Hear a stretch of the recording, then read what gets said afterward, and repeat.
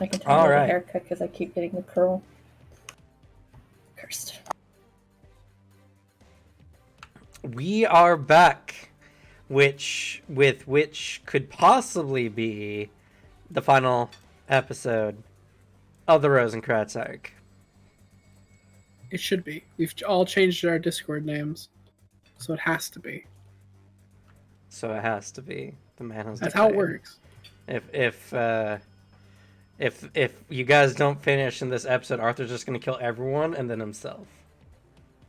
It will be the end one way or another. Either the universe wills it or I make it will it. But if you kill yourself, what about all the Black Sun? That's fair. Just speedrun it after. Half A press, kill all Black Sun. Just add aimbot. Just like locks onto the heads of all Black Sun, and I'll try to develop that key ability. Aimbot with some You definitely can, and that's the worst part. You could just add plus 100 to hit. Perfect.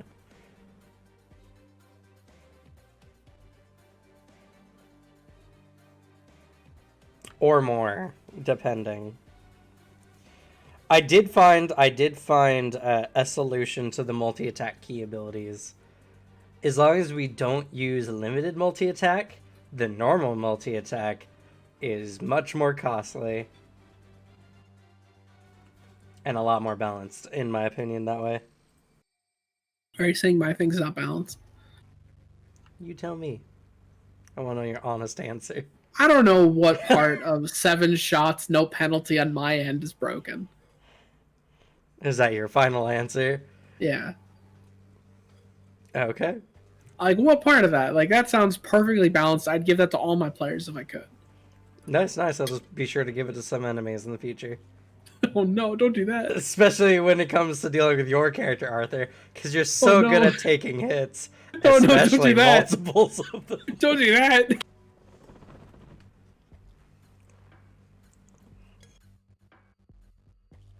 Oh, something wrong now. Yeah. Now that you're going to use it against me, it's not fair. That's going to be Arthur's final boss in Black Sun in Phase 2. It's going to be someone with multi-shot. No, Impossible. it's just going to be a machine gun. No. You can fire 7 bullets around you. the enemy spawns a siege cannon that has the same ability as Arthur's. I'm just talking about like 1,000 RPM machine gun. Anywho. And so now, we are currently embroiled in combat. As all of you have shadows roiling beneath your feet. Arthur has dealt with all his enemies. I don't know what he's going to do next. Fenwith has dealt with all their enemies and has moved on to Ishtar's. I got you, fam. No one's going to hurt little dragon mage girl. And now, we enter the second round of combat. That's what I like to hear. There are just moments.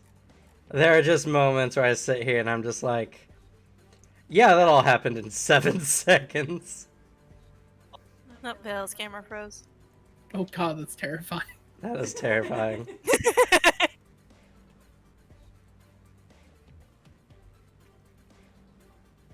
That's peak Hackerman light. Vale's finally done it. She's hacked into your computer and she's after you for all those Roll20 hours. I will say, if Vale's internet does not calm down here, we may just have to end after this combat. Yeah. It's not the... As much as I want to finish this, it's not the worst thing for me right now. Well, I would prefer everyone be here. Yeah. And they're just straight gone. Has this Vale been having internet issues? Yeah, there Oh. has been. Power went out. The power went out. Awesome. Well, this is why we have Jackbox on hand. Okay, power came back on though. Yeah, that's good. If it does start working, at least that's. Well, if it does start and doesn't continue to like disconnect. Alex, what energy did you make me put into the I world? don't know. Some dark power. And none of you encourage me or just go along with my bullshit. This is unprecedented.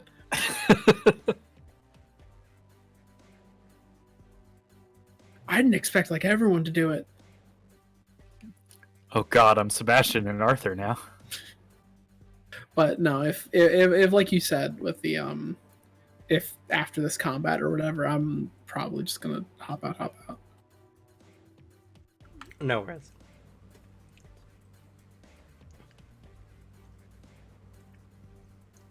I'm trying to find the initiatives.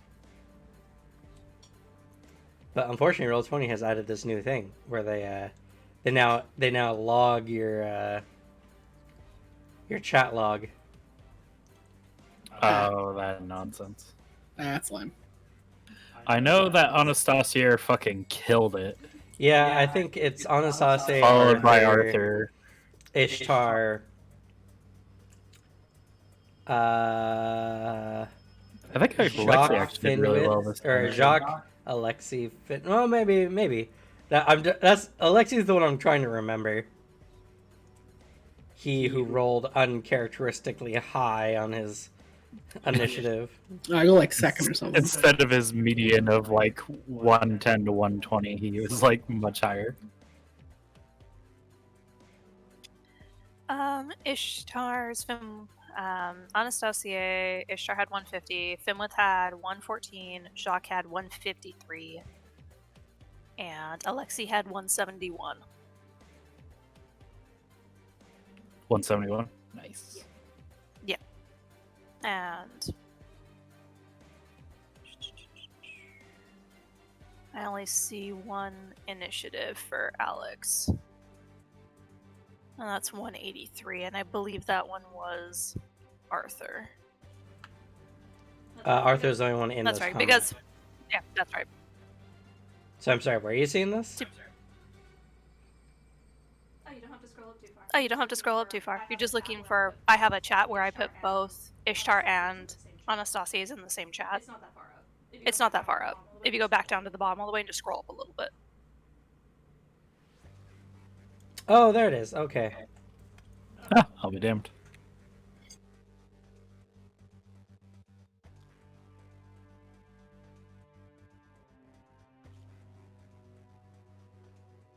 I do remember Finlith because he went after everyone else.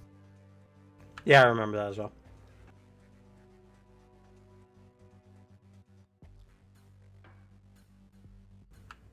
And I know Anastasia went really high, so.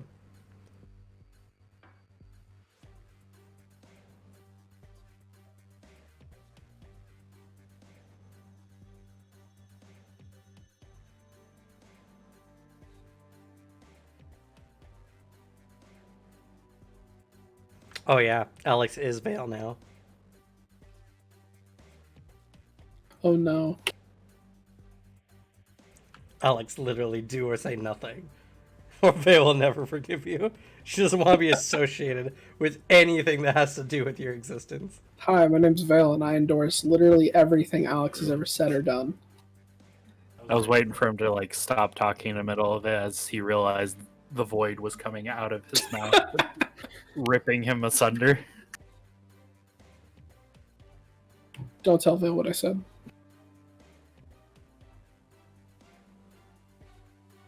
Oh, you should give me another crime pass, though. You guys used it for me.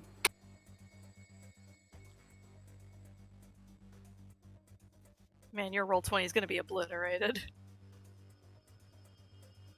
Vale's gonna do that That's to you gonna one make day. him She's just gonna start- sneak into Roll20, delete your account, and be like, "Where are your hours now, Alex?" That would be funny.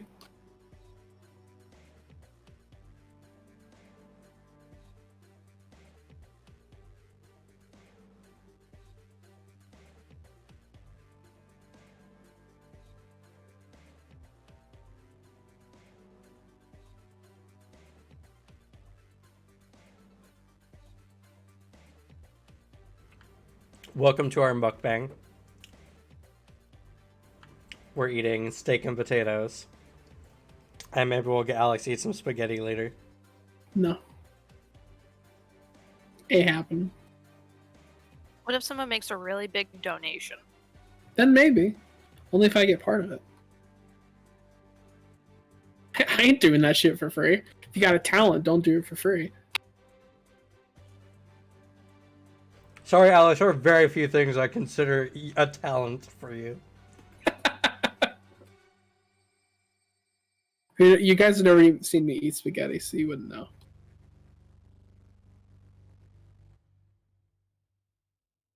I'm just saying, if there's some talent there, Alex, you definitely have a strong career path available to you. These people make a fuck ton of money for doing the weirdest shit I've ever seen.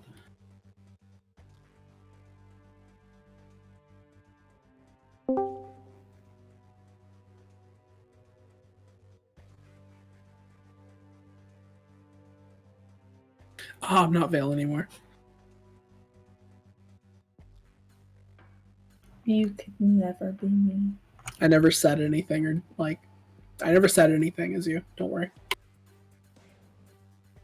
I'll have your head. I would never. He claimed you fully endorsed his character shenanigans.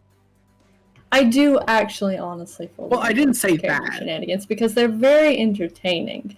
But I will go back and watch this video as soon as it's posted and seek out what he has said I under didn't the say veneer. character. I simply said you endorsed everything I've ever said or done. No, I definitely don't do that. I almost let you get away with it, Alex. I And then wouldn't you let you. shut No, it's fine. He was told on in chat as well.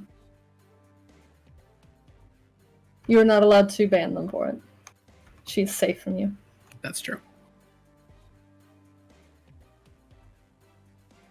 But I'm back. My power just had a small seizure and then died. Well, let's hope this is the last of the internet disruptions. Otherwise we might have to call it after this combat. No, absolutely not. Well, then tell your internet to stop fucking up.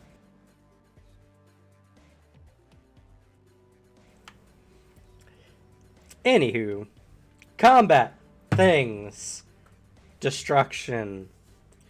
We are going to Anastasia. Who has a witch hunter and what was it?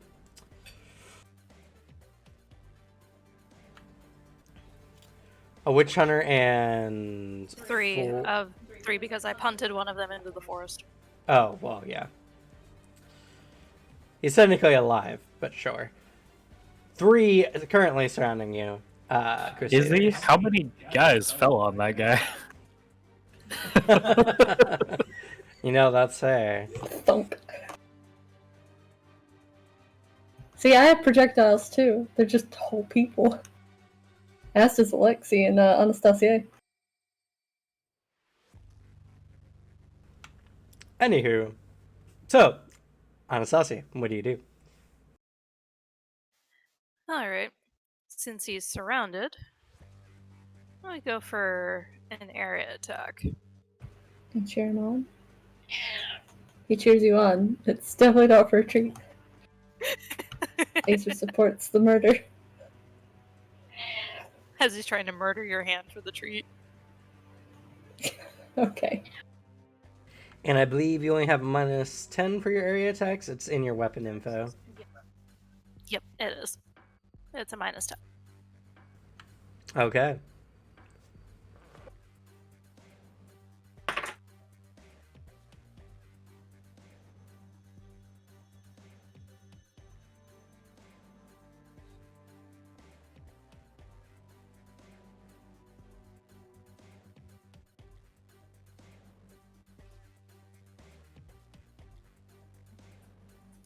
And that one would be very much considered a large weapon, correct?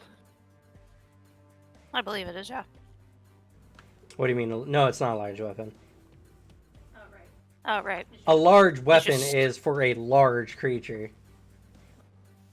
That's right, it's just stupid heavy. Can I have an enormous weapon? Just to swing it around and see how much wind goes whoosh. Just find an enormous blacksmith. Okay, that is a 262. 262. All right. So the witch hunter, got a 199. So that's a difference of 63. And your weapon's a plus 10, correct? Okay, so that's 40% of your damage.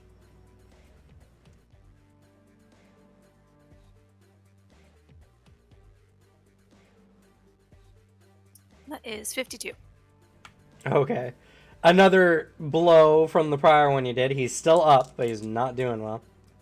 Oh, you should have subtracted 30 and if you wanted this to be non-lethal. Oh, 30 from that then. Okay, that would have made the attack then for non-lethal.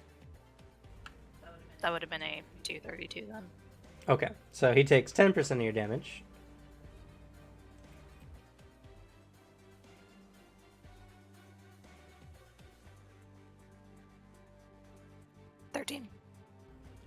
Okay.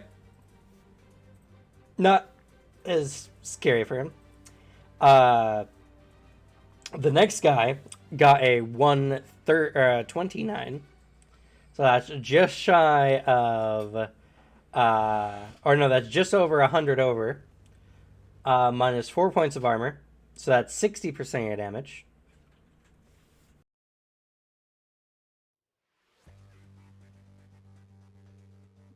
That is 78. A very good hit indeed. The next guy got a 174, which is going to be just shy of 60 over 50, minus 4 layers of armor. That's going to be 10% damage, 13. We already got that one. And the last one, that's not good for him. That's a 114. So that is just under 120 over. So 110 minus 4 layers of armor, 70% of your damage. That is 91. Again, another telling blow on that guy. And now I need you to make a strength check against all of these guys. Just the one check from you. Alright.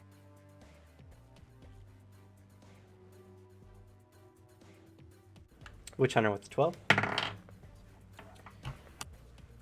I'm just saying, Finn with an Anastasia should play skee ball with Be the most people. epic form of it. That is a 17. Okay. So that's a success. Next guy got a 14. So in a second, I gotta pull up my book here. Sebastian can play too. Psychokinetic impact. He's just not allowed to actually float them with his mind because that's cheating. He has to use the impact. We wouldn't be able to tell. You probably could tell by the way their body moves. If you know what to look for. Well, if I picked up and threw a man, and then if I kicked that man, could you tell me the differences that his body would do under Maybe. such forces? I also But haven't what if seen he him. I moves never the seen a pieces of man their body? kicked like 20 feet, so no. I've never seen a man thrown 20 feet. So I wouldn't know. Oh, there it goes. Yeah, there goes our internet. Alright, well, let's just keep marching forward. Vel's gonna have to fix himself. Alright, cool. So, first one is 5 difference, which means he goes flying 45 feet.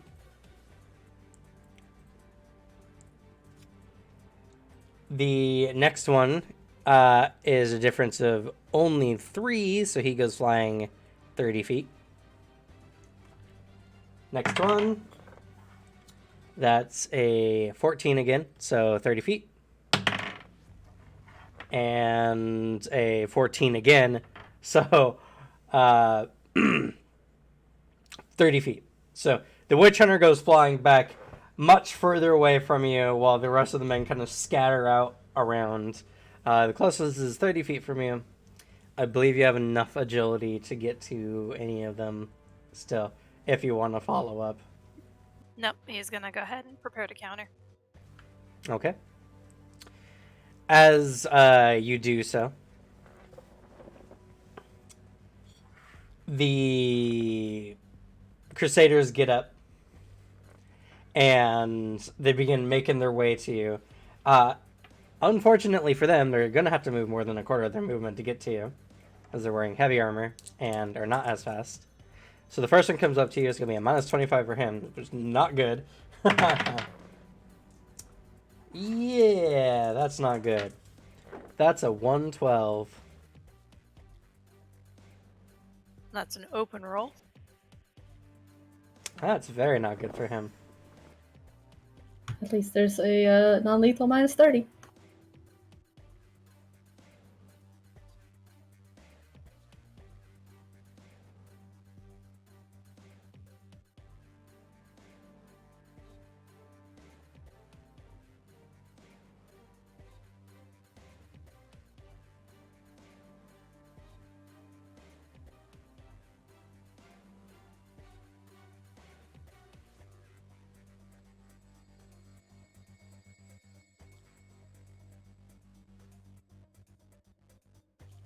That's a 377. I rolled a 98 followed by a 94. Okay. Well, so it's a how much? Sorry, 377. Yes. Cool. That's a difference of. Good night, sweet prince. That's a difference of 265. So 260 minus 4 layers of armor. 220% of your damage. Oh, that was just for the dodge. Oh, I'm sorry. I was getting way ahead of myself. It's still not going to be pretty on his behalf. But, okay, so that's 260 over. You get a counter of plus 130. Sure, why not? I'll go for it and I'll make sure it's non-lethal. Minus the 42 for second attack and non-lethal blows. That's still going to be a plus 88.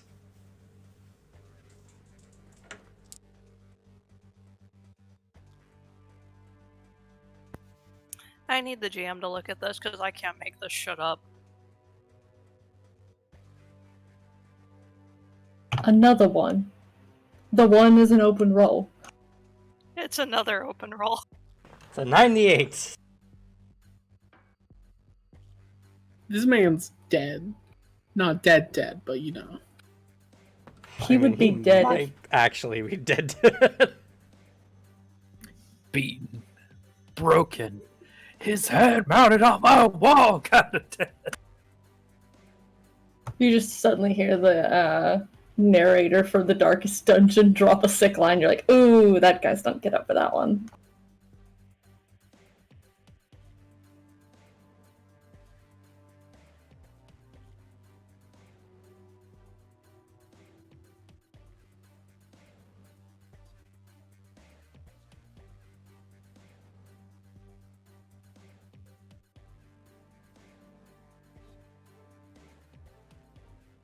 What was the bonus? 85? 88.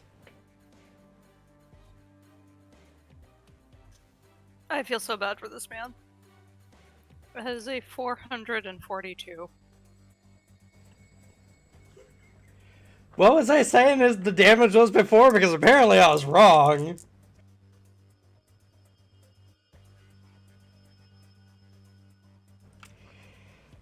Okay, so he got a 148.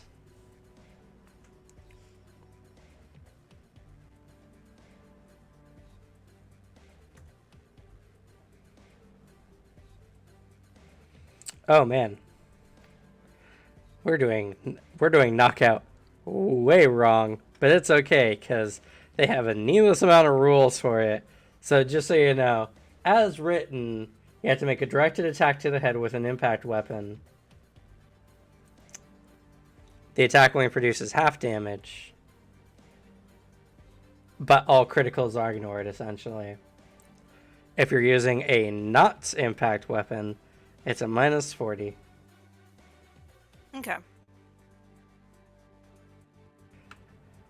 I mean, there's no okay about it. We're just not doing that bunch of whatever, because that's way too much effort for a combat system.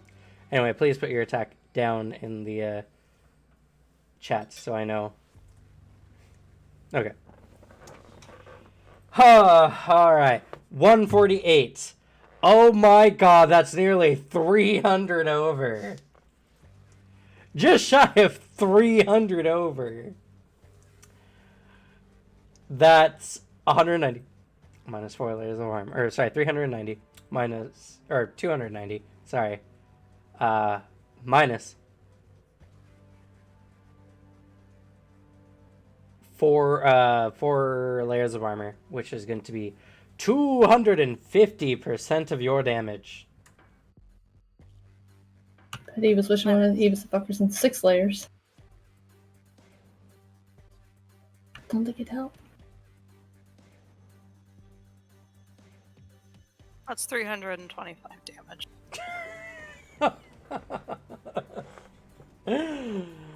Jesus. Man went to the fucking moon. Christ. So he was sent back to Gabriel ahead of everyone else. I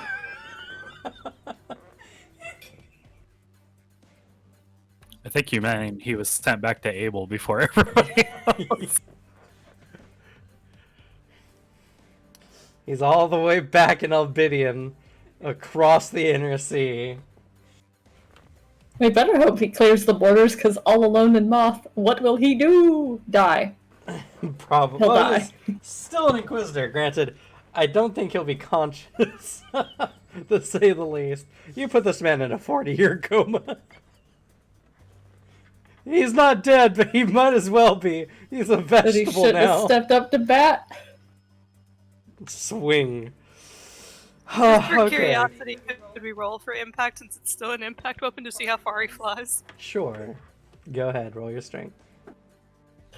Let's see what his strength roll was before he saw rolled God. really well. That's a 19. He got an 18. That's pretty good. That's pretty good. So, you swing with your weapon straight into his solar plexus. There is a resounding, like, whew, of energy around this man as he slides only like 10 feet back. And then you just watch the life leave his eyes and he goes, "Oop," on his face. I just picture it like, I've been playing the God of War remake recently, and whenever Kratos dies, he doesn't like go flying or anything, he just falls. Like, just like a sack of fucking potatoes. Everyone in the combat field heard that whump. Arthur just winces. Next guy comes up to attack. I love how we're just continuously proving Donovan's what can they do? Very, very wrong. You guys are very much higher than they are. It's very funny. This guy, he saw that and gave a very half-hearted 97 to hit you. Without a roll, my base is a 215.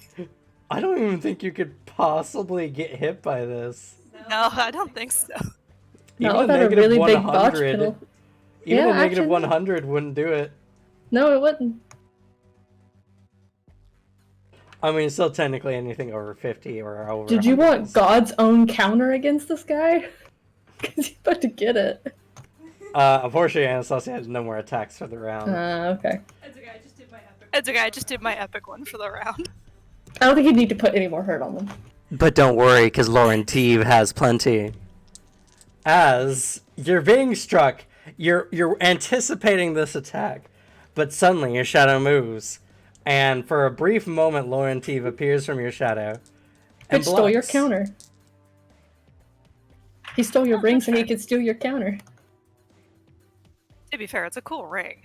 It is very cool. Even ring. if it's not his style. All right, so that is going to be a 261. Oh, I'm sorry, 231 versus a 97.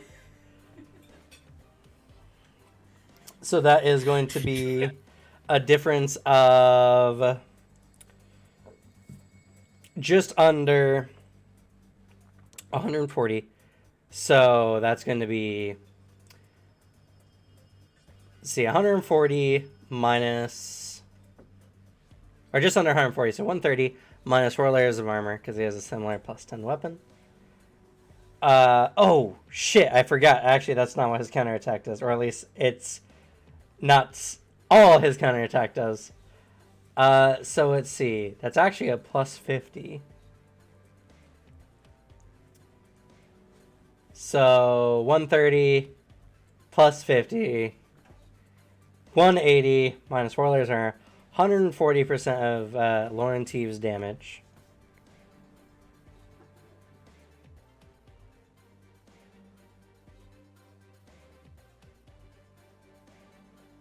That's going to be 126 damage.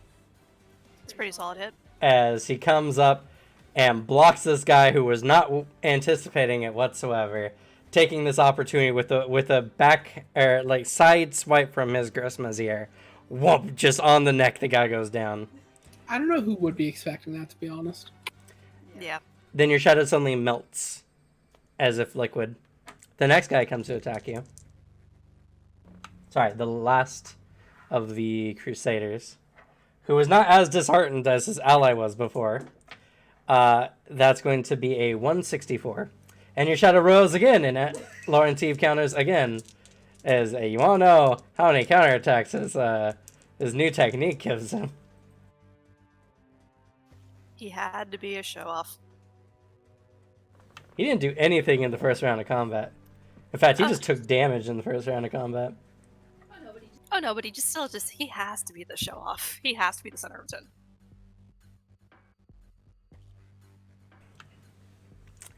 Anyway, that's going to be a 304. So that is exactly 140 over. Minus 4 layers of armor. 100% of Lauren Teeve's damage. It's going to be 90 damage. That is going to be enough to put that guy down with the damage you added earlier. And then the Witch Hunter comes. Running in on you. Eyeing the Swings. shadows. Eyeing the shadows. He's ready for it. He swings with a 164 again. And oh, here comes Lauren Teeve again. He's not gonna let you have any fun now. Oh no, I've had my fun. He heard the sound. He's like, oh no, this is gonna stop. Who got almost again this time he got 303 rather than 304. Though this guy does not have as much armor. That's going to be 110% of his damage, which is going to be 99, which was the damage he did earlier. He is down. So, everyone on your side is now down. We go to Arthur. Perfect. Well, let's see. How many dudes are left? Actually, more importantly, how many, like, of our team has dudes still on them? Define your team. Not Inquisitors. Okay. The majority of the Vitella members have between 3 and 4 members on them remaining. Alright. Well, he's made his promise. Finwith's having fun. He turns to go help Ishtar, but he sees Finwith there already. He's like, not doing that. As he turns, sees the Vitella, he's like, oh, I guess I'll help them. And he just starts shooting. And I started blasting. Specifically, out of character, he's going for Donovan. Sure. He doesn't know this Donovan guy, so... Well, only That guy said that we couldn't do shit. I'm gonna show him what for. That's very legitimate. Turns his battlefield into a shooting gallery. I wasn't even paying full attention to that conversation either. Pwang, pwang, Alright. pwang. First attack. Yep. I don't know, would you have paid attention to somebody getting, like, doc sass? Maybe just a little. 261 for the first attack. 261. Yep.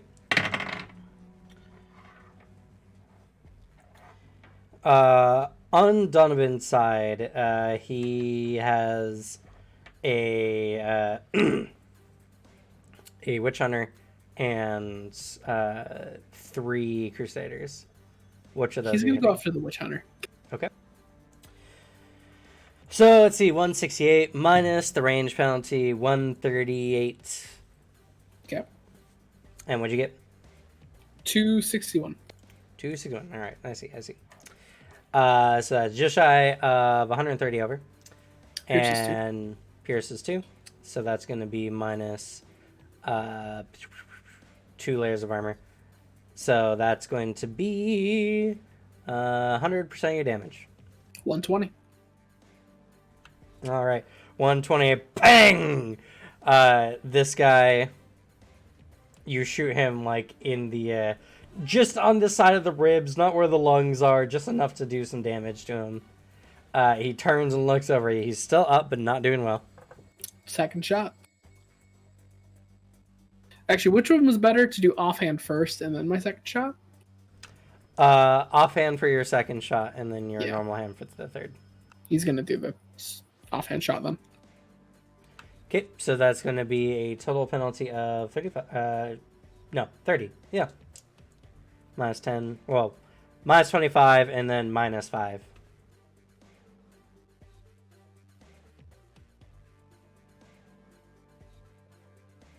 $290.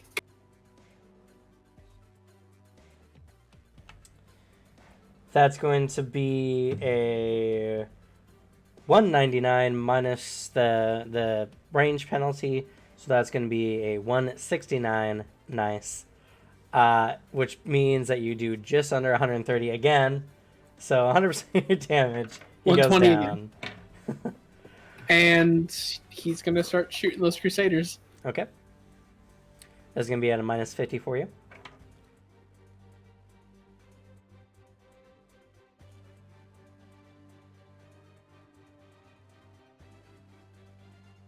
I can only imagine how strange this is for Donovan. Just all of a sudden his opponents just start dropping. It's not that they suddenly start dropping. They're being shot. It's a very obvious occurrence. Sure, but it's not a weapon he's used to.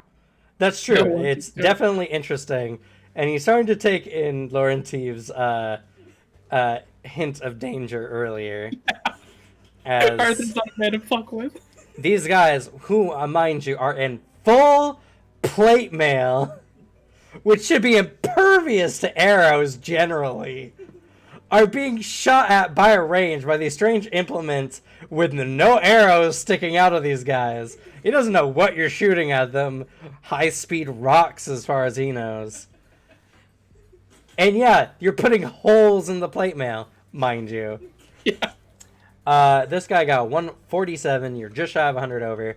Minus 4 layers of armor. It's going to be 160. And you're subtracting 30 from these, correct? For non-lethal?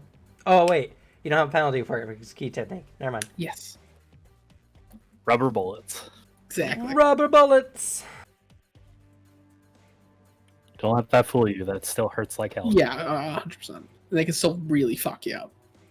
But these are key rubber bullets, so they don't. I mean, you can die to rubber bullets in the right you can, circumstances. but this is fantasy land, so we don't have to. You can actually technically die to blanks. Yeah, sure. They're really dangerous. Rubber bullets is a misnomer. There's just a layer over top a regular metal bullet.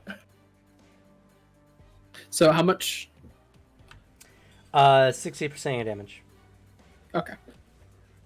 72. 72. A good hit. He's still up, but barely. I have one more attack. Yep, it's going to be a minus 75 for you. Oh, I'm sorry. I forgot the range penalty. What's 90% of your damage? 108. He's down. Cool. I go for the different one.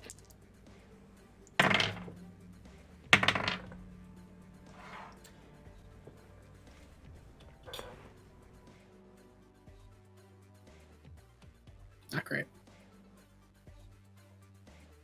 180. Okay. He got a 174 minus 30, 144, minus 4 layers of armor, not enough for damage. Yeah. So Just a fancy shot. you just ba ba ba ba ba in this direction. 2 guys go poo poo down, and then the last guy just off the shoulder, just bink, and he and his other friend, who are the only 2 remaining. Wait. It was. Yeah. There's 2 left. Just look at each other, like, what blasphemy is this? You have no one to attack you, so we're gonna go ahead and move on to the next person, Alexi, who had a 171. Bully them. Let's see. I have like 3 guys left, right? Yes, Because I took out the Witch Hunter and then counterattacked and took out one of the other guys. Correct.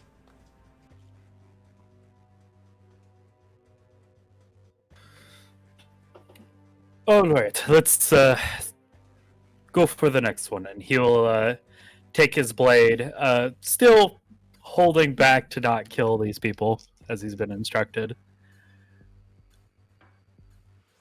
And yeah, he's gonna try and slam one of them.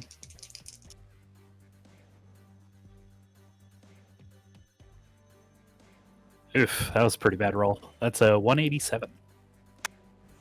187. And they're all Crusaders. That's a 113.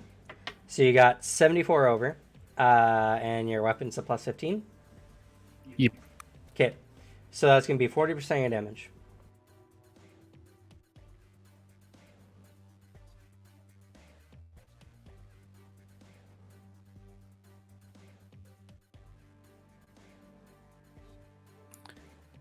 Ooh, that is not the right number.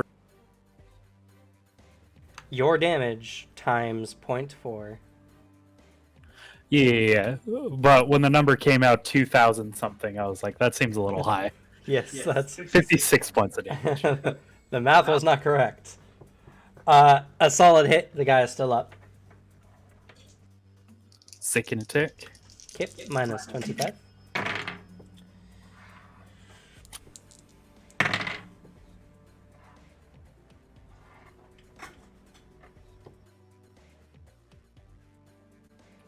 $189. Surprisingly, he open rolled and got a 222.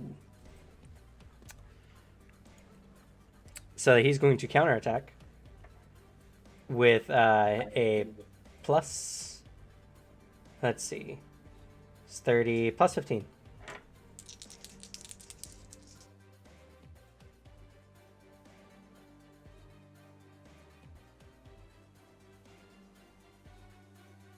$283 block. He got a 138. So you can now counter his counter at just shy of 150 over. 140, that means a plus 70. Which since this will be your third attack, would just be a plus 20 overall. I forgot about how stupid counter chains are. They could get pretty nuts. Usually when someone counters the other person, they don't get a counter back. It's not the first time it's happened, though. Well, I ate that roll. That's going to be a 211.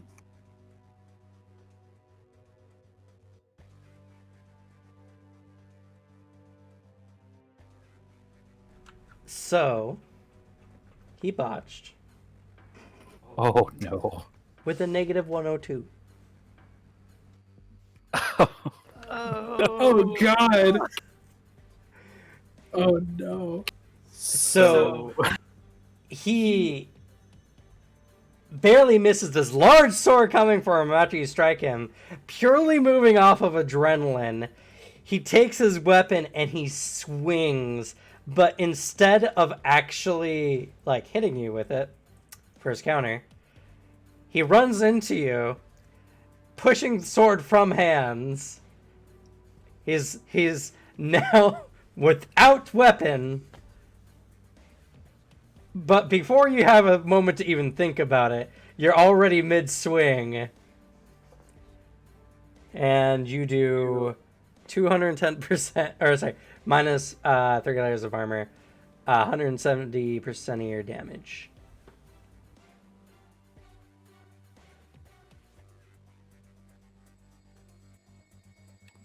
$238 damage. So he runs into you, the sword just goes boop out of his hands as he hits like the pommel, and he just slips out. He's like, oh! And he doesn't get a chance to like fully exclamate before you just, whoom! His body goes flying in the air. There was that unfortunate instance of like him counter or blocking Alexi and going in for a counter that Alexi got like an excitement about him. And in an overhyped moment, he just swings really hard and decimates him.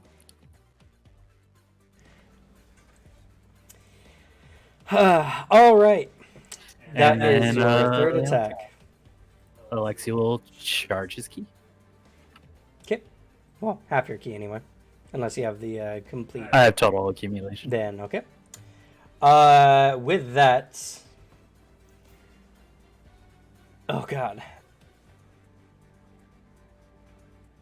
Did you take out your first guy? I'm spacing super hard. I know you took out that guy just now. I took out the first guy with 2 attacks, and then... No. You took out the first guy with your And first countered. attack. Because you were countered on your second attack.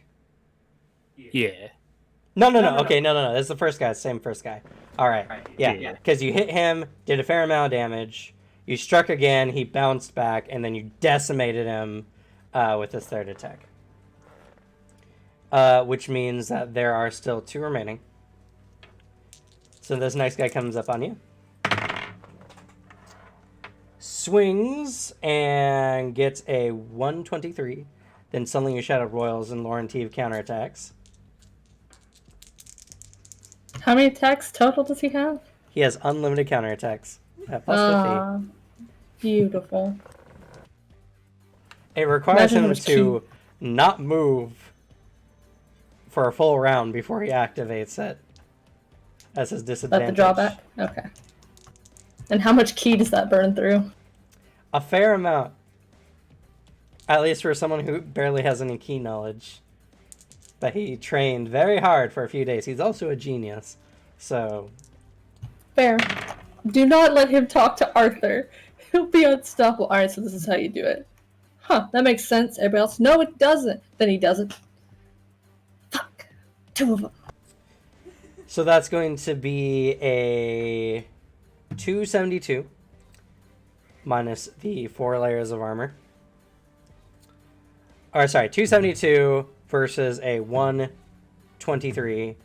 So it's just shy of 150 over minus 4 layers of armor. That's going to be 100% of his damage, which is going to be 90. Doesn't take him down though. And then the next guy attacks you for a similar 129 versus Lauren Teves as he again counters. Though it does appear to you guys that Lauren Teves does not counter if you guys have a counterattack available. It so seems. He's just protecting you. And not kill stealing, because I'll throw him. That's going to be a 314 versus a 129. So that's going to be just shy of 190 over. 180 minus 4 layers of armor. 140% of his damage. That's going to be 126. That guy is still up, but not doing well. And we're going to go ahead and move on to Jacques.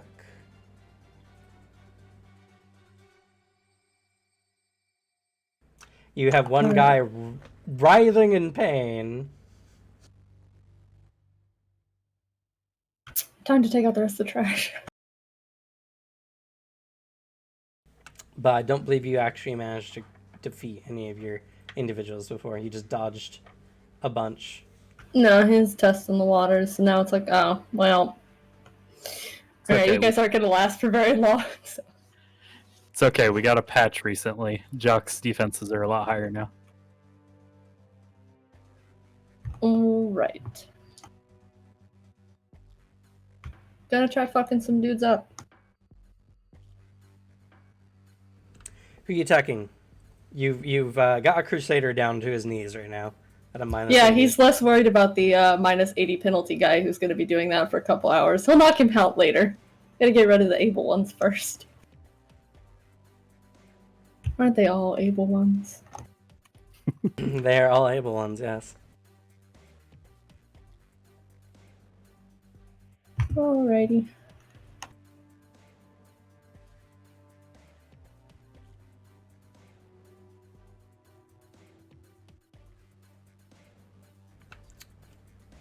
To whom are you First attacking? Just one of the Crusaders. Okay.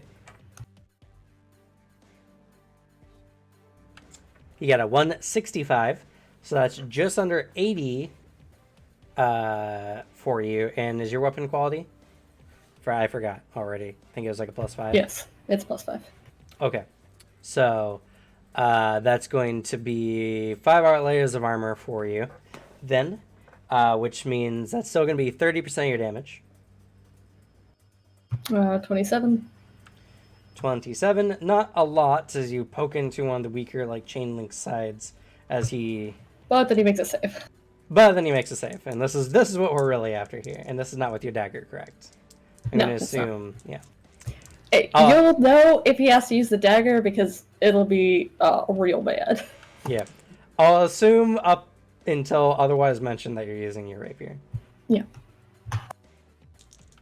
He's gonna make his VR check. He got a 70.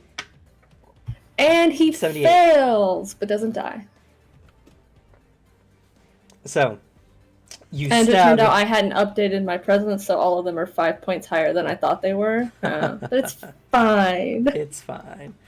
So you stab into this guy, and again, he's just like, ah! He claps to the ground. The others like step back and like, whoa. Witchcraft. What curse are you laying upon them? How is he doing that? He's not even accumulating like the heretics normally do. Anyway, you have 1 attack remaining. No, I don't. I have a lot of attacks. That's just one. You have over 200 attack with the Jock? Yeah, I have 220 on Jacques. 220. And I have the additional attacks thing. Oh, that helps. I see. Yep. Jacques level 9? Yeah, functionally. Functionally. Okay.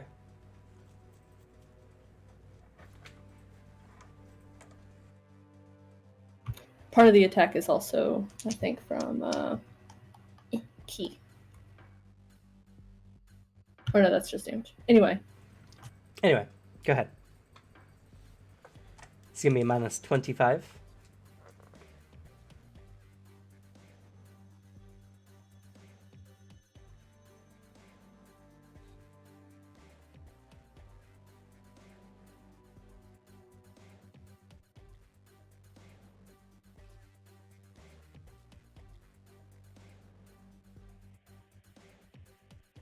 Oh, I'm sorry, minus 42, because you're non-lethal. Oh, actually, you don't need to worry about non-lethal damage. You're not like one of these powerhouse characters. No, he's not going to accidentally murder somebody, no. Well, I mean, you Unless might. he open rolls, or they or they really do really botch. shitty. Yeah. It's fine. The whole plane's not going to be ruined if there's 2 accidental deaths out of 50-something. Who knows? Maybe. But Just say they had an allergic reaction, not his fault. this guy got a 105, so that means you got 145 over. So 140 minus the 5 layers of armor is 90% of damage. 85. And he got a decent roll. A 1. He's fine. Okay. It was a 123. He's only using his aura on the saber, so they're fine. Then now you have one more attack.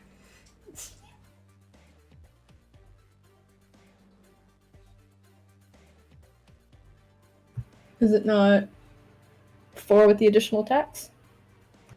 Oh, right. I forgot you had the module as well. So Yeah. So minus 50. Oh, also, we totally forgot. Arthur had one more attack. Because you should be able to make 3 normal attacks and 1 offhand attack. Ah, fuck. I can do that real Just quick. do that in the background, it's fine. Sure, I go got ahead. it. Make your Doc roll. isn't gonna kill still. I mean, Arthur rolled 4 times. Did I? Did he? Pretty sure. Oh, he did roll 4 Yeah, times. that's 90, right there. 245, Nope, 180. never mind. I was Never wrong. mind. Scratch that. Reholster his gun. Damn. Got reload. I shot Save it my all. allocated 4 times this round. Gotta wait 7 seconds. Why do I have a cooldown? What if I just didn't have a cooldown and it could break narrative flow in combat rounds? I can shoot anytime now. 241 for the next one. All right. Somebody else's turn. Blast! 138, so you got 100 over, minus 5 layers of armor. That's going to be 50% of your damage. 47. What? No. That's the wrong one. Thank you, Finwith. 45. And this guy rolled similarly as to the last one for his resistance. Yep. Or it's the same guy. Either way, he's not feeling too good. Yep. And now it's your last one at a minus 75. Cheap and Finwith on turns. Jacques on attacks.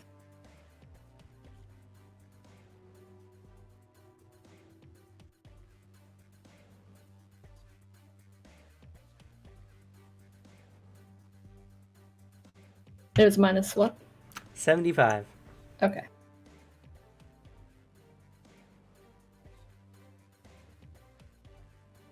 The rolls get better, but the penalties are worse.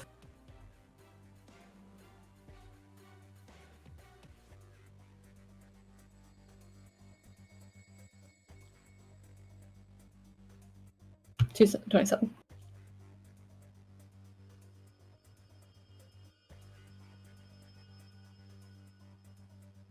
Okay, that's going to be a 128. Just over, or just under. You got 99 to his over. So that's going to be 40% of your damage. 36. 36. And his physical resistance is 113. He's fine. Well, I mean, he's not fine, but No, he's not he's- one of the 2 guys currently screaming on the floor who's going to be doing that for 1 hour, I think, is their only level of failure. He's been perforated, though, several places. Just chink, chink, chink. Then they attack. That's a 156 to Lauren Teeve as he appears. Not that good. Granted, it's still going to be a plus 50 regardless. 277. So that's going to be a difference of 121 minus the 4 layers of armor. It's 80% of his damage, which is going to be at 81. So this blocks them before they can hit us? Yeah, he takes the block Okay. for you. The effect is he gets the block another from with the ring, and he's just using that to an nth degree. Jacques about ready to do his little shoot, shoot, shoot, and then realizes he doesn't have to, and just kind of relaxes his stance with a smug expression. As the guy that you perforated is now down. Let's see. The the witch hunter is going to come in and attack you. That's going to be a 165 versus Lauren Thieves. 293. So that's going to be just shy of 130 over. 120 minus the 2 layers of armor is 100% of his damage. 90. Pretty solid hit. Guy's still up, though. Guy's going to attack you again, or try to anyway, eyeing your shadow suspiciously. As he should. And that's not going to be good for him, as he only got a 105.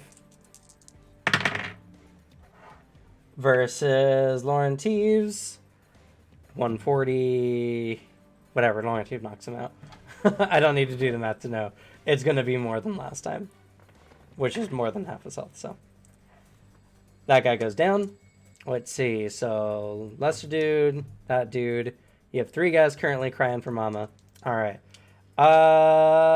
Let's do composure checks for them, I suppose. See if they beat out the pain. Oh, that guy definitely did not. Similarly, an 8 followed by a 1. These guys are in some real fucking trouble right now. There's something about your skin rotting progressively. It just really gets under people. This guy did a little bit better. He's like trying to stand up, where the other guys are just in inconsolable pain. But we're going to go ahead and move on to everyone else as you guys are watching over the battlefield. The various members of the Serban household and Tristobal and Donovan are doing about the same as they did before. Doing some damage, taking some damage back. One of the Serban seems to take a pretty solid hit, or would have, if it wasn't for Lauren Teeve guarding them. And you can just see Lauren Teeve just popping up like a whack-a-mole. Reverse whack-a-mole. Mole whacks you. As Russian whack-a-mole. As he just keeps coming out of their shadow, blocking, countering, and dealing with a large portion of the enemies. Causing, at this point, almost everyone of the Inquisitors has fallen thus far. Oh, I'm sorry. Ishtar, it's your turn. I totally forgot. You're actually right before Jacques, I believe. It's okay, Vale. Now he's forgetting Ishtar. There's a lot of people. You're after Jacques. You're right after Jacques by 3 points. That's right. If anything, she's not going to be able to do too much. Lauren's obviously doing fine. He doesn't need Well, you're flying, so the shadow's not around you. It's on the floor. And also, actually, you don't have a shadow right now because Finwith's shadow is right next to you. It's currently hiding Finwith. She's probably going to be more on support for the Sorbans right now, since they probably look a little beat up, so she's going to go ahead and heal one of them. Whichever one looks more damaged than the other. Okay. You don't know who it is, but it is one of the Sorbans. That's not Lauren Teeve. Okay, and Lauren's kind of hard to miss right now. Sorry, Nels, the rest of your family are chump change. No, they're doing fine against 5 Inquisitors. Yeah, but are they doing sick shit like throwing people 150 feet, shotgun gallery, taking out 10 men in 4 shots? I'm just saying. Shadow warping everywhere, or being a 20-foot tall bear lunging across the battlefield, or sending people to the floor shrieking and writhing in pain. I'm just saying, 3 or 4 levels ago, they would have been really, really cool. Our city now. She's going to give one of the Sorbans 40 life points back. Okay. You see them suddenly feel better looking around, and they see you casting this magic, and you just see a helmet head just like nod and give you a thumbs up before continuing. I feel like that's not dad or the uncle. More likely that's the sister. Unfortunately, it's also part of the light branch, so they just all of a sudden. It turns out it's actually just an asana. I'm kidding. I'm just You kidding. can tell with the sword. But, so, you do that. Sherbans and Tristobal and Donovan fight. Donovan manages to deal with the rest of his foes, and so do Tristobal, leaving just the remainder of the Sherbans to have a few foes remaining. We go down to Finwith, who is currently dealing with, well, who's still around you? I think I dealt with all of Ishtar's. I think they all went flying. Even the ones who like stayed up just got launched. So many numbers to remember. The few 'cause who didn't get launched went down. there's like And we forgot all of my +1 bear damage. your +1 bear damage. None of them went down. Right. So there was actually a couple of them that they went like a little further, but they're like 40 something feet, 60 feet away, something like that. So not the hundreds of feet like some of the other ones you sent flying were. That's or fair. that one dude. We don't talk about that one dude. So, which is closer? Those guys I tossed, or the ones still fighting with other allies in the area? The ones you tossed. Okay. Then they get the unfortunate sight as they drag themselves to their feet in a small huddle as the shadow just looms over. So there's two guys here. Crusaders. I'm going to hit both of them. Alrighty.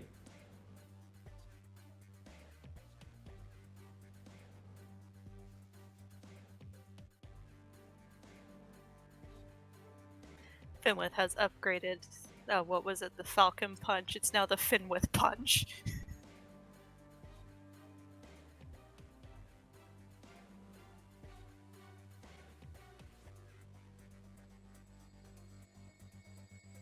Minus the non-lethal.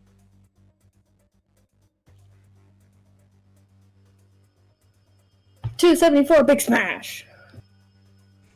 274 big smash. Bum bum bum. I would like to thwap. It's a 171. And oh, I thought it was 170. And a 150. So the 171, you got 100 over minus the 6 layers of armor, so that's gonna be 40% of your damage. 54. 54, still up. The other guy got 120 under minus 6 layers of armor. That's going to be 60% of your damage. 81. 81. So that guy goes unconscious as he goes flying through the air. Go ahead and make your strength roll, please. 18. Okay, so the first guy you hit got a 16. About the same as before. Persistent, this one seems to be. Good, funner. I'm sorry, 15. About the same as last time, honestly, but 30 feet away. Unconscious man flies. Ooh. Goodbye. Yeah, he got a 10. So that's going to be 115 feet away. Whoom. You just hear the as the trees are breaking and they're flying through the forest. Finwith plays chess by flipping the table. And not just, like, onto the ground. He throws it out the house. Well, I guess that other guy's still up. He's just a little further away. I have more movement. Can I get to him or nah? Let's see. So you've had to move at least 30 feet so far. What's your current movement? My movement is 90 feet per turn. Plus the 1, so... Yes. And we have to actually look at the table because Anima doesn't do anything in regular intervals. 1 second. So you Would it have help the to have 8. my... So it's the 105. So if you go any further, you're going to incur an action penalty. So your next attack will be at minus 50. Might as well. Yeah, I'll just burn fatigue. Who cares? that's fair. Then with smash. With smash. Alright, so it's going to be minus 65 with the non-lethal. Added on top. And we'll do 2 fatigue. Okay. So then that's just going to be a minus 30.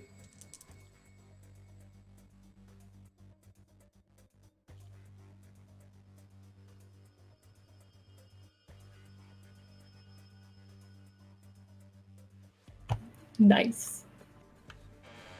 Nice. Nice. A second time this guy's been attacked, so that's going to be minus 30. Which is going to be a 125. So that's going to be a difference of 140 over, minus 6 layers of armor, 80% of your damage. He's unconscious. Yeah, 108, he's out. He's gonzo. But he does match your strength, so even to the ends. He just gets punched into the ground. The He ground expected him to ripples. bounce. Finwood looks impressed as he doesn't bounce.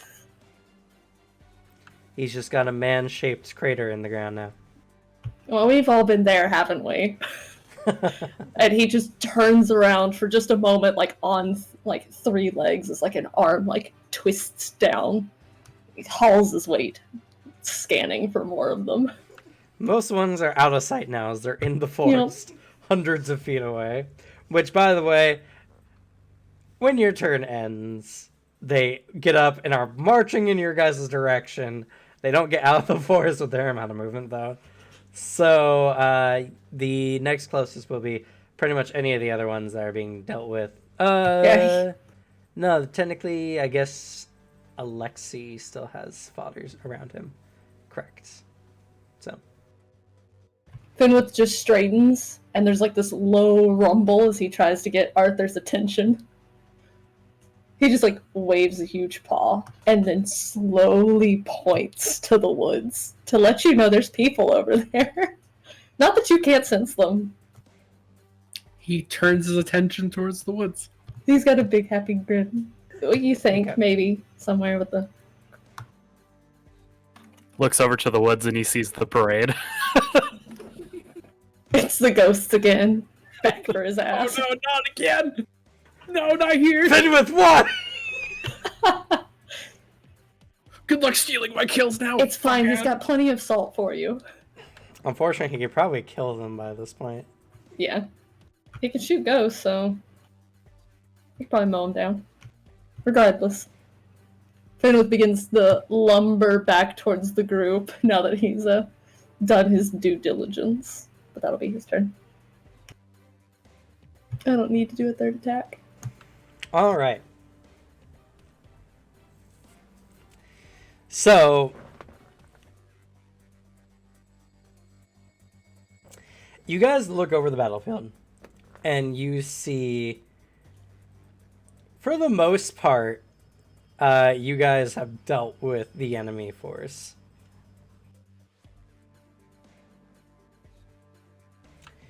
Arthur, you notice a large number of individuals coming from within the city in your guys' direction. By your estimate, maybe a couple hundred. Huh.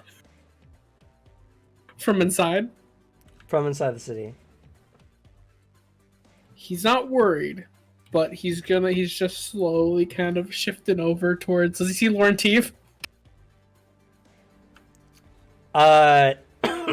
Kind of. You Laurentive's see kind of Laurentieve teleporting everywhere. all over the place. Yeah. You just keep hearing Laurentieve saying, missed me. Yeah. Then Nothing personnel, kid. You also sense strongly Serena and Radovan and Richard amongst the bunch. immediately he's like, he just looks out towards his group, says, help is coming. Help is coming, guys. All the There's, like, a- Inquisitors are like, "Ooh." There's an immediate chuckle from Finwith that just rattles across the field. You think it's a laugh. It's It's probably a laugh. Radvin's on his way. And he's brought company. Key detection's cool. I like it. You just like it because you have it for like indescribable miles. It was fun as Garvey too. Like, I just like having key detection. I think it's a fun ability for a tabletop game. Someone has to take perception. Now, just for the narrative to make sense, we're just gonna have them get here because you guys will probably deal with all the enemies by the end of this next round. Yep. We got the flex. I'm content with that. Arthur handles the people in the woods. Just imagine being that guy who's like getting up, running through the woods, and then thunk, thunk, thunk. Well, Takes so out your here's the kneecaps. thing. Your key detection only allows you to know the general direction of them. It does not account for the sheer distance they may or not be, or the cover that they're behind. You know, the multiple. It's more like as soon as they walk out of the tree trees. line to rejoin the fight, they get their kneecaps taken out. He's not either that, or if they're not coming, to them, he comes to them. So long as Well, they're not running away. We'll get to that. Yeah. But we're going to go ahead and swap to... Not murder anti-magic cop music. Correct. I just see Arthur trying to go for someone and trying to find one of them, and one of the ones Finn with his knocked into the forest is like stuck in a tree. Oh, shame, Ripley, you just missed. I shot more people. Sheepers. Oh.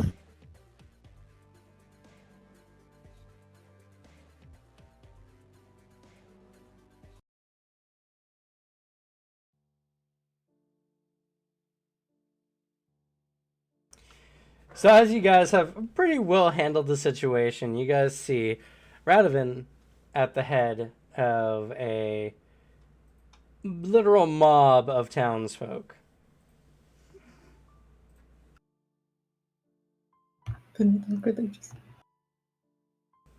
Lots of them are looking up at Fenwith right now. And Ishtar, who's flying, and a dragon lady. Demon dragon lady. He offers a hand out to Ishtar so she can not have to actively fly. She albatross lands in your palm. Because she still has yet to get flying down. As in flies and then... It's okay. He catches.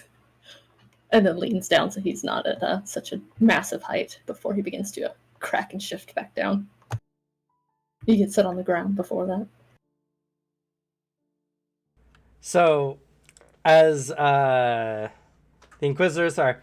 The ones that are still able to, anyway, are getting up. Some of their more... or some of their less unconscious allies may be waking up at this point. Jacques has carefully made unconscious the two shrieking. Sleep, sleep. No. Just a little bit of pressure on the neck. It's all. Shh. It's easier for them.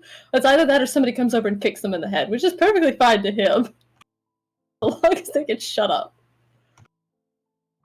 The man doesn't carry around a bunch of anesthesia, and I think it's more polite to make them unconscious than to leave them screaming the entire time this narrative is happening. That's fair. Because it's gonna be an hour. You just like look over your shoulder at like Arthur, who just nods and just pop, they go unconscious. You are stunned and yet unenthused that they're still alive after being shot. I hate him. He's useful, but I hate him. I'll forgive you, Alex, because Ripley's so cute. She tried to go for my headphones. I can see her doing the tail of like She's death. also falling asleep. The pet envy is too real. But yes, you're singing, Cameron.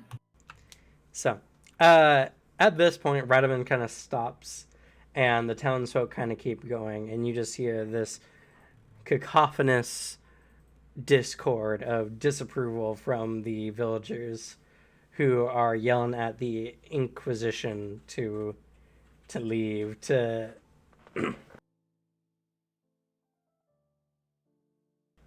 leave their folk alone, they call, and there's just this outcry of none of the villagers seem to want any of you guys to be attacked or injured. Where various members of the crowd kind of come up and say their piece, with the rest kind of rallying behind, like, "Whoever said we wanted your help? Sure, they like to drink blood and all, but not too different from the nobles elsewhere, I hear." Shock just. It's like, yeah.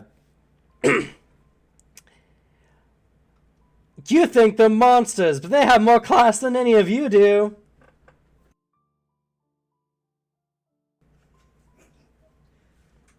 It's Baker Lady leading the horde. Yes, Yes. she better be. She's definitely there. She comes up and like, "These folk have been protecting our lives for centuries. A lot of help the Inquisition has been in all these years with the ghosts and ghouls and all that.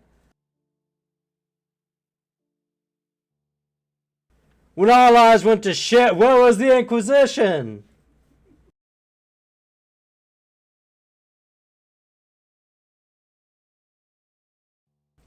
And like I said, the majority are just coming up saying their piece.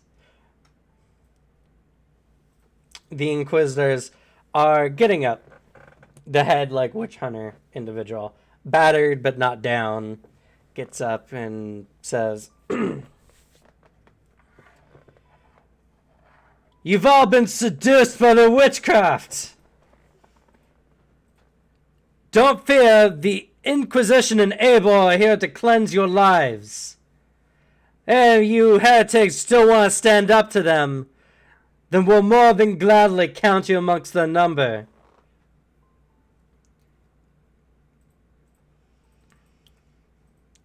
It's at this point that, pushing through the crowd, Lauren Teeve kind of steps up. He points his quality gros Messier in the guy's direction, and he says, "You'll have to get past the Knights of Rosencratz for that. By the name of House Sorbonne, you won't touch one villager here."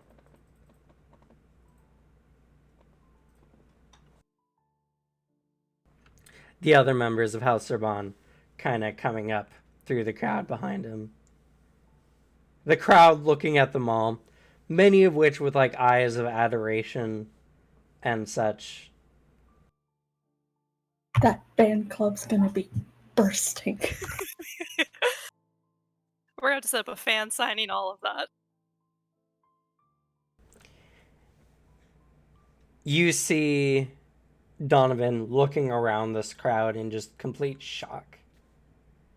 Especially when some of the individuals come up and they're like, "My lord, are you alright? You're not injured, are you?" And he just looks at them all and he's like, No, I'm quite alright."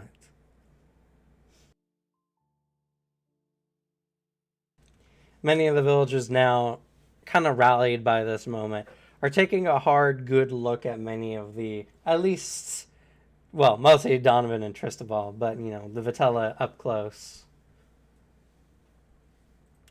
Some with interest, some with awe, some with slight tinges of fear to them. The average Vitella stands about a full head amongst most people in the crowd.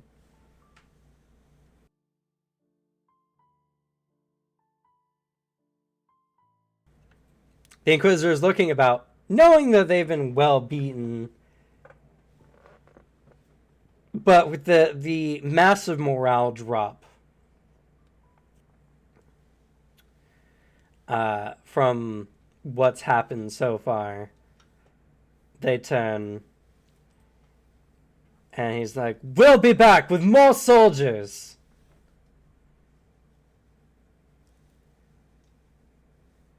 And just as like Arthur, you're about to like ready to go after them, you feel a gentle hand on your shoulder, and you look around, and it's Radovan.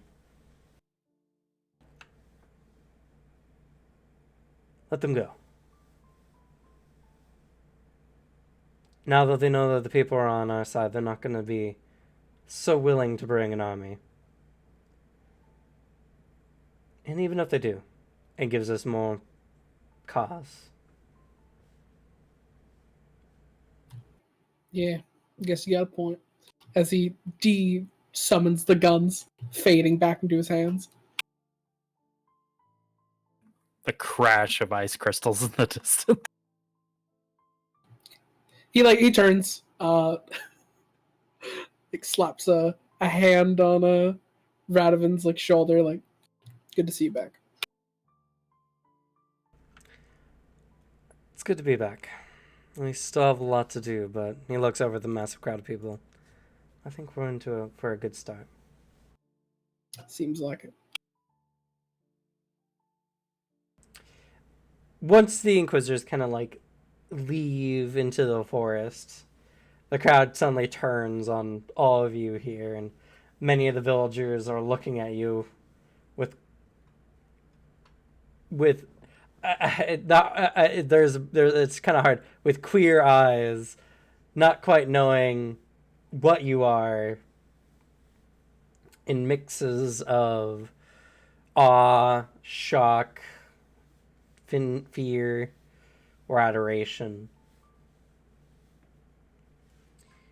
I know where a lot of people are looking. You're all suddenly buffeted by a variety of questions, less so to Alexei and Arthur. Alexei probably a little bit more than Arthur. Arthur without your guns, especially. You don't look too out of the norm. By the time all of that pageantry is done, Fenwith has actually like pried off a lot of the like bear hide and such as he's dropped that form. Originally in preparation to have to go after people if so necessary, is already like growing feathers in the wings, and then decides to stick with it even as the call goes out to let him go. Looking at Ishtar and kind of like flexing out his far larger wings. Looking very pleased with himself. He's also much fluffier like this. It's less scary looking. You go with the owl eyes too? I mean, it's kind of mid-light in Moth, so they're not like huge, but you can tell his irises are yellow. And he's got the thick russet feathers.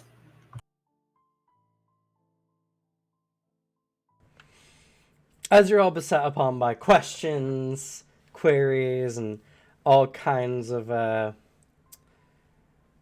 onlooking eyes, eventually it becomes too much for Donovan to handle as he forces his way out of the crowd. Tristabel, who's not much more for situations like this, soon follows.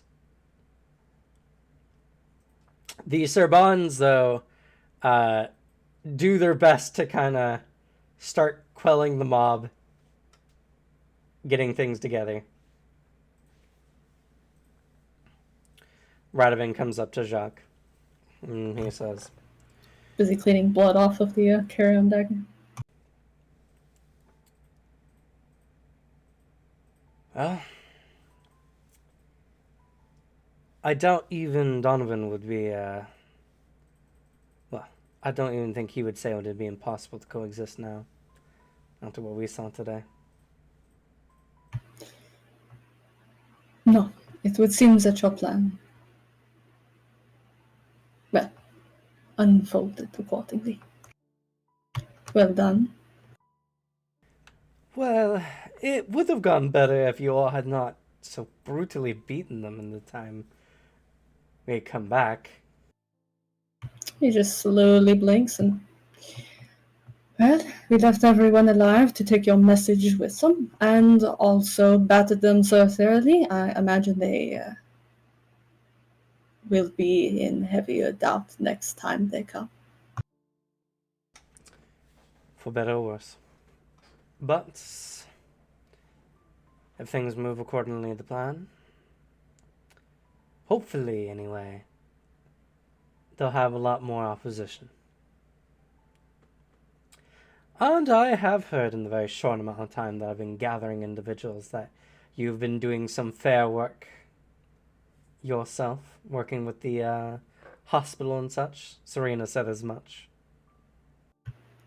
I can give you fuller details if you would like them, but the simple of it is I believe we have a method that will work for anonymous donation, as far as the Vitella are concerned at least. The hospital will handle payments for blood donations, and with the help of a small experiment, we should have a anticoagulant soon that will keep blood. Yes, and Serena also mentioned along the lines of doing just straight money handouts for the blood, which I never really considered. I never really thought Did I. people, I mean, I would have figured they would have paid more in taxes every year, but I suppose there are those who need it quicker, faster. And not everyone owns a business worthy enough, I suppose. Somebody has to work at them. Well, I guess there's still much to learn. He looks at the writhing crowd of individuals speaking to everyone else. Doc is delighted no one's near him. And has Holy carefully set himself off to the side with such a jock expression on his face that hopefully no one will try. You think you find yourself next to Sebastian just by like chance? Because he's also making sure he's nowhere near them. Neither the one to be touched. Yeah. Also, no one's probably surrounding him because he just followed Radovan here. He didn't do anything. Yeah. Suddenly, from behind the crowd steps out a stealthier Lauren Deeve, who comes up and says, as much as this is all good and all, I think there's more going on here. I can sense it. And looks into town. Plus, I think the people need a bit of a rallying cry, don't you think? Lord Rosencratz. Yes, we do have the elder to deal with, and that's the First Lord has done so. He nods. He steps out in front and he addresses the crowd. My good people, I'd like to thank you all for being here. Those who saw that despite the strength we have, we cannot protect you all from everything. And furthermore, we need your protection in turn. From the far world out there who sees us as nothing much more than monsters. Every man, woman, and child here is a hero in my eyes. Willing to step up against the church. Step up against adversity. But furthermore, to step up for our city and those we call our neighbors. I look forward to working with most of you for a brighter future. One where we can all get along.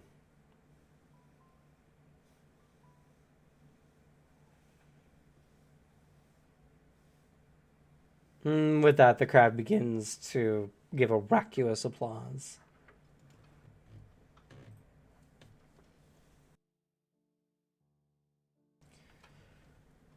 And Lauren T kind of steps up.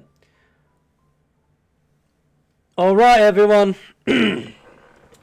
We need to see you all home nice and safe. So we'd like for you all to go back to your daily lives as we do the rest of the, well, bureaucratic work that comes with this kind of stuff. Unless any of you here are lawyers or anyone who deals with foreign affairs. No? Anyone? Not you? Well, Whoever he points at just.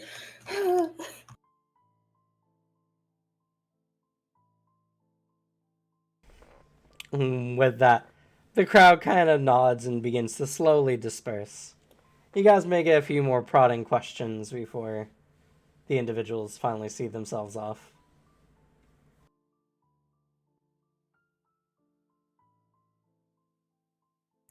Ben flutters over, dragging in Ishtar.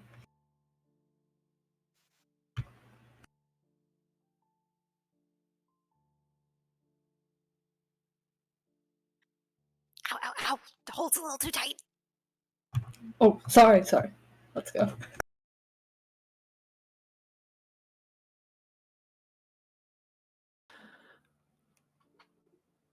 Is everybody okay? Is she kind of is like dotingly looking over each individual that participated in the fight? I know some of the Sorbans took some hits, but I think the rest of us should be fine. The majority of the Sorbans are currently herding people back into the city. We seem busy for now. I guess it's probably something we could take care of later. From what I saw, no one took anything grievous enough to slow them down. They had more than enough armor to protect themselves. And I'm sure Laurentief can reach out to you if he needs any assistance for his family.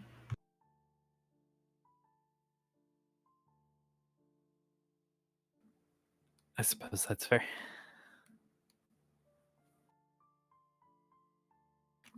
So, you guys were successful then. Getting the First Lord, was he able to... You saw the First Lord. Yeah. And you were like the last one to possibly know what's up with him, so. True. Whatever was going on inside that house is over. We are not sure who the victor was. Oh, well, I mean, we should probably go check. They can't We hurt should. What if the First Lord leaves without saying goodbye, and immediately just the wings just Of course, that is your reason. kicks up a cloud of dust as he takes off? Sebastian flies after. He's not immediately like booking it. He definitely like takes off and like circles up to something and lands, like waiting for the rest. Like, oh, come on.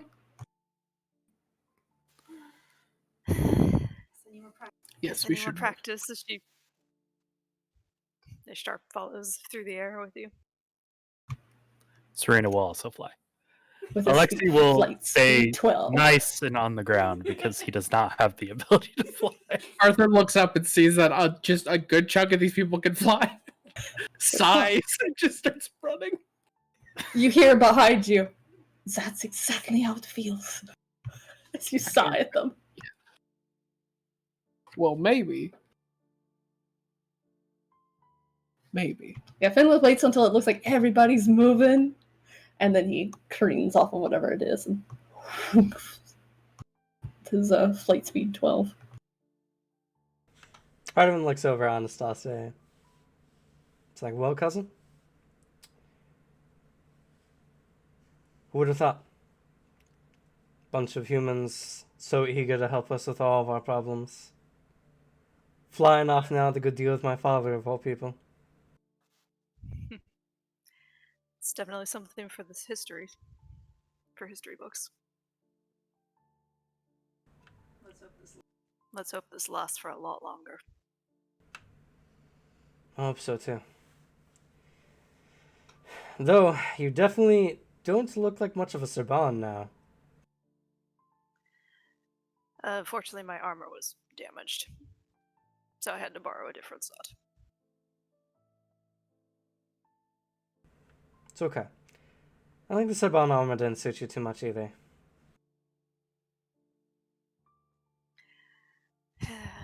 Tell that to the rest of my family. I'm already a sworn knight.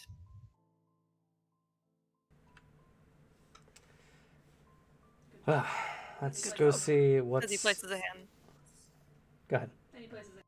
And he places a hand on Radaman's shoulder and says, "Good job as well." All I did was get some people together. People that trust you. It's a lot more than what a good portion of us tried to do. Well, we each have our own strengths. Now hurry up, or the big furry man is going to leave us behind. If you tell him what to slow down, he'll slow down. I'm sure he seems like a big, huggable bear. He loves to Very get hugs pregnant. too. So y'all head off to the house Rosencratz. Yeah, he's gotta make sure the First Lord doesn't leave without saying goodbye. He's not expecting T-posing blood crystal. As you all arrive, you find the manor empty. The grand hall is torn asunder with large amounts of damage to the building and surrounding area. But you see no hide nor hair of either Iqbal or the First Lord. There was saying destruction out front. No one around, obviously, will leave the rest to, testing out the house. He just circles above, trying to keep an eye out. Seeing if anything stands out. With his special owl eyes. Arthur's sensing, trying to figure out what people are. You do sense 2 people are in the house. You know where? Yes. In the house, yeah. Well, yes, and you know where in the house.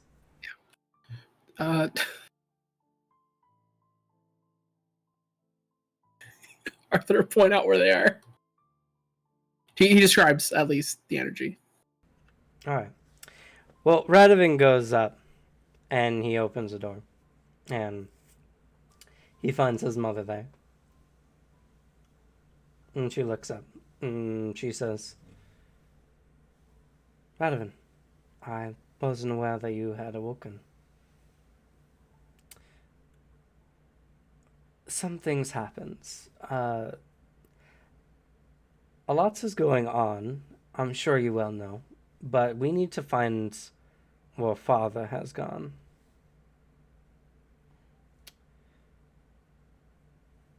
He said that he was going to do something to ensure the future of Rosencratz.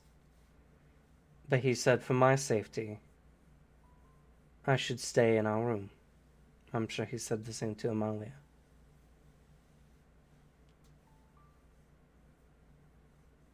He has not come back to get me yet, so I don't know where he is.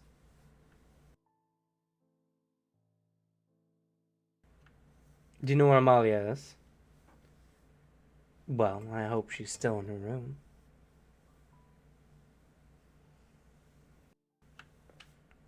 He goes out and he nods and he looks over at you and you point her out and she's actually off standing, behind a curtain. Which, to be fair, they're very thick velvety curtains and you wouldn't normally be able to know someone was there otherwise. But you're a freak of nature. He just kind of points. Radovan pulls away, and there's a shocked Amalia behind. And she looks up, and her face sours somewhat. What do you want? Amalia, we need to know where Father has gone. And why should I tell you? You're just gonna get in the way of his plans again. Muffled outdoors. Calling for Arthur. Did you find him? Just shakes his head.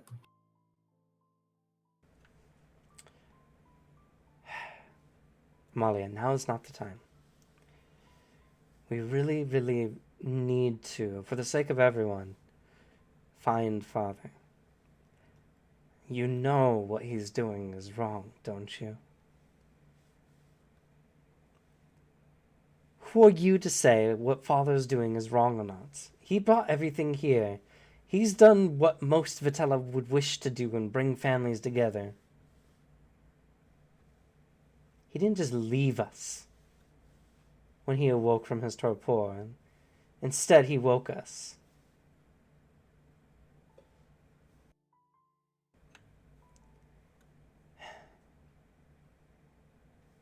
Nothing I've done is something I can apologize for. Nor do you have any rights to forgive me.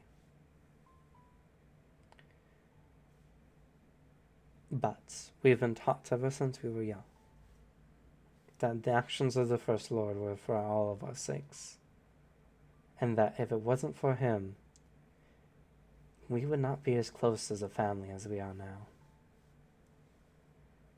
Close as a family? She looks about ready to well up in tears. You threw me in a box. You sealed me away.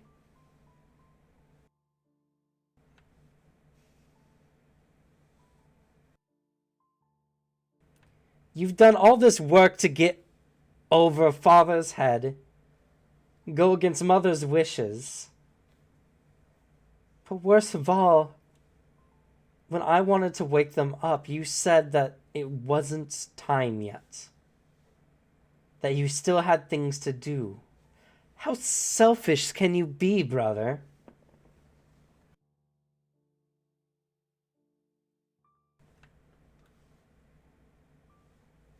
I'm sorry. I was afraid of what Father would do. And I knew that if he had disagreed, I couldn't go against his wishes. As cowardly as it was, I had to do what I thought was right.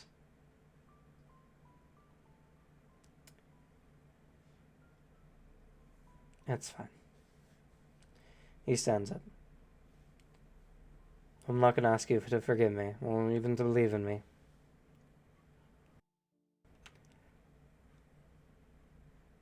We'll find Father. And I hope one day you can see that I was right.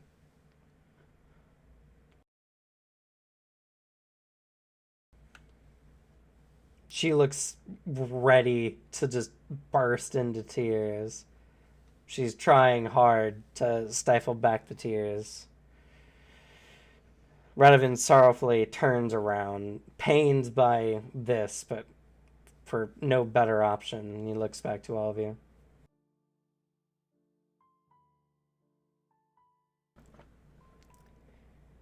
We're gonna have to find him some other way.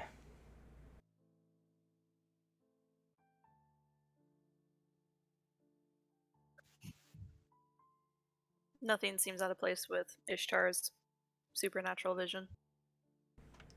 No, not in this current room.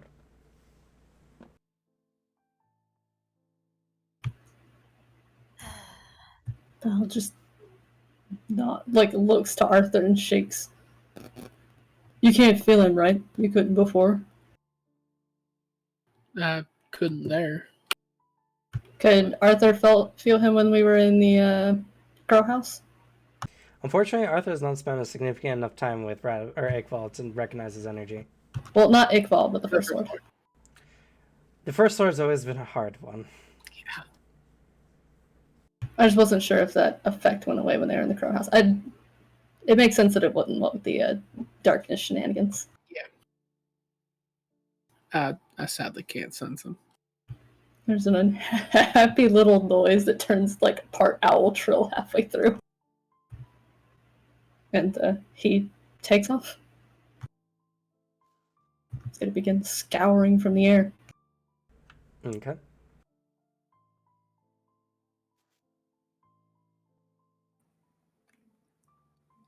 Ishtar figures that might as well try magic. She tries to sense if there's any recent magic or anything that might lead to someone. Generally, you know that magic isn't like a scent or anything. Once someone uses magic, they don't carry it with them unless it was like an ongoing effect. Actually, before he takes off, as Ishtar seems to be in thought, he's like, just give me a second. Hold on. And Fenwith is going to try and pull out the walking stick. And he doesn't know if he can ask for somebody specific, but he's going to see if he can find out what the First Lord is with Malekith in mind.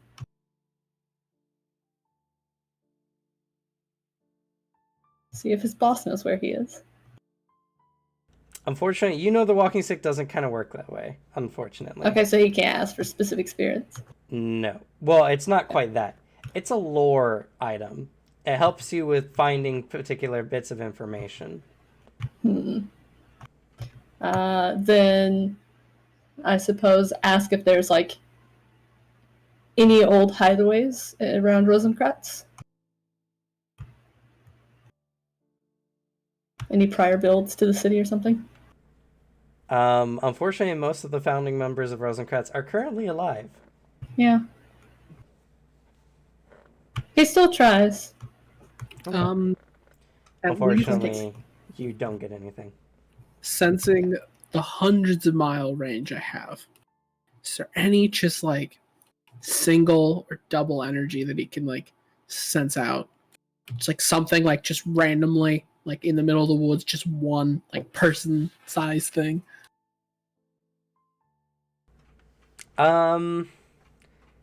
There's a lot of possibilities, but unfortunately, you don't know if they're just strangers walking through the woods or things walking through the woods. And without knowing of energies specifically of anyone involved in this particular matter, it's really hard to know. You would just be going on possibly wild goose chase after wild goose chase. Fair. Serena, as the empath, you know. Or you are, anyway. While you're all asking questions and everything, Amalia seems about ready to burst at the seams, holding herself back from saying something. Coincidentally, I was gonna say something funny enough. Serena kind of goes over to Radovan and says, "You should talk to her." I tried talking to her.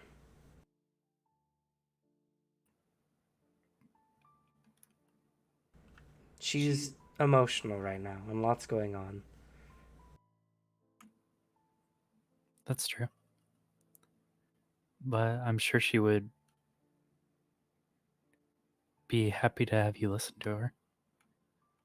Even if you don't find information about your father from her, we can allow you the time to do so while we look around. Serena, I appreciate you trying to help with my family, but right now is not the time to be having a heart-to-heart with my sister. She kind of looks past Radovan at Amalia.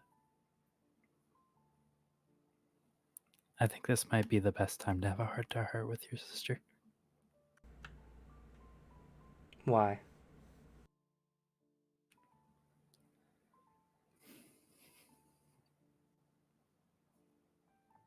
I can tell. She wants to say something, but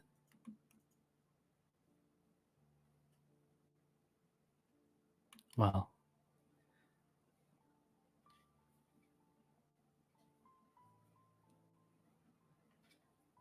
something is just barely holding her back from doing so. I'm sure she's just wanting to stop us from stopping Father. All she ever seems to talk about is what Father wants or desires. Not true. Having a heart-to-heart with her before we rescued you, she allowed us to come and get you. She's hurt, Radovan. Hurt Not so much that you didn't trust your father, but more hurt that you didn't trust her.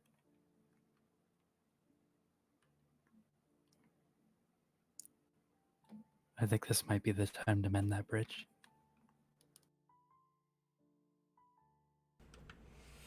He looks back, and then looks at you, and he rolls his eyes and sighs as he kind of goes back.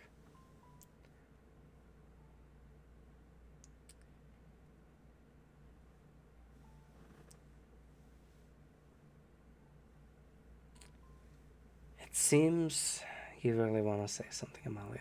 So, I'm here. If you want to tear into me, tell me everything I'm doing wrong, I'll listen. Honestly.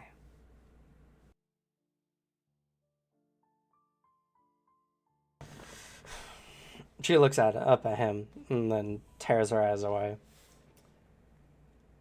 Why? You're just gonna blow me off again. It's like this every time. I'm not part of any of your plans. You don't talk to anyone in our family when it comes to this big scheme of yours, and it just seems like you don't like us. Like you don't want to be a part of our family.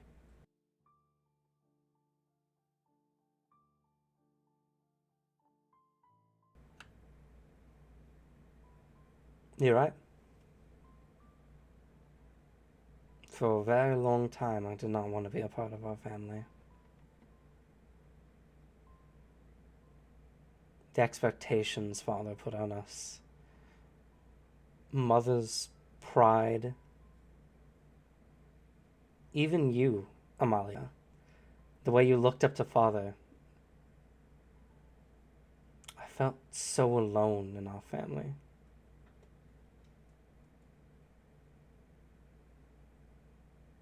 The way our father tyrannically ruled. Like everything he said was the right, the proper.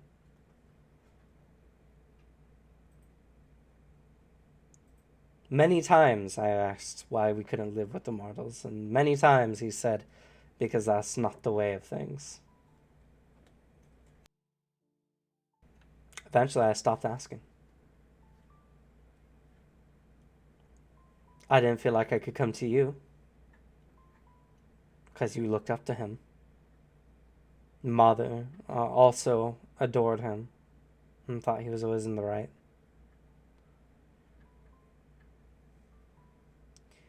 The Sorbans so earnestly followed our rule, and the Amros were too busy arguing amongst themselves to even listen.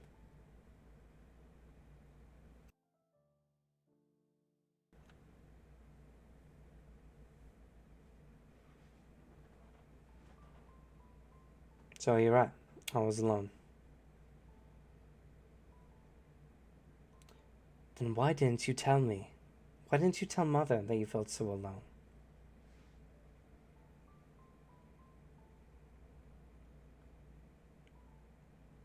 Because I thought nothing would change. Because I thought even if I did, I would just be told that I would see the right of it given a century or two.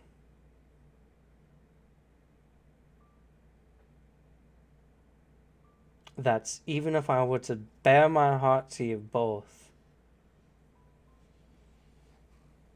you would just tell me that it would only take time.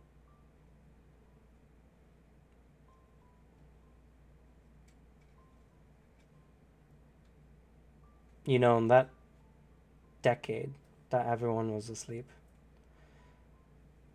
has been some of the best years of my life. Finding out the ways of the world, talking to people, interacting. There were hardships. There were plenty of times that I felt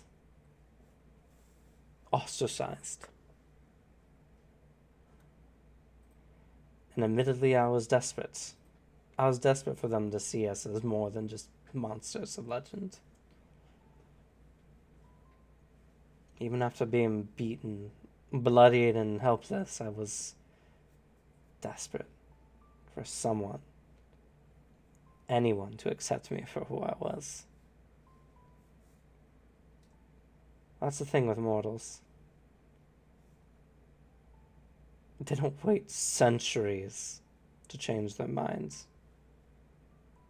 They don't use time as an excuse to see things in a different way. Slowly, but surely, I managed to get through. I started to make friends.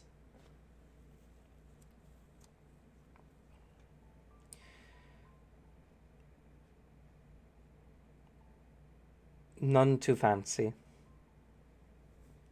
First woman I ever really got to know outside of the house was a baker. But one by one, people started to trust me.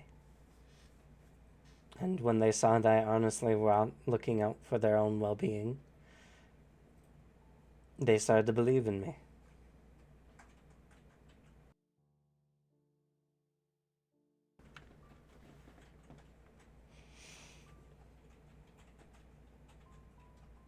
So I'm sorry. Not for what I did, but I'm sorry that you all couldn't have supported me to do so. I'm sorry none of you tried to do so. But Amalia gets down on one knee and looks at her. You are my one and only sister. And I would not betray you for the world, despite the actions I've done before.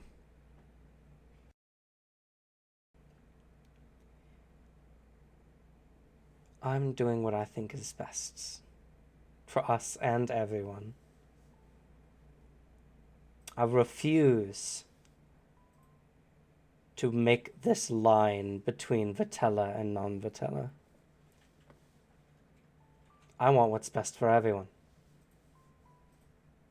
Call me greedy, unrealistic, a dreamer. It matters not.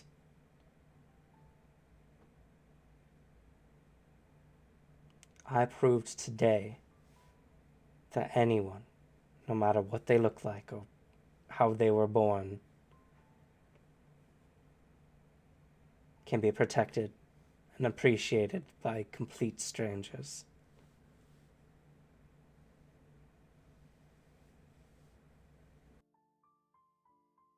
All because we all want the same thing. To live happily and safely.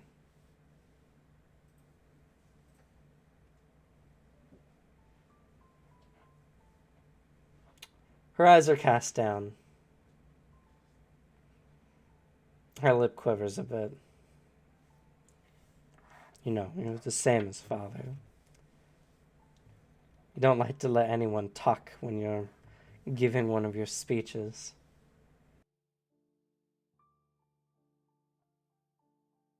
Lauren T from the back.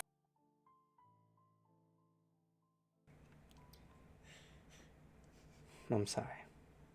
I came over here to listen to what you had to say.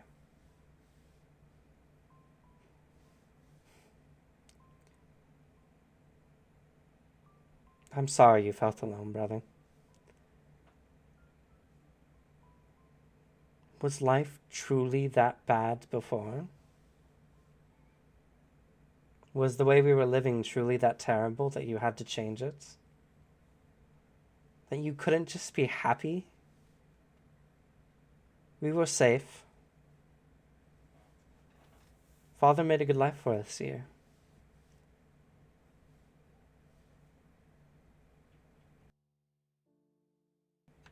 Evan just stares at her.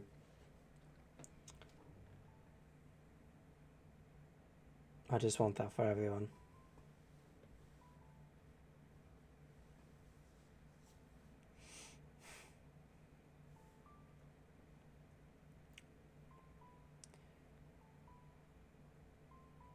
Well, maybe you should talk to Father.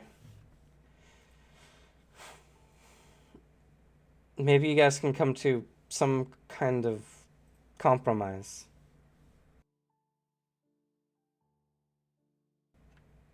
Do you know where he is? Not really.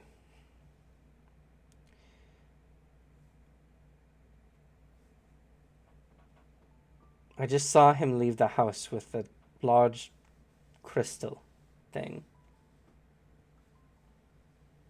With our grandmother.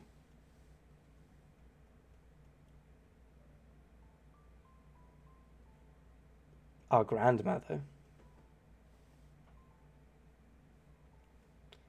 Apparently, Auntie Yvonne is our great, great, great, great, great grandmother.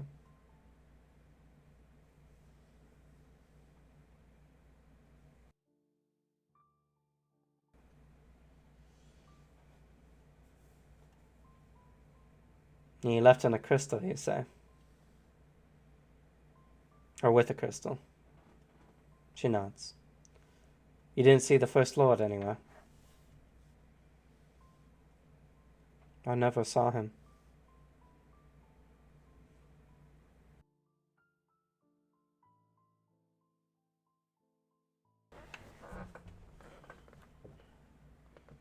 I just know they left out the back door.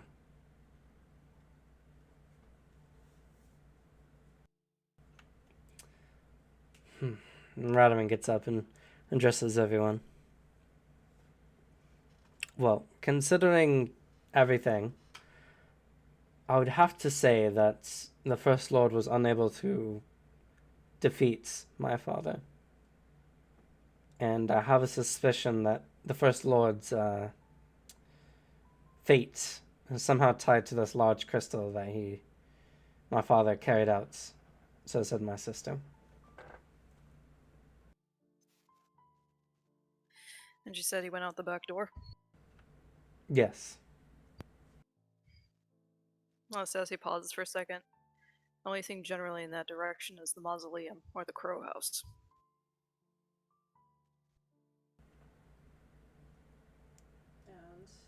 And I happen to know there's a secret area in the mausoleum. Well, I guess it wouldn't hurt to look, and it's on the way to the crow house anyway. And what direction is this mausoleum? He gives you the general direction. Focus is there.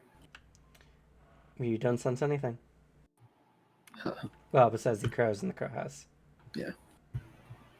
I don't sense anything there. Finwith awkwardly shadowing doors. He's too big. Your dad's really, really good with blood, though, right? We all got that. Can we do anything? We all have blood. Well, yeah, you said he does blood magic, right? Can he just do stuff to us? Kind of need that. Well, if he wanted to, yes, he could do stuff to us, I suppose. But I also know that, given some information, my father somehow managed to find a way of using magic to hide from even the eyes of the First Lord.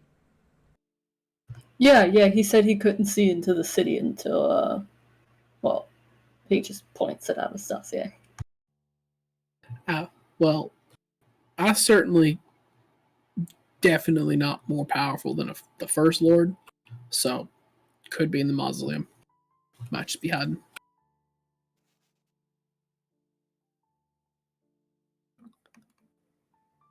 Oh, right. Didn't you give the First Lord a thing? The Rock's Eye. All right. He did give him that. It's true. He gave it to one of you. Because, as Arthur said, I'm not holding this thing. I don't want to be the one he looks at. Oh, that's right. That's right. Give him a life like worth looking through. So who would the First Lord have been given it to? He just kind of basically made the choice, like put it on the table, like you guys pick. So coin flip.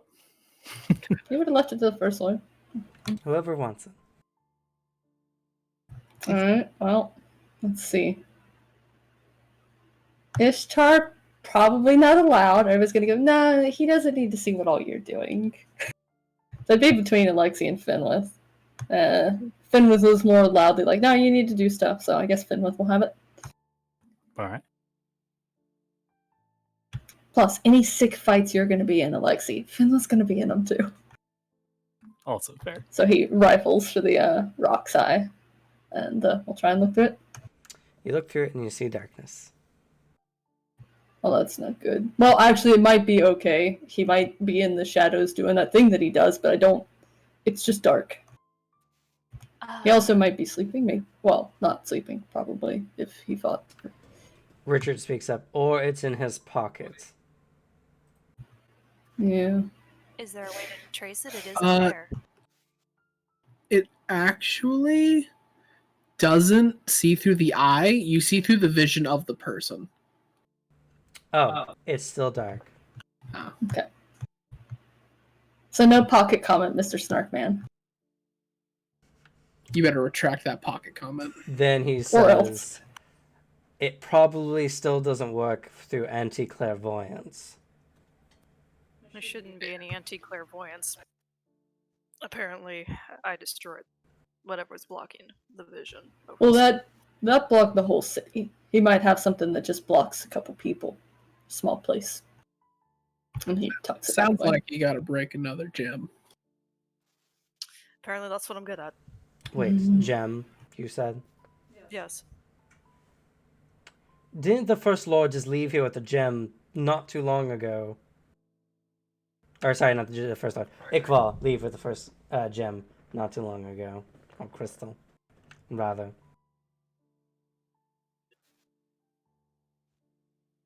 I don't know if that was the same crystal. I broke a magic focus. I have no idea what that is. Just points to Hell Knight. He would I know. mean, could be connected. If that's what you broke, maybe he's turning him into one. I don't know. Richard scratches his chin. I mean, proper conductive material.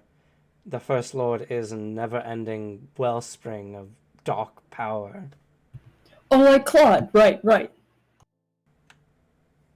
I don't know who you're talking about. Sausage. Sebastian nods. He just wins. He was our friend. He got eaten by a dragon, but he can just do magic forever. That guy, yeah, of course. Sure. It was really bizarre. It was. Anyhow, it's a possibility that whatever crystal that this First Lord may have been locked in, if we're going to assume as much, is being used as a new form of magic conduit. Well, if he's trying to do big spells and stuff, he's got the power to do it. Do you think he still needs the crows? He might have just gone there then. Well, if they already have a device set up to set it up, then I'm sure this is something he's been working on for a long time. More than likely, it's laid over a ley line. Well, the only ley line I know of is where I smashed the crystal. That happens to be hidden in the mausoleum. If he's putting him there as a conduit. Well, then I think it's kind of obvious, don't you all? And then we need to hurry. If he is able to start doing his magic, then we need to get there before he does. I have to warn you all that if we're going to confront my father in any capacity, he is, well, I don't think I need to tell you, incredibly powerful. And not only that, but for most of you anyway, I'm sure, I hope anyway, blood is what he seems to focus on, and if he merely wishes it, he could cause your heart to explode. With Arthur's nemesis shit, does he need to worry about that? You still technically have blood in your body. Ah, damn. But If only. is the heart one of your special areas? I can't I remember. think so. So no, I need that organ to live. Like head, lungs. I think it's head, lungs, and heart, yeah. Yeah. So yes, he's still incredibly dangerous. Damn. No, but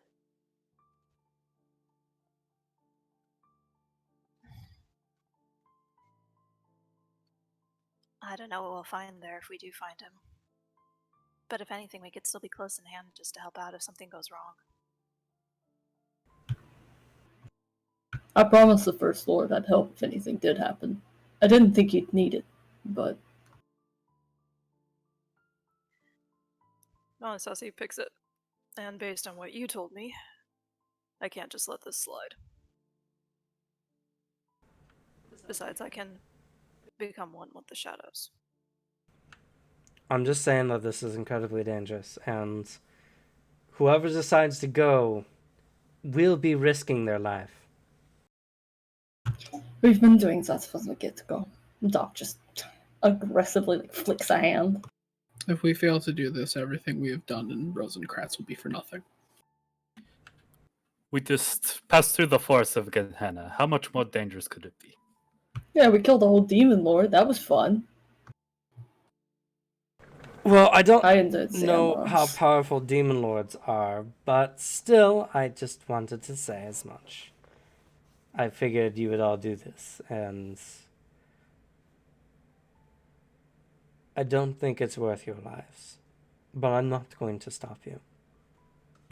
As your father is stopped, or he completes his spell and we forget the risk.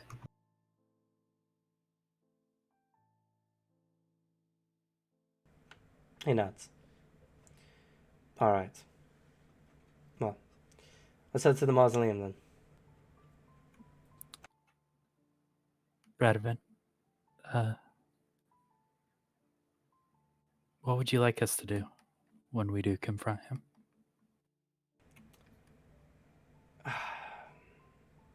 I don't know. I would prefer to solve this with no violence. No one dying.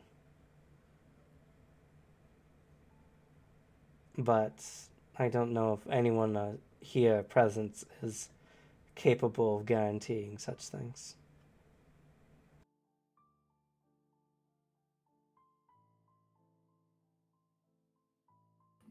We'll have to try then.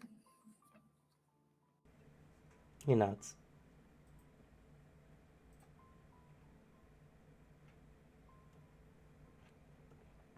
So, y'all make it, or head out to the mausoleum.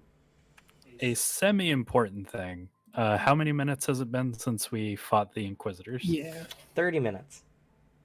All right. Damn. Dirty fucking key users. I'm back. Psychics. I'm back to full capacity again. I would like more because then I could actually use my new ability. Then you should have taken the recovery, but you didn't. Should've. Actually, does knocking people unconscious count for my new limit? Killing people? It does not. Damn. I think it states it in the ability. Yeah.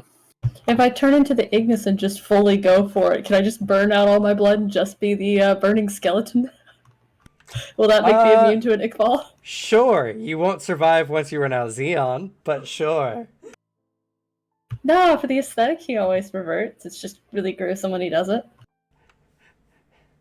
No, Too far? unfortunately, Okay. you don't do that. I Acquire figured powers. that was the answer, but I had to ask it anyway. Acquire powers is just that you acquire powers. You do not change. Which is lame and stupid, so I do change.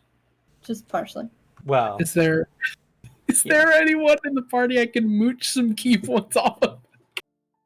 If I quickly pick up key transmission. Yeah. There's Anastasia.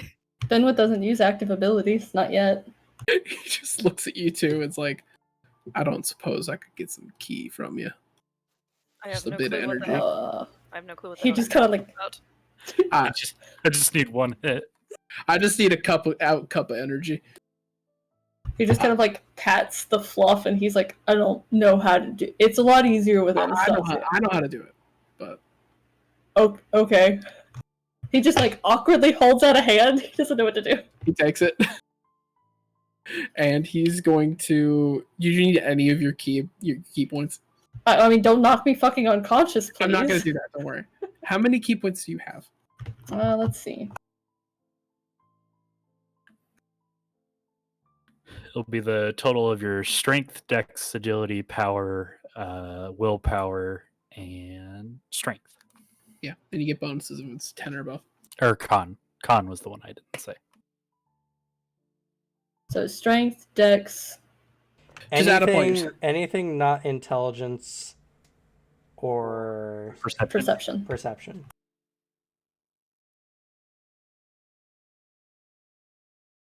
And technically, for anything above 10, you get 2 points. Yeah.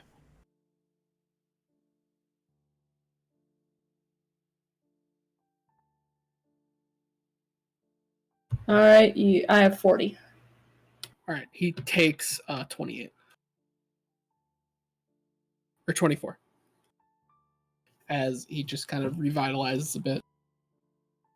If that helps, like in the middle of stuff, you can take more if you need. Thanks. He just pats head. A little demeaning, but all right. Sorry, you're all just really short right now. You just suck Yeah. up the tea of his key pool. Just go with it. Yeah. At least now, if it does come to combat, I can use the final stand. 'Cause that thing is a fucking lot of key. Obviously. All right. And Finwith will take off, land on the mausoleum, and wait for the others. You guys all gather together, heading inside. You cannot do so if you're anything larger than a large size. He's not an actual size difference. He just has like the weird avian legs, so it gives him like an extra worries. foot or so. Just figured I would mention. Yep. I never truly know what form you're ever in. I just trust that. I just trust that you know what your form you're in. Don't worry, I keep up with my Ziana and my shapes. No worries. So you all get the that's big what bug you have to eyes. do as a DM for Anima. You just have to trust your players that they know what you're doing, because you're not keeping track of all their shit. I have to make a rough guess on like if something sounds like it's off or not. Just know the form he's in right now is Ken's least favorite. Big ol' owl eyes. As you guys go inside, Anastasia, you see that the alcove with the coffin that you lifted up to kind of go into has completely shifted and moved as the like entire section is like a swinging doorway. Well, anybody went through, because that's not how I got into there. It's very obvious that someone has come through here. There's a section of wall that has like somehow hinged through. He pushes it open for everyone. You guys head down a set of stairs into a natural cavern-looking area. Before you come across a large blood barrier. Does Sebastian still have the blood elemental? He does. Sebastian tells the blood elemental, break down the barrier. It moves up to do so and begins to siphon energy from it. Radovan steps up and is like, we don't have time for this.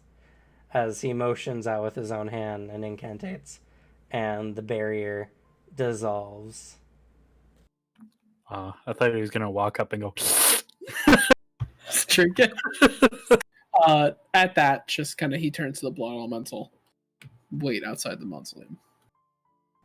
Now, I don't for want those... a mage getting access to a blood elemental. That's fair. For those who remember, Radovan mentioned before that he was not good at... Yeah, no, Jacques gives him a look at it. I was gonna say it, but... He looks stalwart. He doesn't look proud of himself as he continues. Josh doesn't say anything, just side glance. As you all kind of head into the large, kind of open cavern area, you see, and Anastasia more specifically, the pedestal that you mentioned before.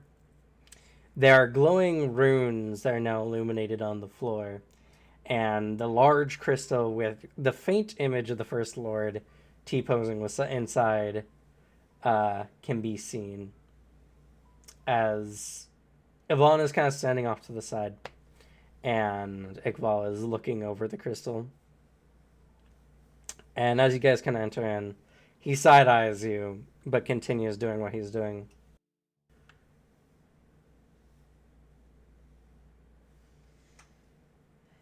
What are you doing here, Radovan? You know you shouldn't be here.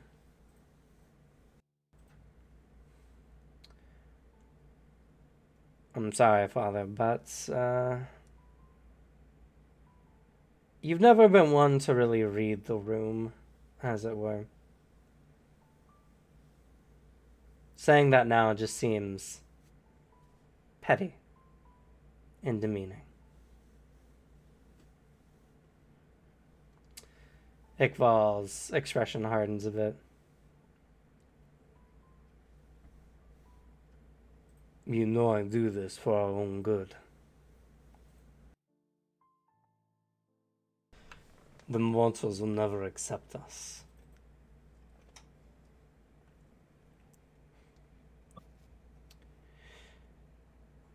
Some won't. There'll always be some who don't. But I can honestly say that there are not much more good Vitella than there are good humans. We're all flawed individuals. I choose coexistence. Because only then will we truly grow as a people.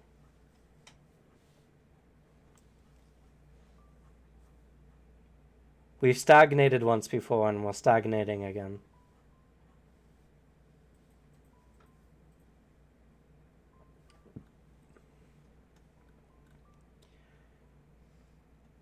I'm glad to see that you have grown conviction in all these years.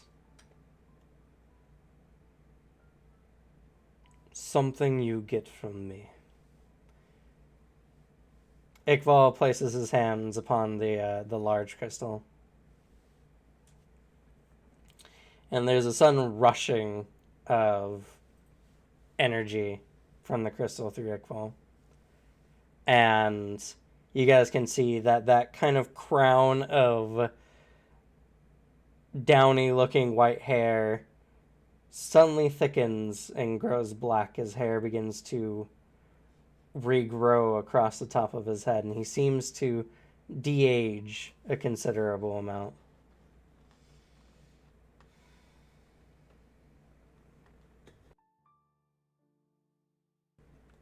As he's swirling with an abundance of energy, you can see Iqbal in his prime. His hair all grown back. He looks now more like a standard Vitella. Black hair, kind of shooting back.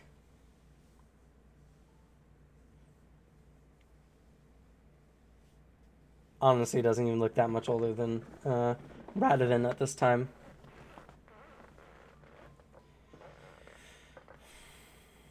And after he seems to have gotten his fill, he steps forward.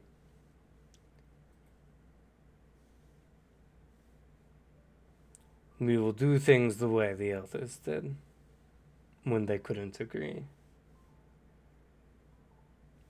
He begins lifting into the air. Arthur starts charging up key. And energy begins to wrap around him as we're all going to roll initiative for combat. Up the channel.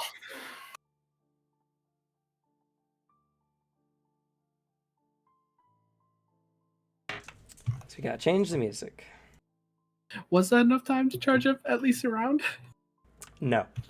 Fuck. Y'all said, I do something as he's getting ready to attack us. That's I mean, like, initiative. he's just floating. That's yeah, initiative. that's fair.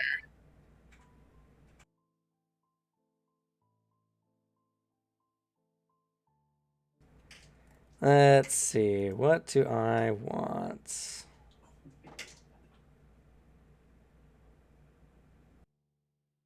Huh. That's not great for Arthur.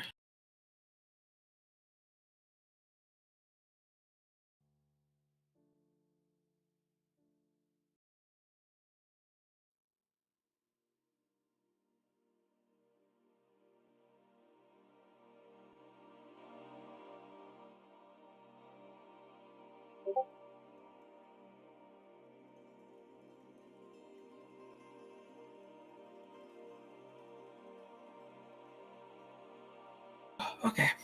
I need 3 rounds.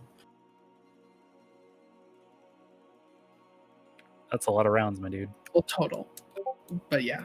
I need 1 round to summon the guns, and then 2 if I want to use my cool ability, which I'd like to use. At least once. Before, campaign ends.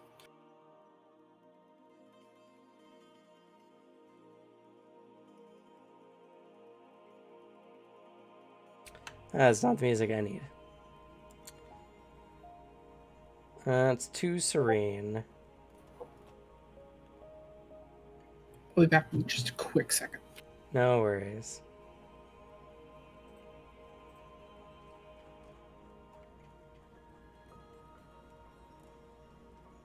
I'm also gonna grab some water. You know what? We are currently sitting at 2 hours, 45 minutes in. Hey, Gray. Let's take a short break, shall we, before we enter into this last combat of the Rosencratz arc. Hi, Gray Baby. Bye, Gray Baby. So we're going to be back in about 10 minutes, about 1:14 Pacific Standard Time, or 3:14 Eastern. And We'll after be the back break, in- I'll do my best Sebastian impression, I guess. It's because on the Twitch you're Sebastian now. And Arthur.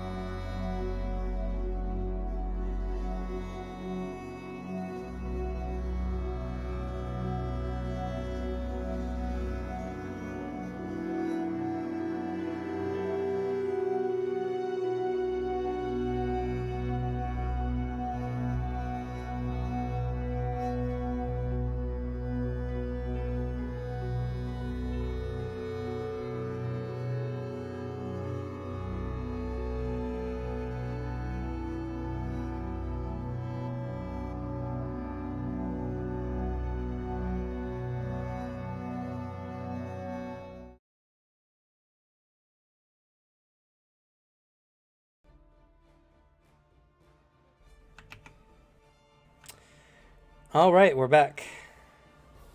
Okay, cool. Not frozen. Excellent, excellent. We got some badass music in the background. We're good to go. So, I Time believe to get I our was blood supposed to noodle get my down. best Sebastian impression. We're not Sebastian anymore. Do it anyway. It was a promise, which I guess I should keep. You made too many facial expressions.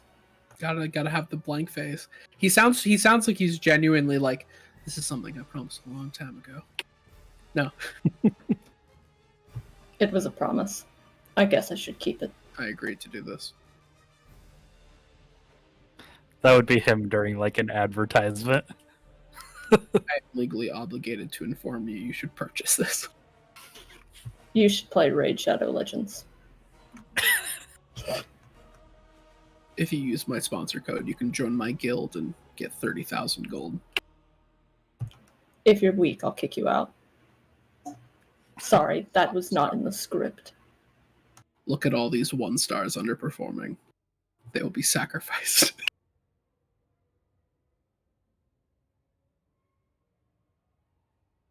One second, I'm being a good DM and actually writing down the proper initiative.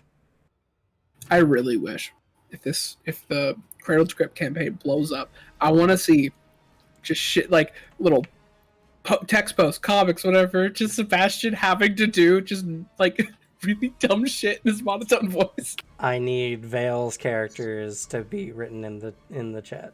Oh, sorry.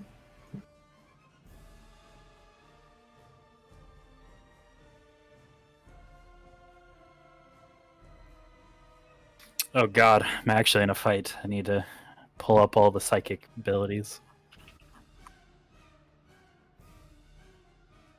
It's been so fucking long since I've thrown a sword at somebody. I just want to throw my sword at somebody. I got The Lawbringer. You got to use that now. Oh, he has it. It's better than his normal sword. Don't forget he's got the secret weapon too that he purchased. He's not going to use that. The Lawbringer's better. I really don't want Jacques to go fast in this fight. We're helping other people go first. Arthur's going very slow. I rolled like dog shit. Yeah, surprisingly. Serena has rolled the I best initiative in her life. Wait. Okay, now it's fine. I wrote that. I was like, oh no, initiative open rolls. No, it's fine. It was a 94. Finwith has not been doing great today. It's alright. Jacques' dice are just eating better rolls. And yeah, why would you say that? You hurt him. Why would you be rude like that? He can feel God's disappointment in him and he just withers a little bit. It's fine. He's having to accumulate.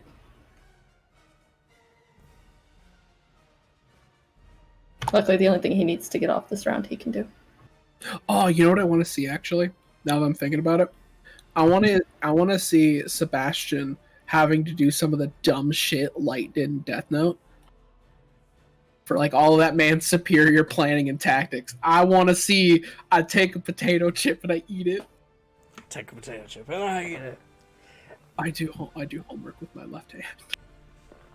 Anyway, there's a lot of you guys in this combat if you didn't know. Yeah. What? So- No, we don't have two parties in here. Special boss mechanics are going to be put into place. Iqbal gets 3 actions every round. But each action is always a specific action type. At the beginning of the round, he does blood manipulation. On his rolled initiative, he does hemomancy. And on his last action of the rounds,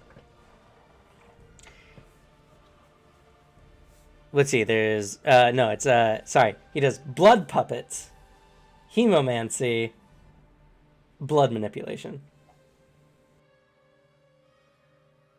Now, I do need to know, does anyone here have at least an 80 in their MR? I do. Then with this. I think Arthur might as well. Oh yeah, he totally does. He's got 100. Shit. Sebastian's got a 75. Okay, so he can't resist at all. Yeah. Because the DC for the blood puppet, it's going to be a 180. Anastasia does not. He is 5 short. So if you do not have an 80 at least, don't bother rolling. Also, Iqbal has a blood shield of 5,000 hit points that restores every round. Alright, Arthur, I think you need to go first. I Actually, no, go. Well, Unfortunately, shields do not take multi-attack penalties. yeah. So you just go later. So, for those who are manipulated by Blood Puppet, you will go on your initiative. Only I control your actions. Oh no. So, as you guys are all getting ready for combat, we start off with the Blood Puppet action. And I have 1, 2, 3, 4, 5, 6, 7, 8, 9, 10. I have 10 people. Granted, if I roll a 5, I reroll anyway, because that's sick fall. Unfortunately, your good friend Richard cannot participate unless he absolutely has to. He's in the back, waiting with the crystal. It's number 6. Ishtar. Roll for me an MR check. It cannot open roll. And if you don't get a 180, you're under his command. So it's Ishtar, Alexei, and Finwith who have a high enough MR. And Yeah. Arthur. And Arthur.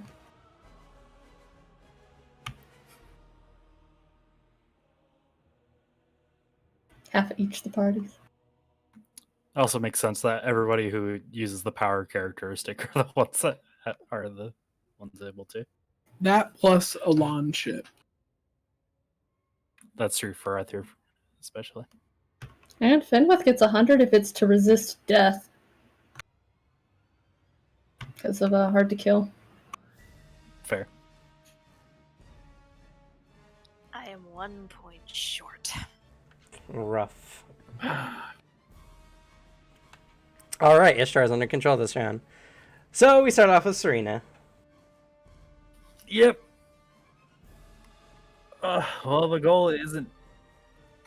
Well, Radovan hopes that we don't kill Oakfall anyway.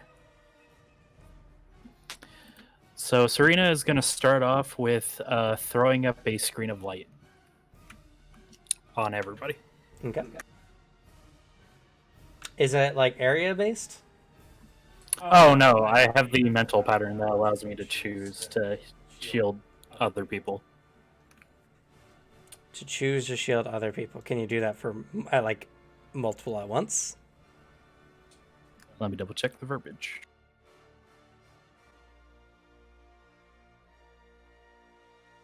Can they shield against incoming spells, or is it like a spell that's going to target your blood is still going to blood spear the person next to you if you're both under the shield?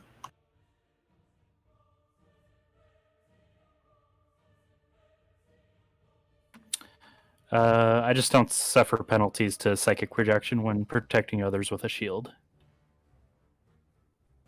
Right. So, because the shield, and I'll double check real quick here. What's the mental pattern? Compassion. Compassion.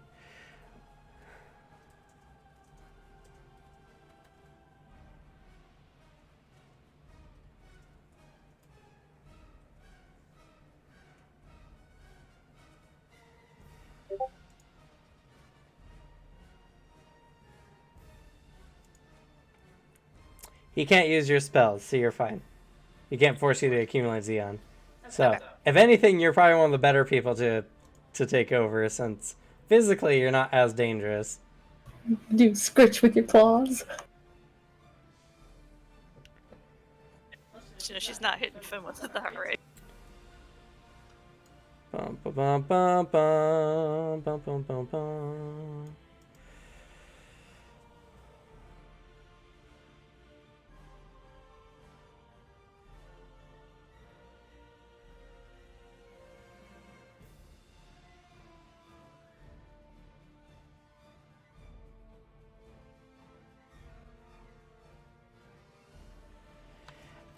Cover others. A shield can be used to defend someone other than its creator. Such an action is not passive, so the shield must either have been placed beforehand, or you must hold an action to do so. You don't get to multiple shield people. I believe there's area shielding though.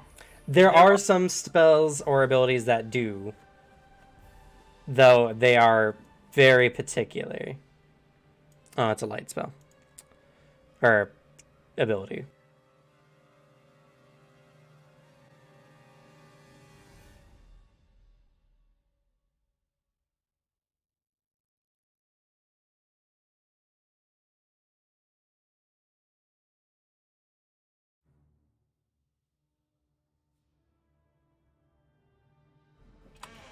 Screen of Light is just on a standard shield type.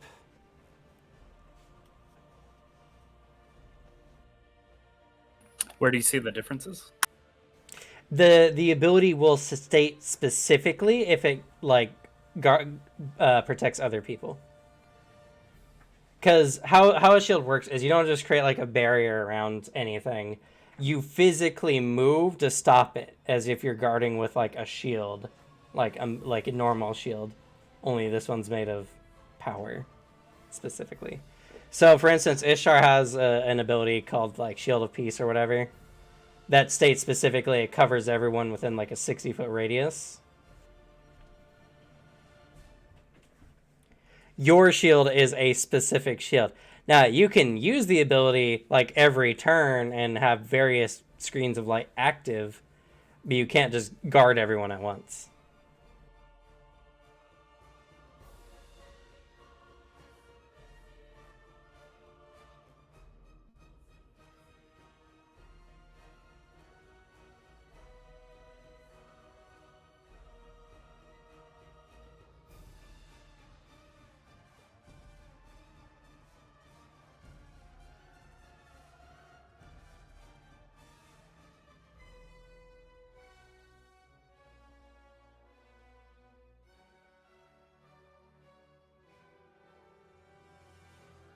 Personally, I don't even know if there's a psychic ability that can guard other people.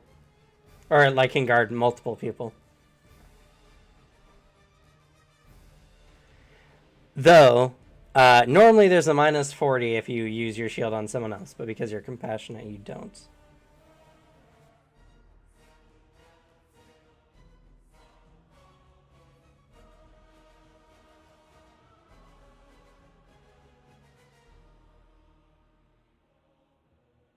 I saw your face go yellow and immediately smiled at me. All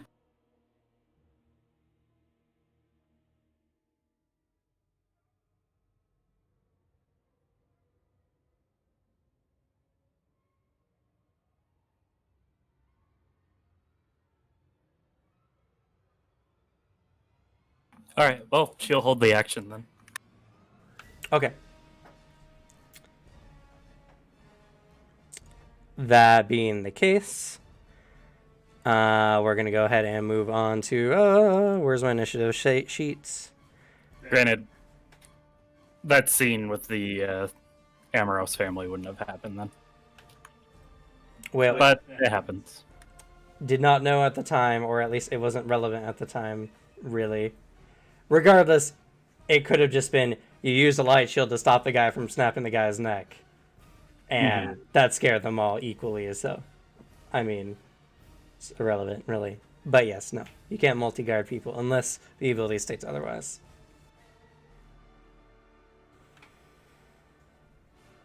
And if you want more rules on shields specifically, you can go to the Supernatural Shield section on page 92 in the core book.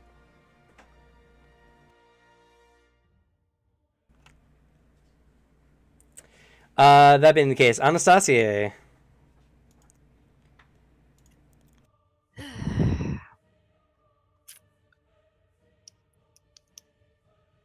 for all intents and purposes, Iqbal's only like 10 feet off the ground.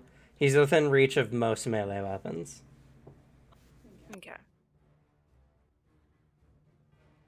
If anything, he's floating for an aesthetic.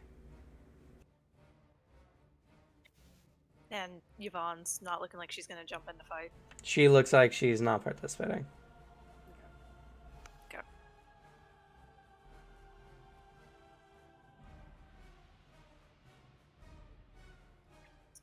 Alright then, let's try to knock down this shield. Actually, no, you said it regenerates. Well, you guys As gotta a get through it. Yeah, before it regenerates.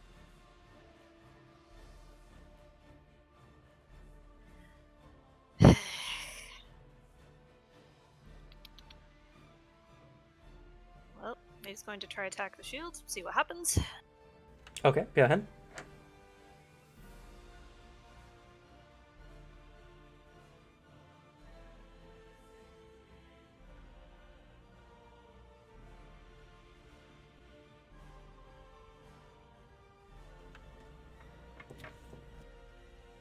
That is a 269. 306. So 269. He blocks it all, but the shield takes the full brunt of the damage. So 260% of your damage.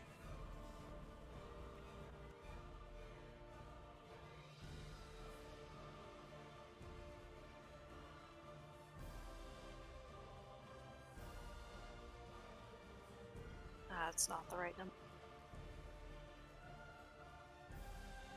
Your damage times 2.6.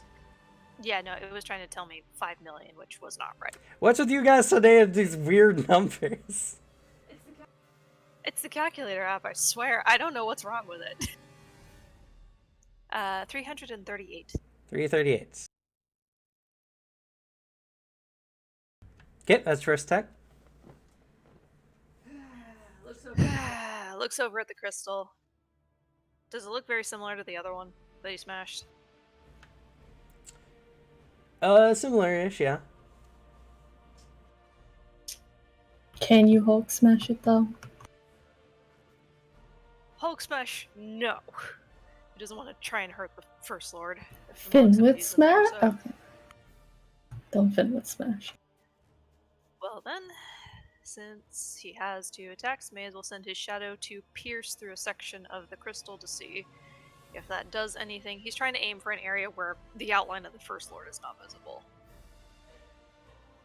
Okay. The shadow swirls around to do so, striking out. It hits off of a barrier. Iqbal looks down at you and says, I've learned my lesson from last time. Obviously not, because now you're including my family. And that's his turn.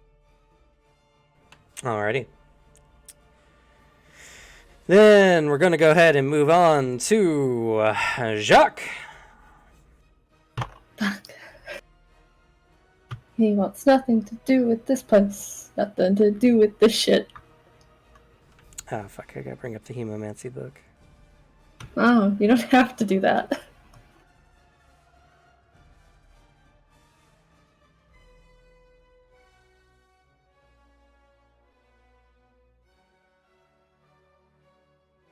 So with using, just to go ahead and get it out of the way, with using the psychic abilities that are active, do they eat like one of the attacks, or do they give a like penalty to attacking for that round because you're doing the 2 things? Sorry, for what? For using a psychic ability that's active. Yes. So if you use a psychic ability, any other actions you take, or physical actions you take, I should say, will have a multi-action penalty. Okay. And even with the concentration with active actions, that's just specifically for keeping them up? Yeah. So, well, okay. If you have a concentrated psychic ability that you use every round for whatever reason. So, well, actually, there are none that do that, I don't think. Which one are you referring to? Passive concentration. Passive concentration. What do you mean? Am I... And that's the one that Concentrating. just lets me keep that the passive ability that I have up at that level. Yeah, and, concentrating or having a passive psychic ability is not an active action. Using it the first time Yeah. is, but every round after that you do not have to, or it does not count as.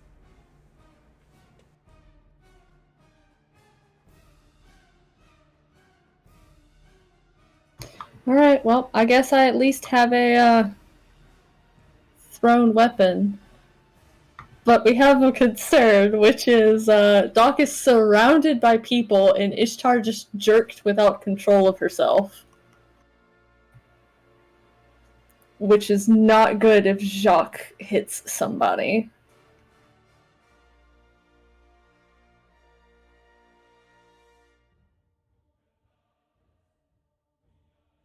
Out of concern, he is going to well, I guess he doesn't have to teleport himself. He can just move away from the others. So he's going to get a bit of distance off to the side. And oh, he has a thrown weapon now. That's true. So I guess we get to use the Jealous Fang.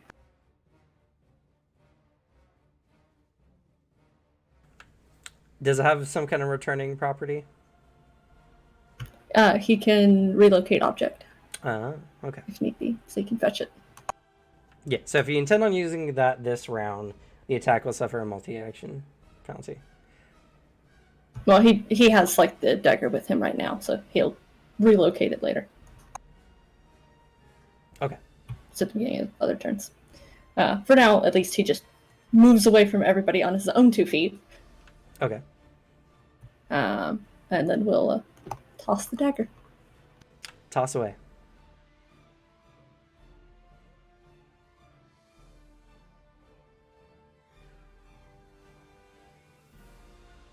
I think Dog's dice might actually be like leeching all of Finwith's power.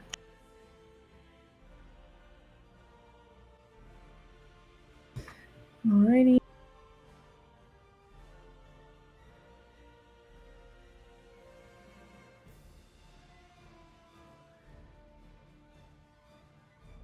So 305. You got a 336. So the dagger bounces off the shield. And Does I don't think it adds anything. Sorry, it does 300% of your damage. Okay. And I don't know if it changed anything, but there is a known Jealous Fang that it damages energy. I don't know if it does anything additional than like the key ability to do so. Not in particular in this situation. Okay. 300% is 240, and armor pen doesn't do anything. So. Nope.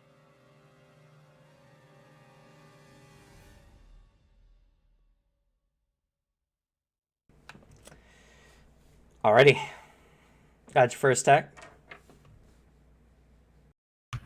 Alrighty.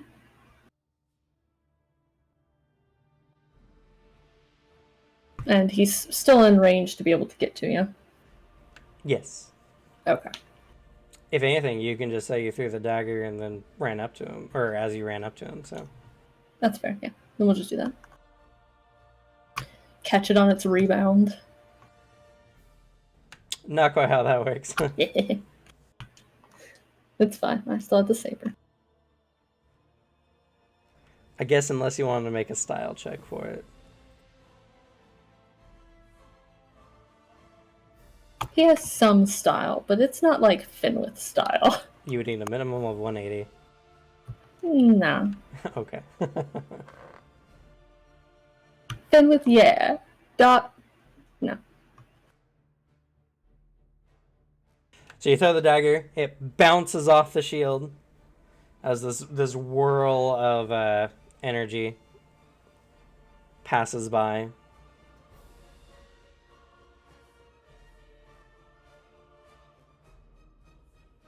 Minus the second. Well, would that count as offhand?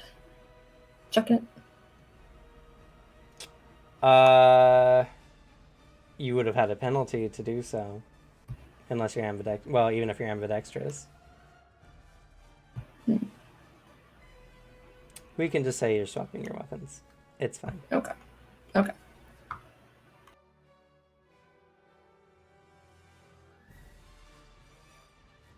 All right, 244. 244.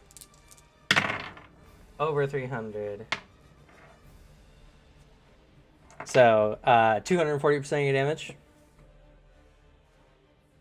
216. Okay. Oh, sorry. Was that minus 25? Yes. Okay. You have another attack available. You have another 2 attacks available. Yes. So this is going to be minus 50.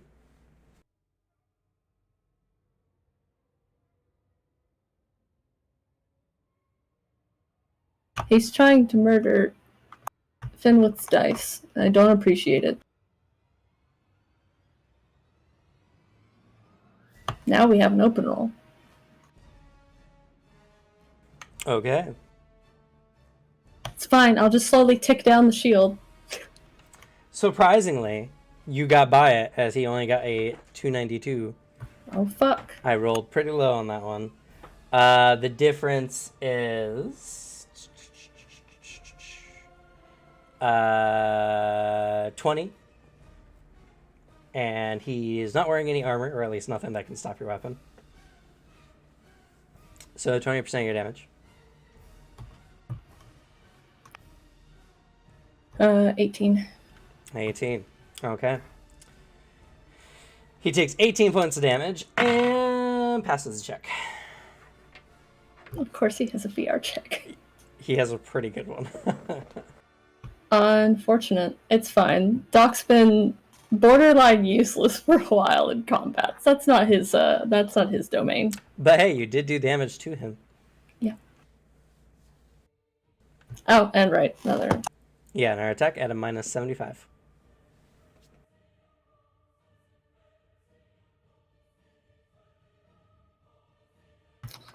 Ew, 183 that time. You got over 400.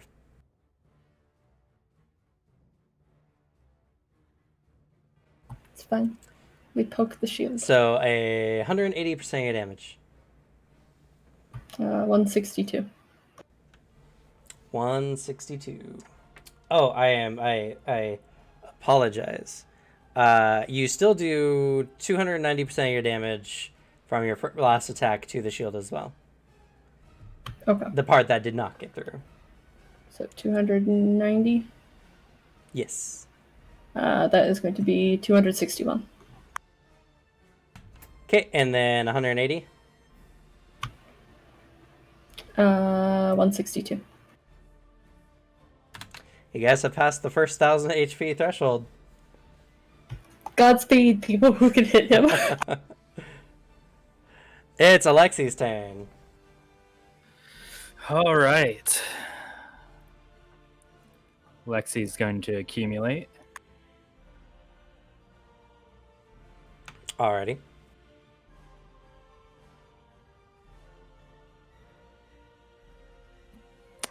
Unfortunately, that ability is not particularly useful in this fight. It's fine. Doc's just over there sweating bullets attacking this guy. Just, again, the mental, like, chanting of Ravenose. All right, he's going to walk up and use Frostlinder. Okay. Okay. First attack.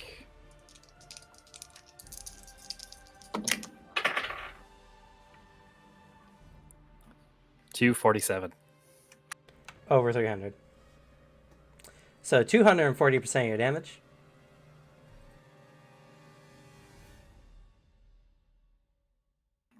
$336. That's the good damage. Next attack. Minus 75. Oh, God. What shitty ass rolls. 207.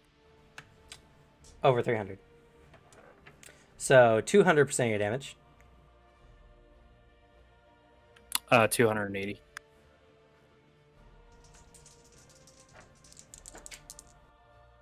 I need you to do more than Doc at least, so Oh, that I'm he'll sorry. I target didn't have you a instead. minus 25. I have extra attack. Oh, I'm sorry. I mistook which attack this was. So technically, that would be 20% more damage. So What's 20% of your damage? 28 more.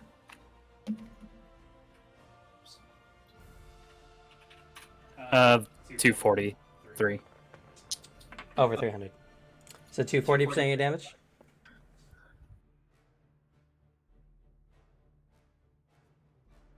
Uh, 336. Last one of the extra attacks. Much better roll. That is a 295. Ha! 295. Right on the dot. So 290% of your damage. 406 points of damage. And we are well past the 2000 HP mark. Right, regular attack, minus 25. 273, so that would be 248. 293. So 240% of your damage. 336. Okay. Minus 50. Next attack. 230. 261.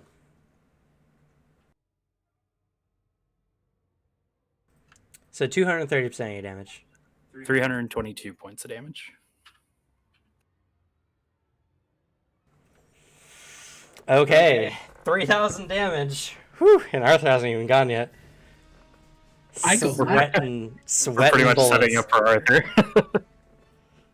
All right. With the shields, I think you do a hell of an amount of damage. It is Iqbal's turn, and he is using his Hemomancy.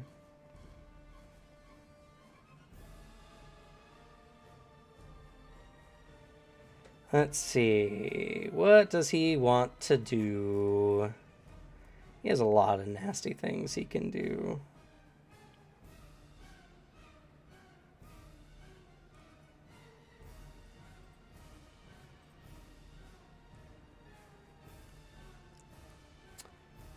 Oh, I did not realize that. That's unfortunate for you guys. Oh no, I was hoping.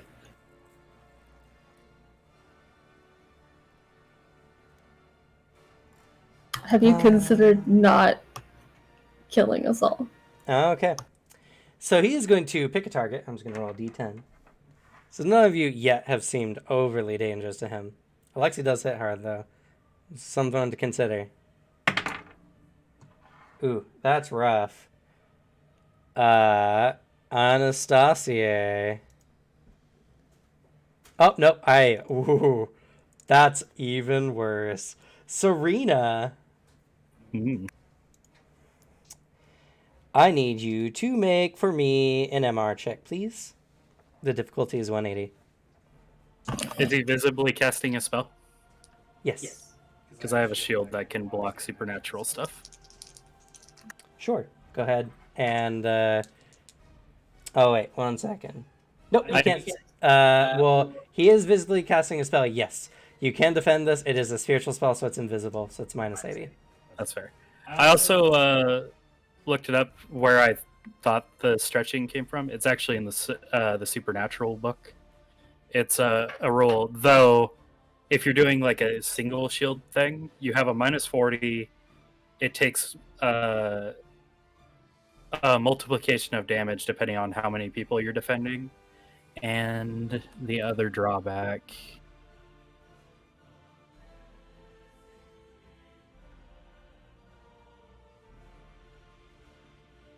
The individual would have to stay near the caster, so it is possible. It's just there's a lot of rules against it. Okay.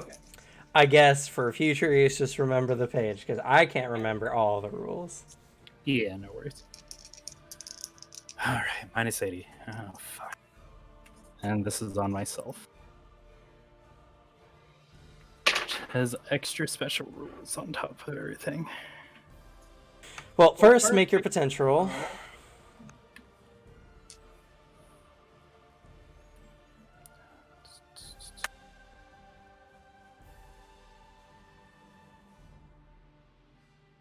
Not terrible.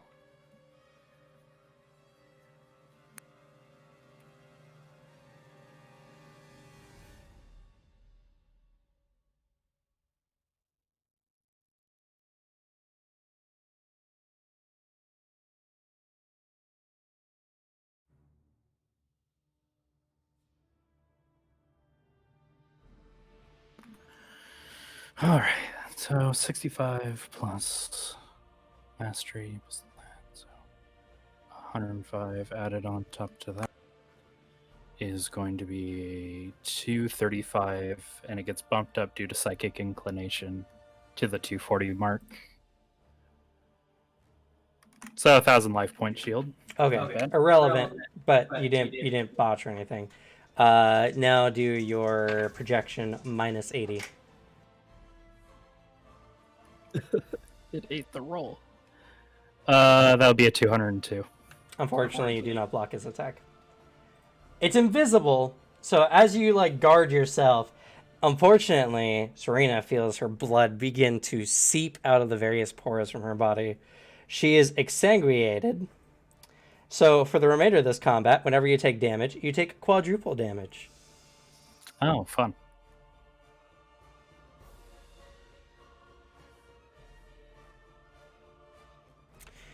Speaking of which, Ishtar is now going to attack Serena.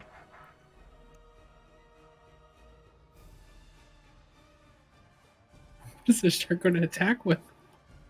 Their claws. Oh, yeah. Oh, yeah. I was So worried. Is that something I'm rolling, or is that something the GM is You rolling? got your character sheet. Go ahead and roll. I was worried you were going to fucking smack him with the sword. Because he doesn't know it's not a real sword. Small benefits. Cameron didn't give you any mechanical bonuses for all of Finwith's training. I don't think Ishtar is going to hit Serena. It'd be very unlikely. 24. 227. Yeah. Denied. So Ishtar, being forcibly manipulated by their blood, comes up and strikes at you, Serena, as you block with your shield. Like I said, Ishtar was probably one of the better ones to get controlled, honestly. Sebastian. All right. Sebastian, seeing all this, there's only one thing he can do to, hurt him. Everything else is shit that's not going to affect him. So it's time to throw a fucking sword at a man. Okay. He launches a Lawbringer at Iqbal. Okay.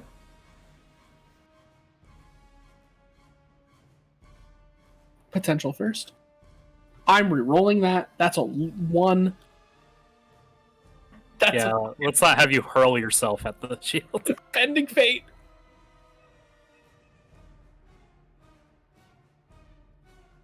Better.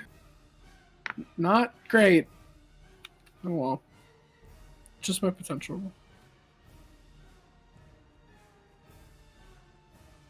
Okay, so that's a 190, bumps up to a 240.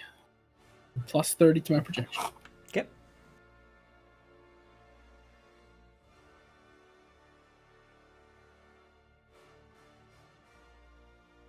Fucking garbage. 268. Okay. He got over 300. So 260% of your damage. Oh, what are the effects on the Lawbringer, real quick?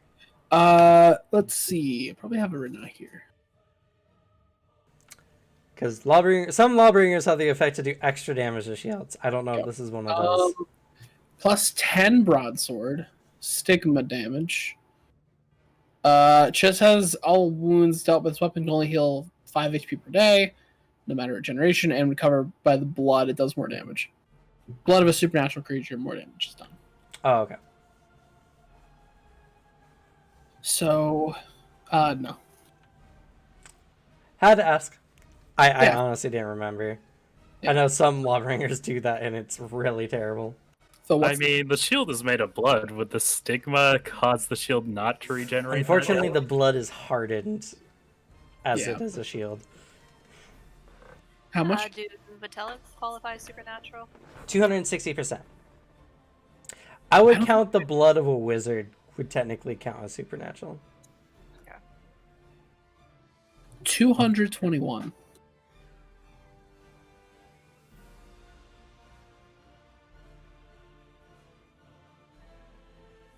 $221, you said? Yes. Okay. And he is going to back up and just kind of hope nothing comes his way. Okay. Arthur. Arthur's time. Pinwith is on deck. Arthur summons up his guns and he's going to start shooting. He's Okay. going to charge up key and start shooting.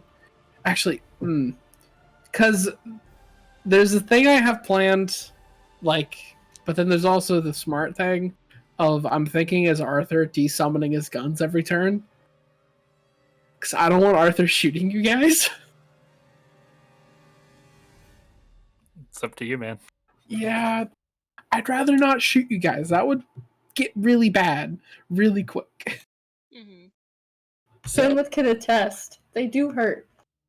They sure can attest. The only thing that really changes is you just don't maintain it. Yeah, basically. That does cost you key, though, to summon them every time. Though I can do that for a bit, I doubt this combat's going to last like 5 or 6 turns. Who knows? Yeah, basically. Alright, first attack. You were told that you could still marquee if you needed some. That is It garbage. takes a bit at a time. I think it's like a minute. Okay. My dice are failing me. 244. 281. So 240% of your damage. 288. Okay. Second attack with his offhand.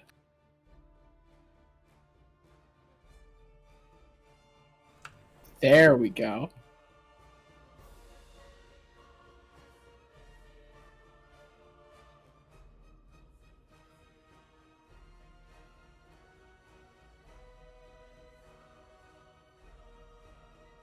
$393. Whoo boy. He got a 303, so that's 90 over. So 90% of your damage. Get squishy mage. Go for it. Except he can eat from the crystal. Oh wait, Fuck. 108. 108. Whew. Iqbal's not looking good. You blow a hole through like his sternum, and he leans back, but then he kind of starts slumping forward. You also do 300% of your damage to his shield. All right. 360. Literally 360 no scoped him. As the bullet pierced the shield, damaging it, and going through his chest, he gets up. He's not down for the count, but he is definitely not happy. All right. Second attack. Third attack. Yeah, third attack. Or no. Well, it's my second attack normally, but I know it's a different modifier. Because I see 3 numbers here. 268, 244, 390. Oh, no. That was for Sebastian, I bet. That was Sebastian. Okay, yeah. 248. So third attack, normal weapon, or normal hand, It's normal hand. minus 50. Okay. And I'm going to be burning fatigue and Elan for this. Ooh. Okay. I want to shoot the man. As you're looking particularly dangerous, he's also going to burn fatigue. How much fatigue can you burn in a turn? You don't know that. No, I mean for me. Can you burn for projection? Like, how much fatigue am I allowed to burn for an action? It's any active action. with And you using a can shield. use 2 unless you have something that gives you more. Okay, cool. Thank you.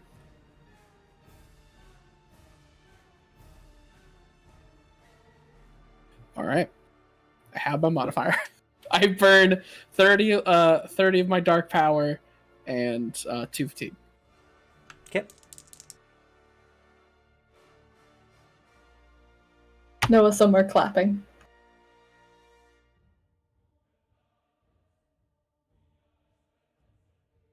$351. 379. Ah, shit. I rolled an 89. But the shield is I gonna rolled really ouchie. good. Yeah, that did a lot of damage to the shield. By the way, you guys hit the 4,000 damage mark earlier with your last tag. So 350% of your damage.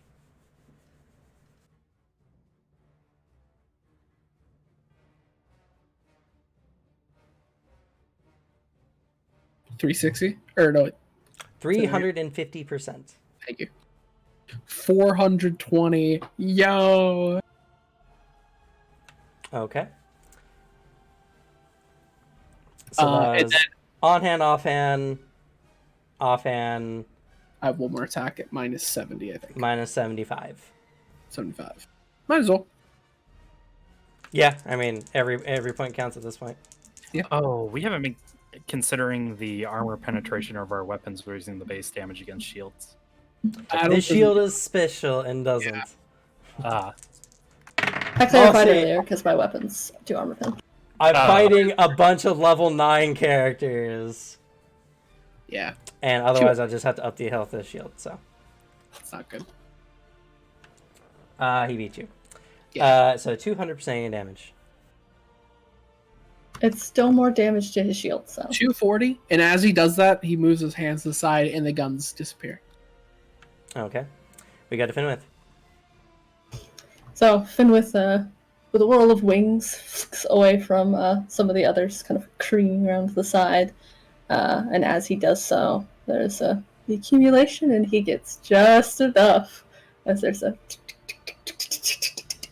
as the bones unravel. And he is going to use a full round action. Can't use full round action. You use the spell this round. Oh, you can't? Nope, it's a full round action. You cannot do the full other action actions. attack? Or sorry, Yeah, full you can't. attack action. You can't do other actions when you do a full round action because the only thing you do is that full round action. Okay. Well, then Cameron.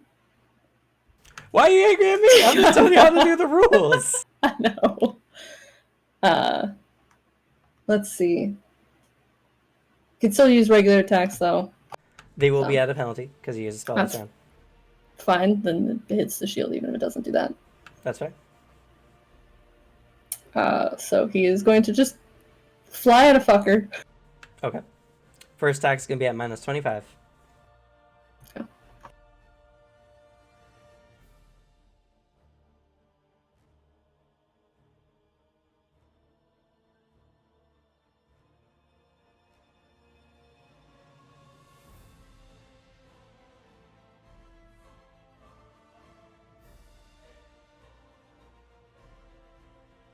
Making sure I'm not on doc sheet.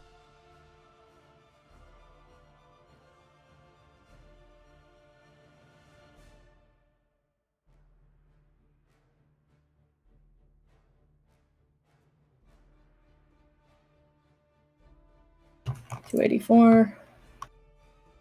He open rolled into a really stupid high number, so Well, then I guess I hit a shield. 280% of your damage.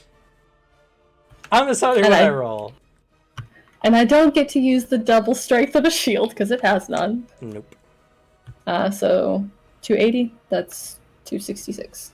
266. His shield is looking quite fragile right now. As Finwith, as despite the bird thing, kind of like the talons just clatter onto the shield, and he drops an elbow into it as if it were the same strike as the legs. Okay. Minus 50.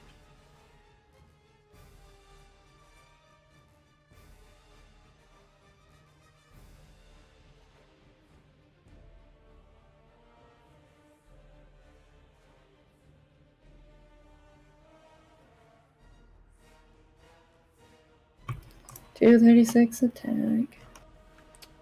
All right. He blocks it, though. He only stops about 40 damage that would go through. Before you shatter his shield. Though, it just means he still has to dodge with the remainder. Which means that's still going to be, because he got a 110, which is not great.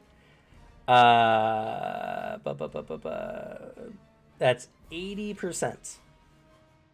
Okay. That's gonna be 76. 76. Not bad. You hit him and you feel a sickening crunch as his bones break beneath the strike, sending him plummeting into the ground. And third attack, but it was gonna land on him. Okay. And I will burn fatigue.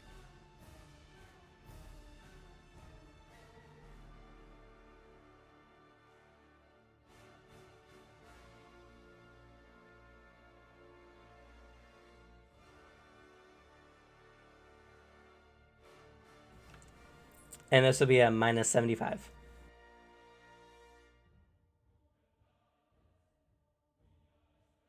It didn't eat the whole roll, though.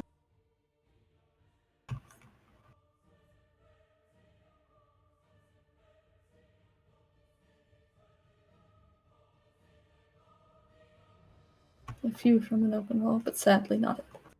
Oh, it was an open roll. I was about to say, like, it didn't No. eat the whole roll, 276. Like, Well, it's a 230 plus the 30 from the fatigue plus a 91 minus the 75. So, I see. so not an open roll. Right. But it was, like, over 100 something. Gotcha. Well, he got 139. So, you bounce upon him. That's going to be quite a lot of damage. Let's see. 139. Almost 140 over. So, oh, fail froze. Yep. Mm.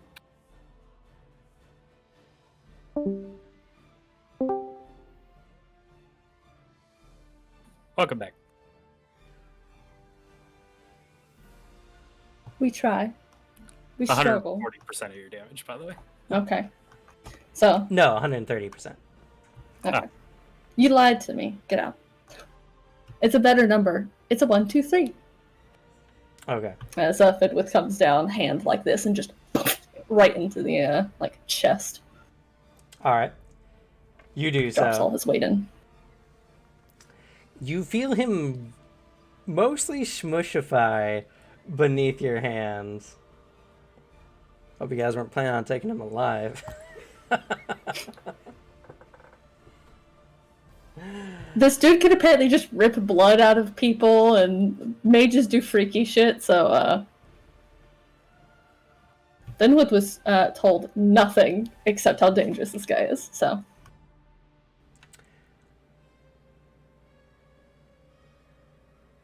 But as you lift your hands, suddenly you're attacked. I'm sure I am. As it is Iqbal's turn, and he is going to use his blood weapons. Various Nope. spears of blood come up from the mesh below, striking Fenwith. Don't like this one. That was Fool, not a you're good up close, roll. so you can counterattack. Just kidding. Unfortunately, he used all his attacks. I'm out of counters, but I did just open roll in my defense, so Cool. Good. I'm gonna fucking need it. Unless it's an MR check. No. Okay. He's attacking you with blood spheres.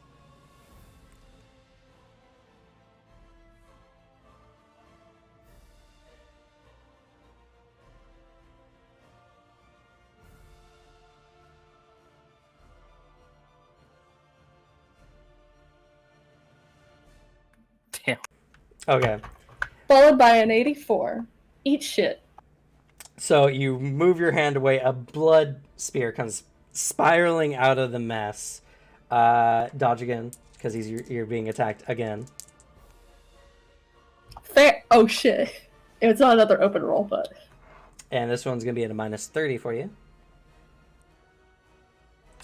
He got a 316.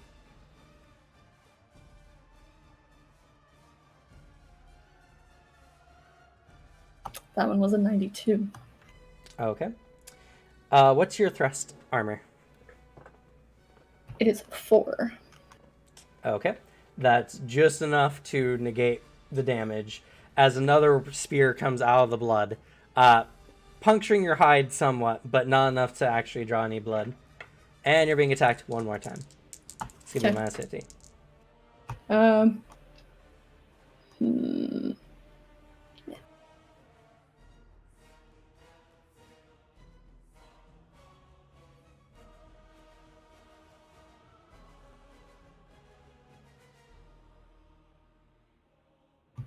Fenwith gets to roll good now. You get a 319. Okay. So that's going to roll be a difference of 70 something. And what was your armor? 4. 4. So 30% of his damage, which is going to be blah, blah, blah. Math. 24 damage. You see as the puddle gets somewhat revitalized, he technically gets his blood stigma on it, but you can't recognize what the healing is actually doing for him at the moment. So, yeah, he didn't get a lot off of that. Yeah. Fenwith just, like, rears back some with the blood spears, feathers all fluffed up, and then hisses down. As you look down, you see the blood begin to miraculously pull itself together. Oh, really? The blood mage does that? Yeah. As he regains his full form, the crystal siphoning off large amounts of energy, covering his body, as he begins to levitate, shielded yet again. Though, the crystal next to him is considerably dimmed. He speaks. I've gained immortality thanks to the power of the First Lord. You have no hope of winning. Obviously ignoring obvious game mechanic next to him. But shh. Don't look at the meta too hard. My unlimited power.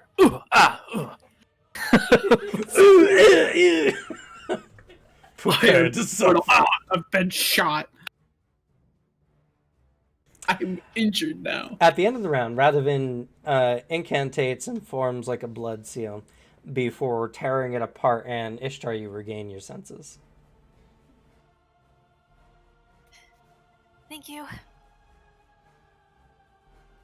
It's no matter. As he's going to blood puppet someone else. That's a reroll. That's a reroll. Please stop doing 5s. Oh no. Serena, make an MR check for me, please. I just the shield. Serena punches Attempt. somebody. I don't think it's gonna work, but I get an attempt. Sure. Minus 80, because it's another spiritual spell. He's going for the wrong people. I mean, it's good, but I don't think a 194 is gonna help me in this. No. MR check for me, please. I can't make the Oh, check. you can't make it? I have Oh, a 75 MR. Then Serena is, man, he's got bad luck on y'all. Last Ishtar, now Serena, who might be even worse, honestly. Yeah, Serena just punches him and they go hee hee. Serena doesn't have an attack score. Everyone is automatically trained and unarmed. You don't have anything to it, you just don't suffer a negative 30. Oh, I'm sorry. She has a 5 in her attack score. Cool, you get a +5. Exciting. Well, that's just how the dice roll, unfortunately. Iqbal's not getting a lot of favors done for him this time around. By the way, that last run, he got fucked. His overall health. I'll do it again. I'll fucking do it again. Anyway, so that's that. Well, first of all, this is a good place to stop if we all want to. Never. It's 2:15. No one bow out. Come on, let's finish this. I feel fine. I have something to do tomorrow afternoon, but I'm fine. I don't have work. All right, we continue. Yes. I honestly don't know how many rounds he's going to last against you guys. No, I'm like no once more we fight, powerful. I may have thought about. Because I do gotta do some shit tomorrow. We'll see. Anyway, Serena's first. So. Oh god, this is payback for when I sure fodder. Serena runs up next to Iqbal and interposes.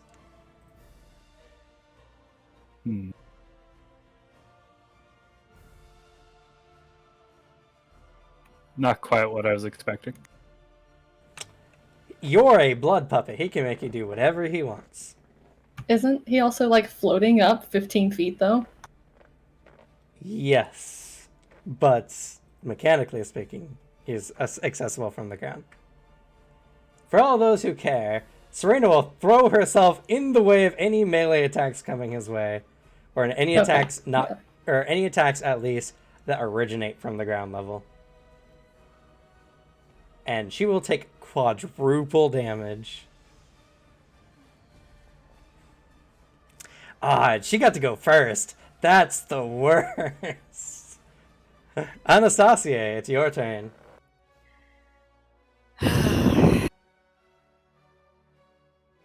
Now the question is, are we doing this until the crystal goes dark enough? Or is it weak enough now that there's no shield protecting it and you can swap it? There's still the glowing runes on the ground. Those are probably what's powering the shield. So I don't know if the crystal's feeding off of those. I play a wizard, but not a smart one, so my characters wouldn't know.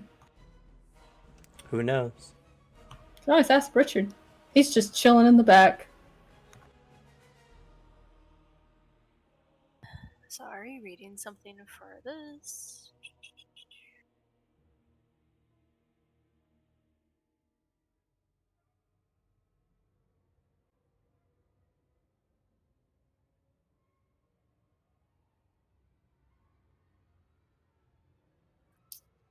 He's not gonna hit Serena. On the bright side, you do have a ranged attack. I do. However, it's not nearly as strong as my weapon, and he knows if anyone else hits from the ground, it is probably going to hurt a lot. So, Fair.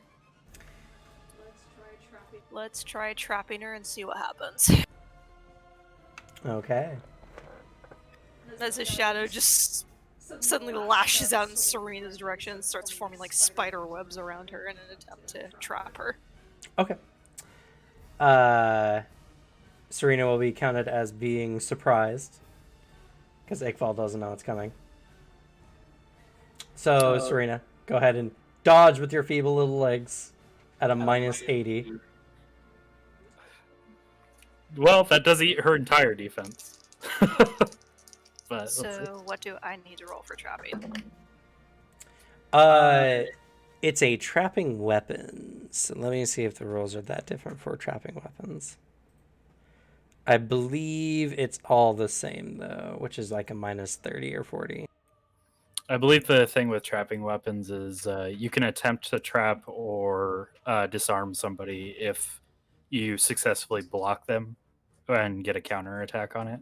Other than that, it pretty much falls under the same rules. Though the ability itself might have different parameters. Nah, it says it follows all the rules of the trapping.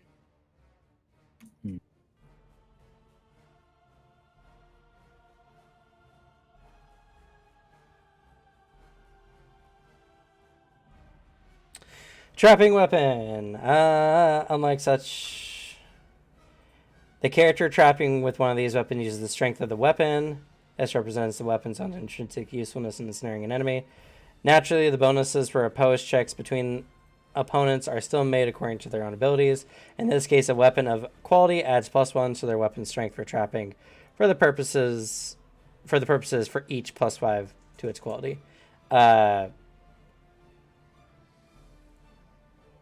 So it just uses your weapon's specific trapping, which for your character uses your power. Then I must have written down the description wrong because it says it uses my dex.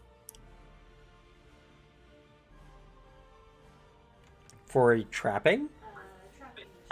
Trapping. The shadow allows the character to make trapping maneuvers using the normal rules and using the dexterity of the character for the related opposed characteristic checks. Oh, weird. I thought I could have swore it was power.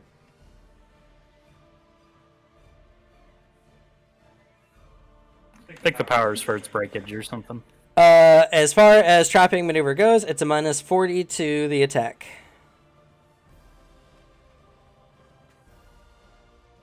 It's okay. Serena rolled a 53, so. And I'm just using my open attack for this. Ignore the two. It's your Weird. normal attack, yes, -40. Ignore the two previous numbers. I was having a stroke doing math. Don't mind me.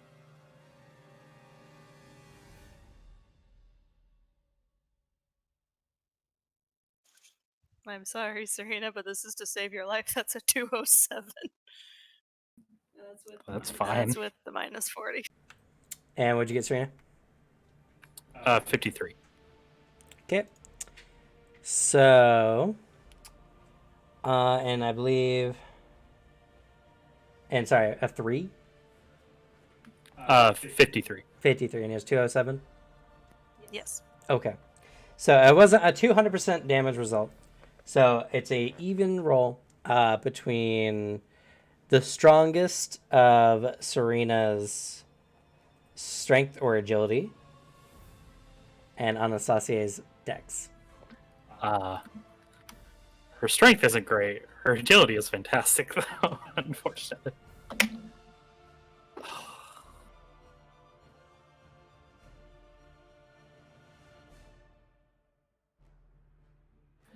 $19.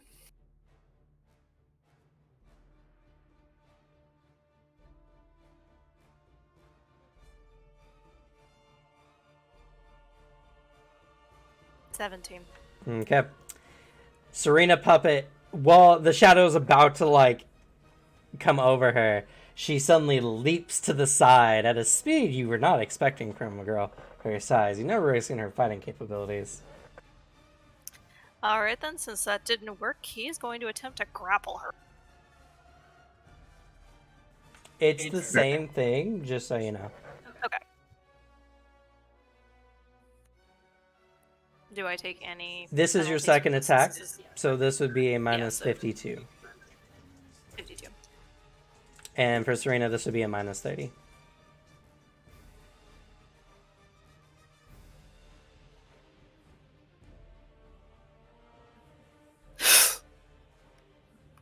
Well, I rolled a 69 on the dice. Nice.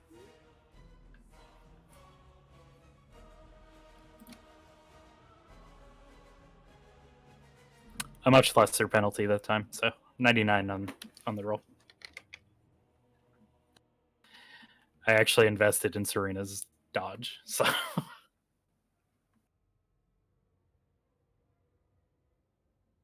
As a 274. Okay. It's 100 over. So it's still going to be the straight roll, and if you're using your hands, it's going to be the strongest of your dex or strength versus the best of Serena's agility or strength. Okay, he's gonna go with strength. you do get a +3 on this though, because you got 100 over me. Or No, oh, it's not 200. No, That's right. It's a straight roll. I unfortunately rolled another 19.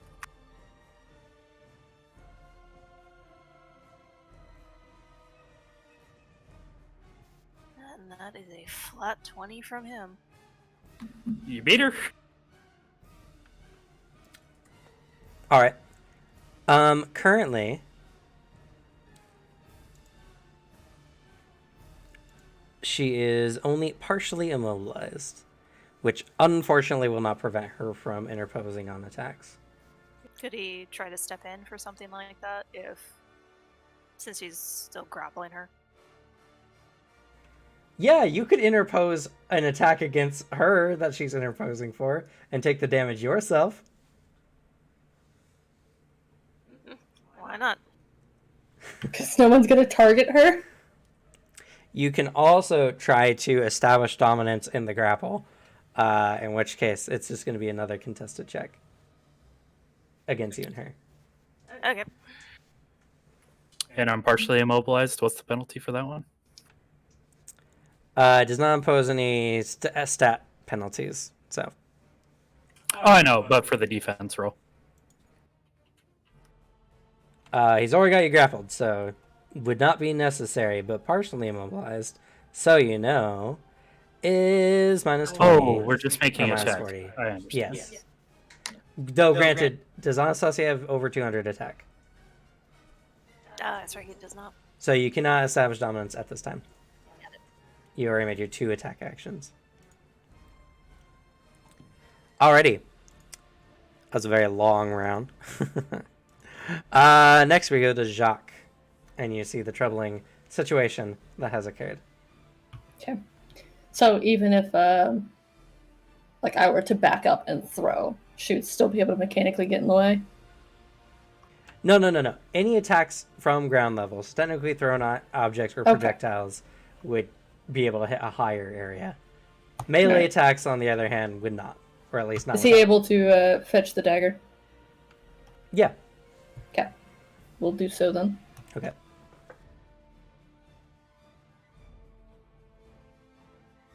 And it is the best he has.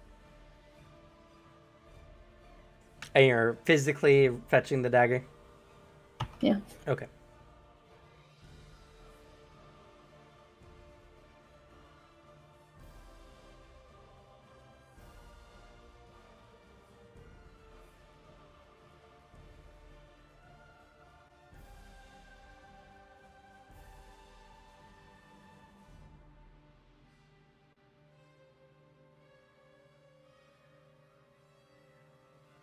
Alrighty. 1094. Over 300. 294% of your attack, or damage. 232.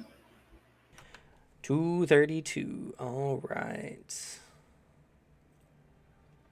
So, oh god, so many open windows. Hit. I'm gonna assume you probably can't. But can you relocate an object into something? No. Damn.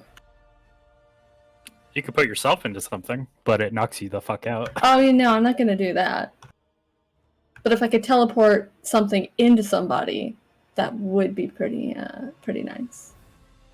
Alas. I mean, only if you're willing for me to do it later to you guys. I mean, I imagine you'd still have to hit a number. It's the same as attacking anybody else. I mean, if you're willing to take that risk. No, you can't do that. In fact, in any teleportation rules in Anima, anytime an object is stopped within another object, it is instantly moved to the quickest route It's out. shunted, just like in D&D. And typically the teleported object itself takes the damage. There's a key ability, though. But that's not teleportation, so. I can't do anything.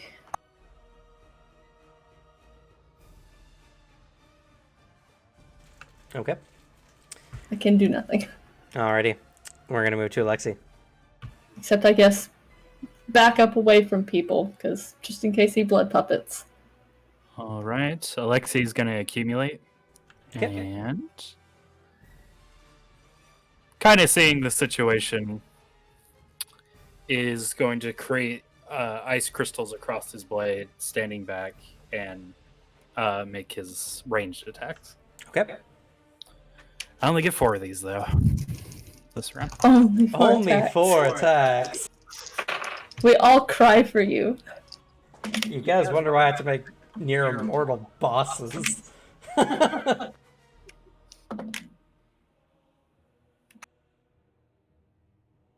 Good roll.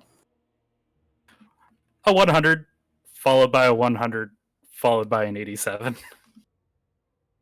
Finally, he rolled above a 20 this fucking fight. It's ridiculous.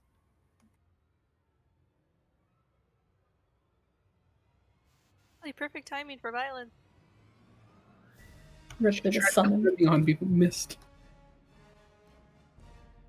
497.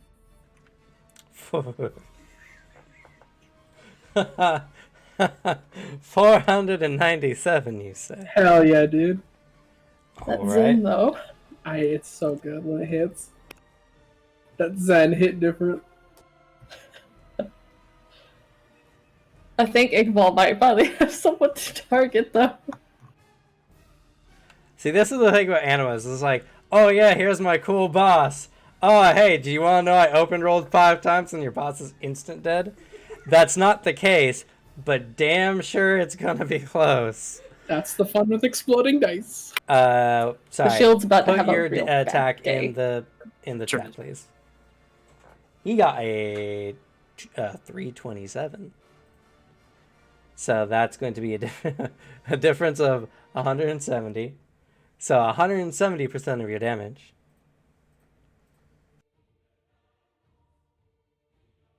And the rest is gonna fuck that shield. 238. 238. Okay. So he takes 238 damage. Well, He turns into pudding again. he's back to he's very, very frosty right now as he looks barely alive, but is still moving. His shield also takes 320% of your damage. 448 points of damage. Okay. The shield saved a lot of flak. Do it again. Second attack. Oh, Alexi doesn't get these rolls like that often. That's pretty good though. That is a 300.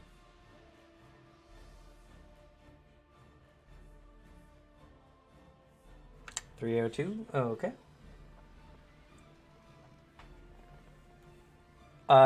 He got a over 300. It was 318. So 300% of your damage to his shield.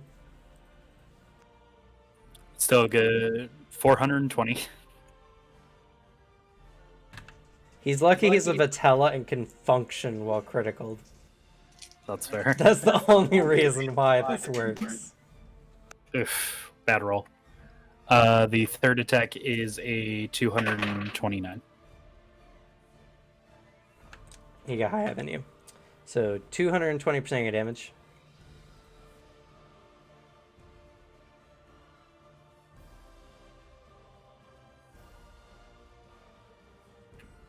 Uh, 308 points of damage to the shield. And the final one that he can do safely.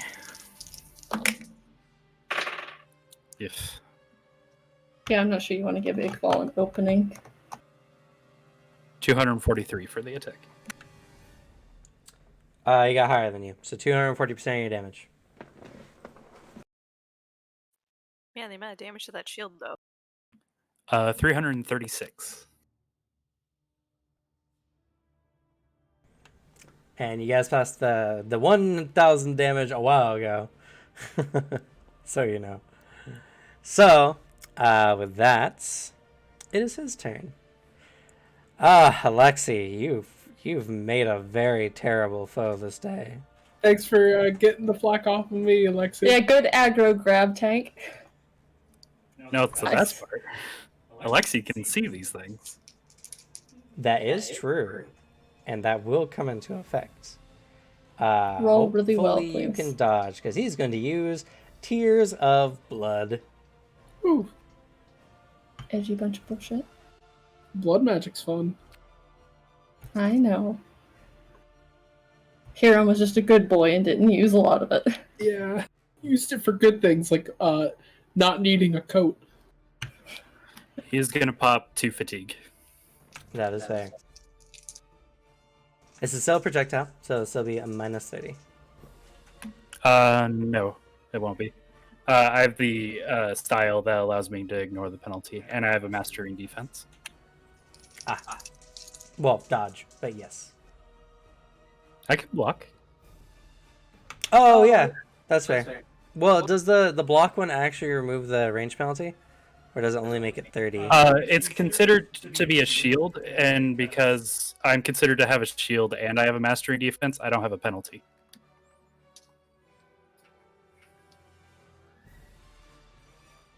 Go ahead and roll regardless. Okay. Get him, Ripley.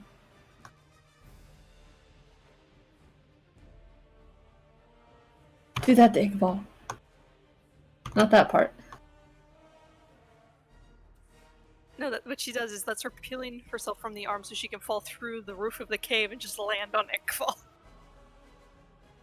Oh shit, drop cat. That was ceiling cat the whole time. Okay. Subtract fatigue. He only got a 309. So you managed to fend off the energy. As he's. What does it look like actually when it's coming at him? It's just creeping red energy in your direction. Oh, okay. He starts like swinging his sword, which not everybody else can see, but it's kind of spun in a way that kind of pushes and fans away the effect. Okay. Next is Ishtar. This is not good. It's a boss fight. Is it ever? Oh, At she's least we're thinking not. more of Serena than anything else.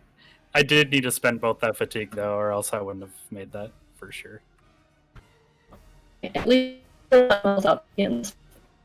Robot time. Oh, we might be losing Vale again.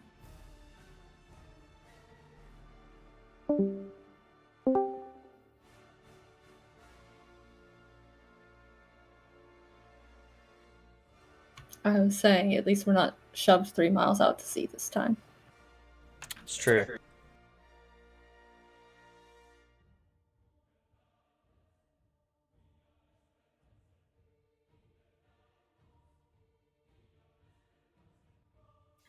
Okay.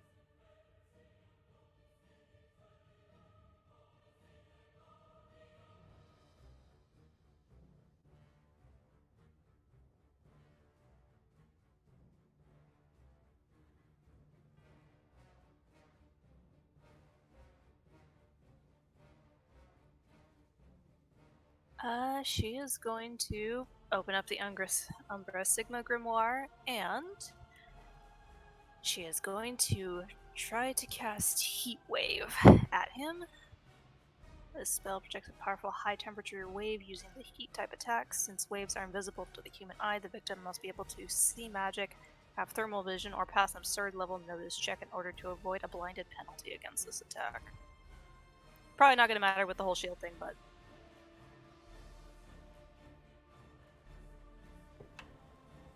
Okay, and I'm sorry. So what allows you, Devin, to use your mastery to create a shield? Or is that fun? Oh, it's not the mastery. It's a module I have. Defense against projectiles. Using two-handed weapons, I'm considered to have a shield. Which I believe is in, I think, GM Toolkit. It is in the GM Toolkit. And sorry, what were you doing, Ishtar?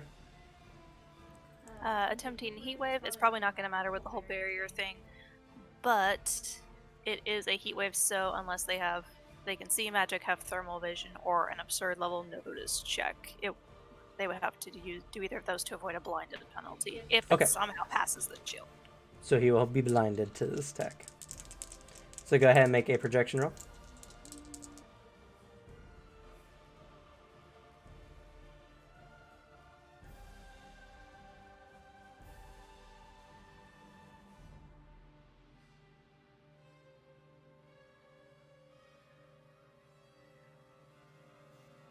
That is 200. He got a 207. Quite unfortunate. but that's still going to be 200% of the damage to his shield.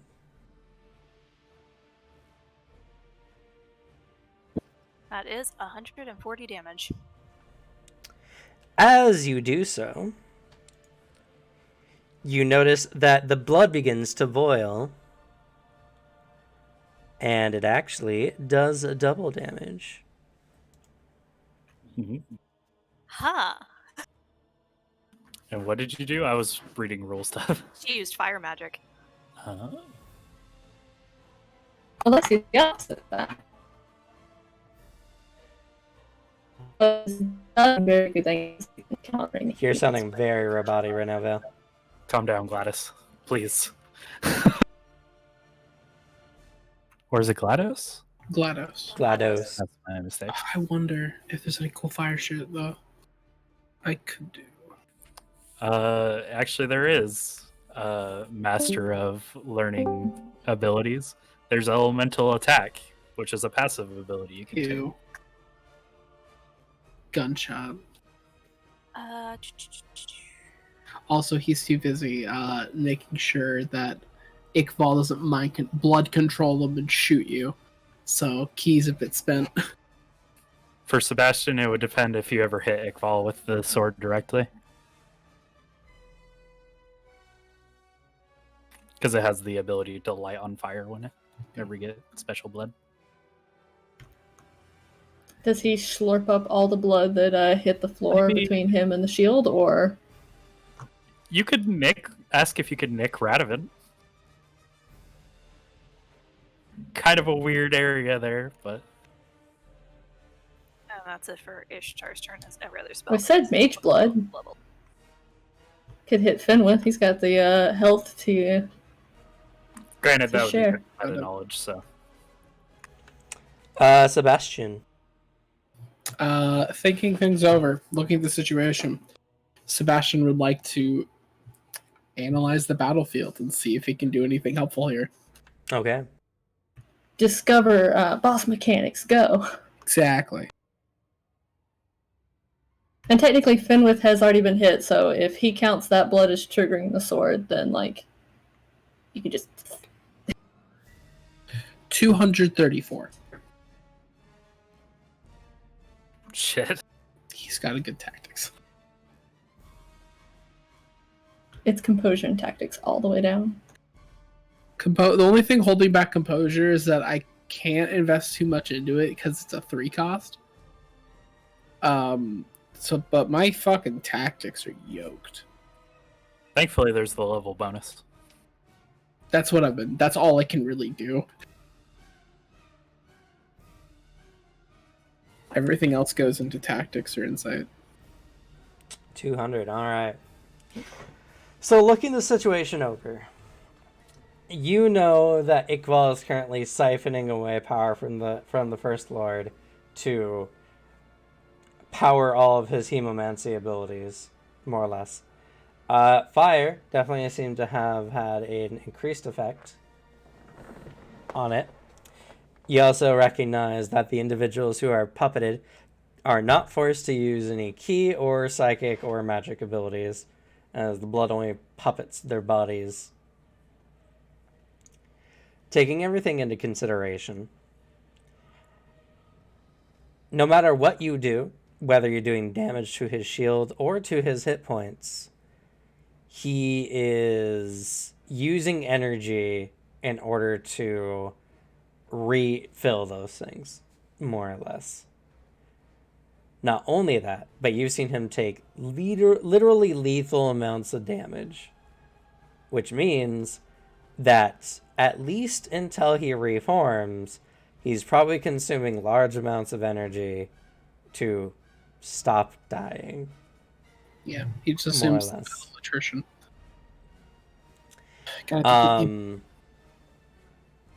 You don't know much particularly about magic, especially because your group only has one magic user and they know like 2 spells. Shh. They're functionally one spell defense.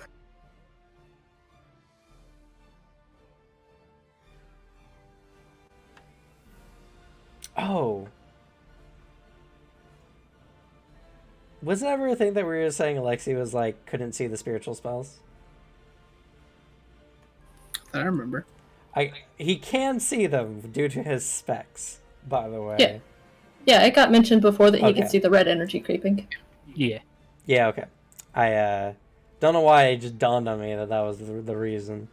Anyway, so taking everything into consideration, you guys need to do the most amount of damage when mitigating any damage that any one individual does. If you focus on Alexi and Arthur the most, and possibly Ishtar, that's going to be your highest damage outputs. All right.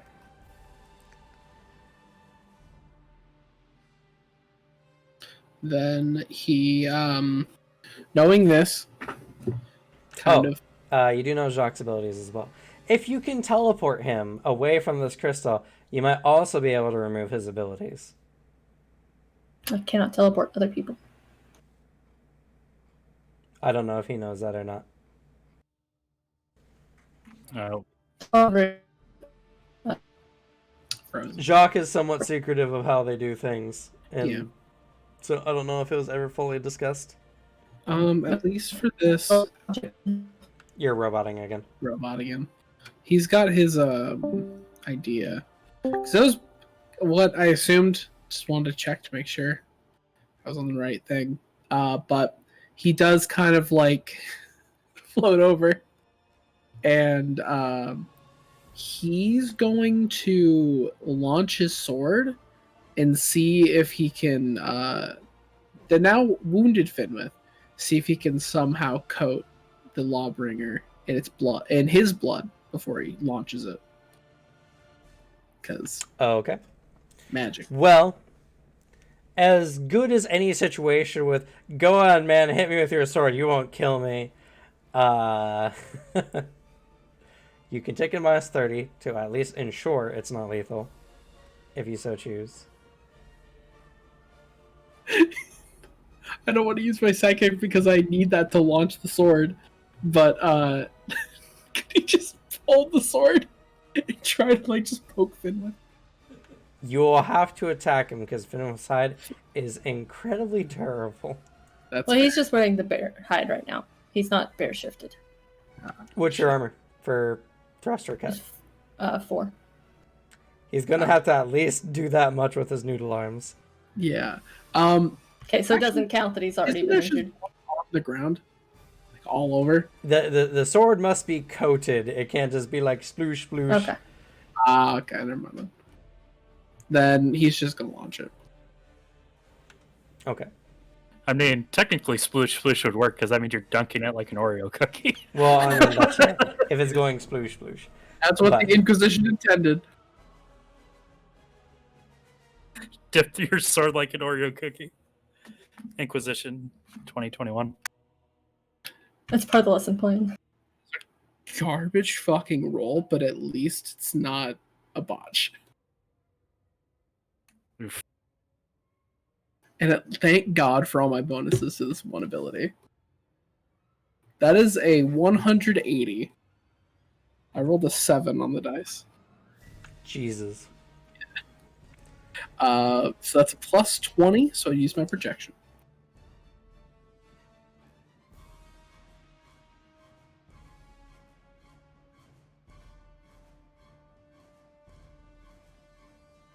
Better. 280, because I do not have inhumanity. Okay. He beat you, so 280% of your damage. 238.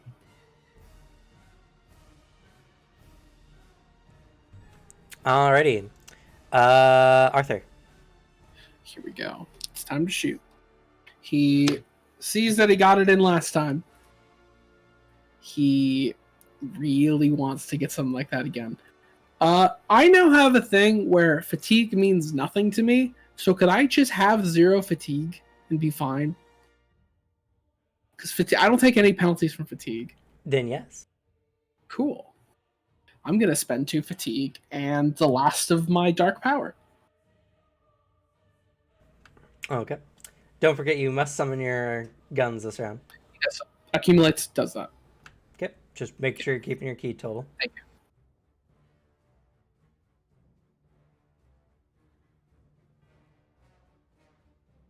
Oh, we lost Vale again. Vale's Internet's having a rough time. Yeah.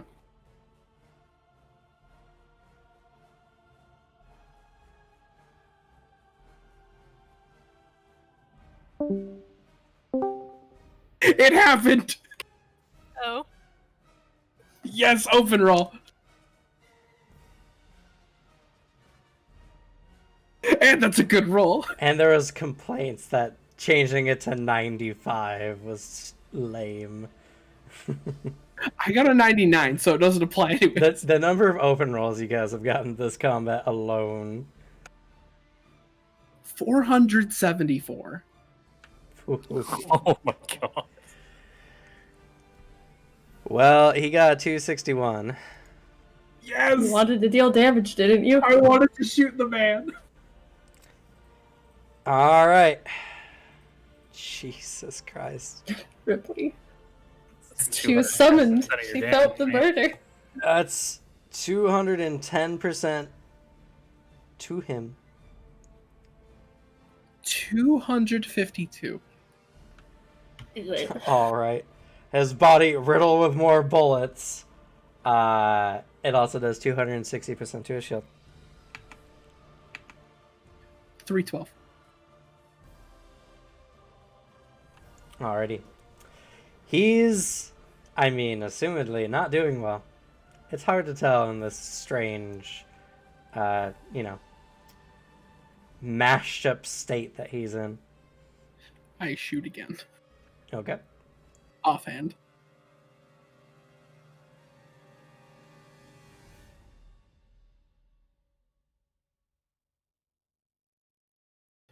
Fuck.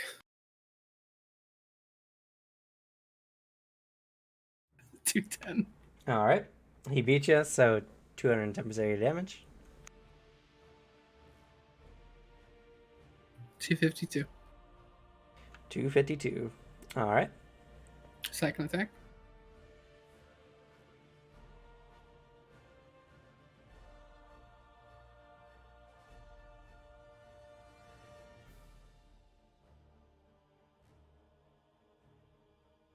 $217. Oh, that should be 7.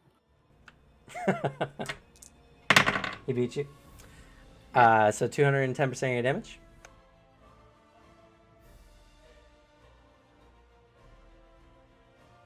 $252. And final attack. Okay.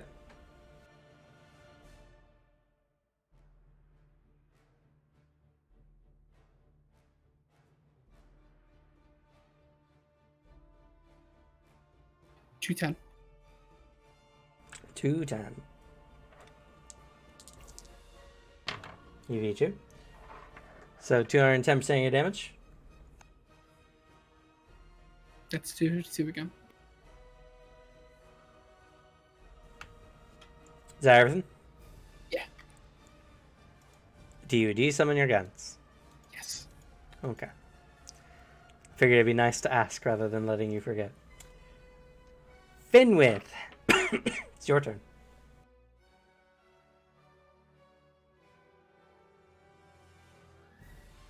My tails. They do the rattle. They do the shake. They do the invisible attack. Okay. Can that be shielded? What? Is that shielded?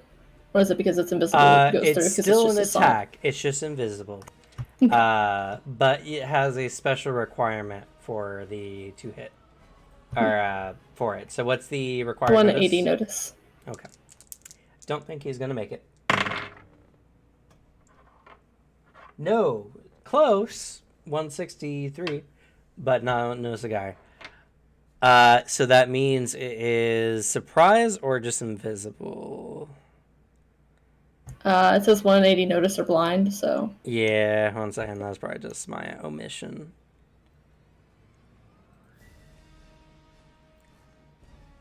Where? There it is.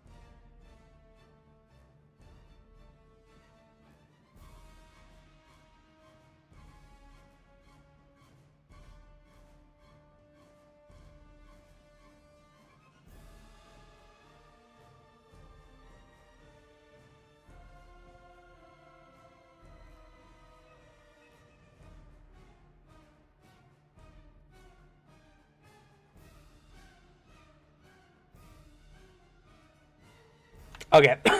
It just means he suffers blindness to it. It's what I figured, but I might as well. So that's going to be a minus 80.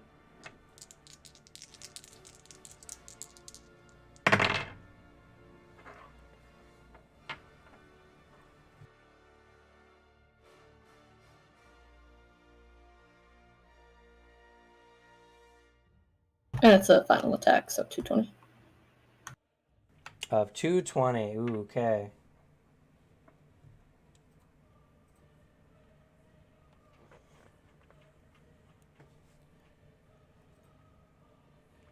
Oh, that's right, that's right. I remember. But I set up for the attack now.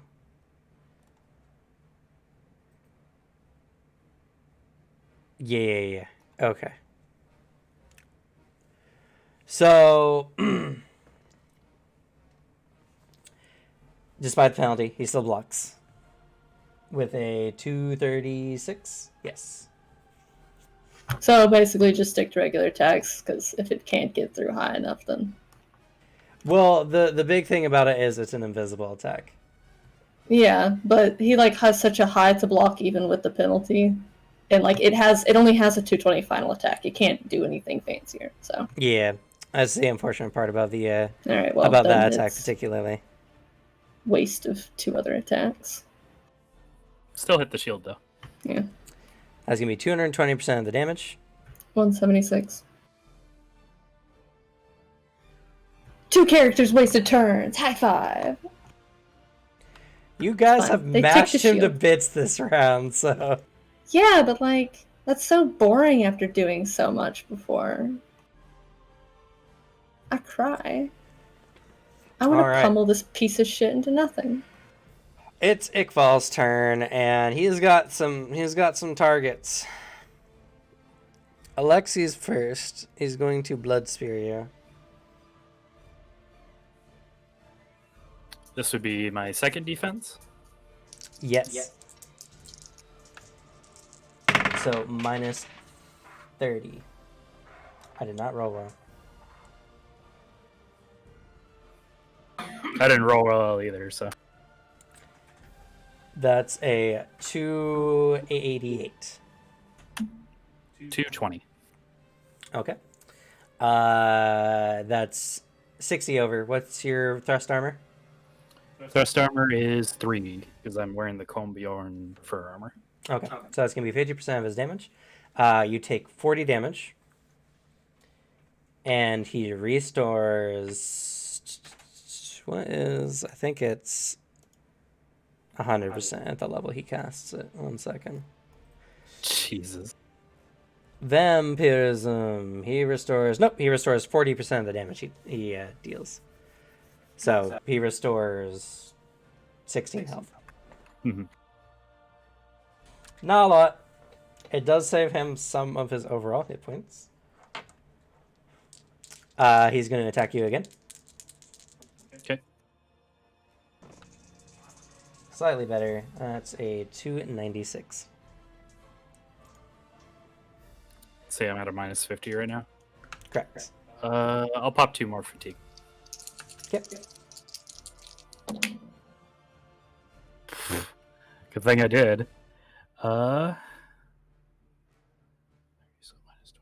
5. So 205 for my block. Yep. It's going to be 90 over, minus 3 layers of armor. 60% of his damage, which is going to be 48. And... oh, fun math.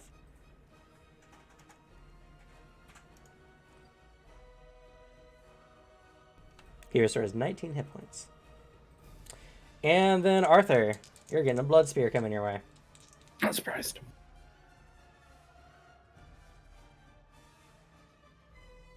Whew, man. It's not looking good for him on his rolls.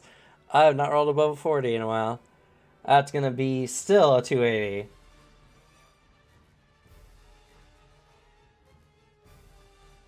$230. Okay, what's your thrust armor? Oh, I still have my psychic armor. Oh yeah, yeah you do. 9. Okay. So it goes sploosh.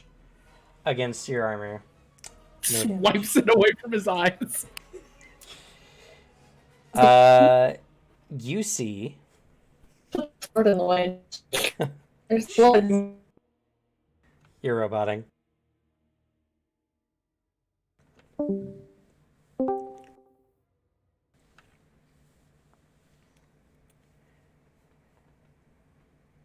So, you did not get through all his shields, though you still... Let's see, it still needs to regenerate. What's the difference? Generate nothing. Well, it would regenerate 3,506 more hit points. But, you see as the crystal fades, and there doesn't seem to be any energy coming off of it, his body still reforms. His shield, less powerful. You forgot Radovan's turn, by the way. Yeah, well, he frees Serena from her. You're right, though. Thank you. He does this thing again. He frees her from the blood puppeting. It does seem to be exhausting him somewhat. I would imagine so.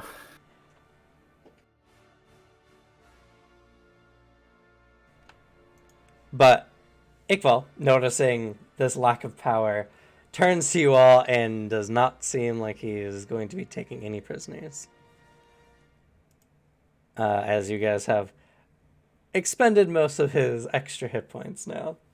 And he's got pretty much what you see is left. Anyway, blood puppet time.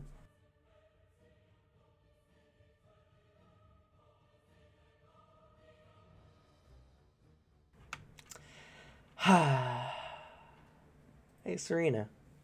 Would you like to try to block again? Yeah, even though... I get advantage because I'm technically still grappling her. No, if anything, that probably impedes her.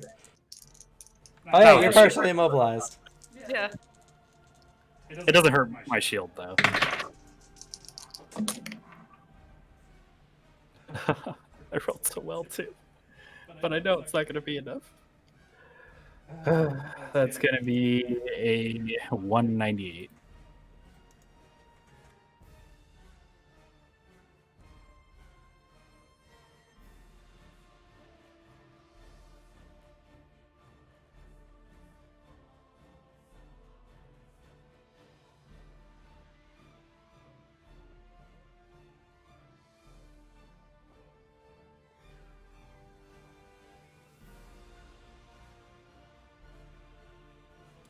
You do still suffer penalties from things like partially immobilized and such. It's only multi-attack and projectiles that you don't suffer penalties from. Ah. How much do I lose from that, then? It doesn't matter. In this case, it's irrelevant because it's an effect spell. But so you know, for the use of shield spells in general, if someone is restricting you, since it still uses your dex, you still take a penalty to your shield. Hmm. Sorry about that. It's fine. You're going to have to hold me there anyway, so... Even under best circumstances, Serena didn't make the check. So, it is what it is. The max I can get is a 280, so the max I can get on the defense is a 200. Yeah, as long as he rolls above a 280, which he almost certainly does, he's going to get you. So, hey, Serena's going to, well, first attempt to break free. So go ahead and make an agility check versus Anastasia's strength and or dex. Finally not a maximum roll. Jesus Christ. 14. 16. No, 17. Sorry. I forget. I'm in darkness, so my strength is now an 11. Okay. Oh, that's true. So nothing changes. You remain partially immobilized. Still interposing. But that's it. Anastasia. Oh, since he's technically holding Serena, so she's not doing anything, that shadow's gonna be attacking Nickball. That's fair.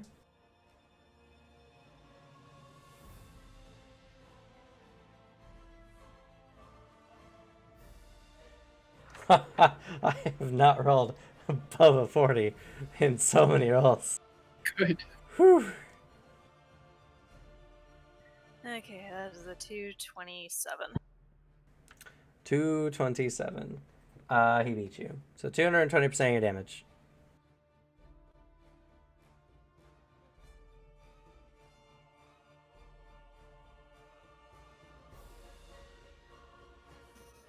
Oh, Alex is taking my place in the camps. He's got to do his best Alexi impression when he gets back.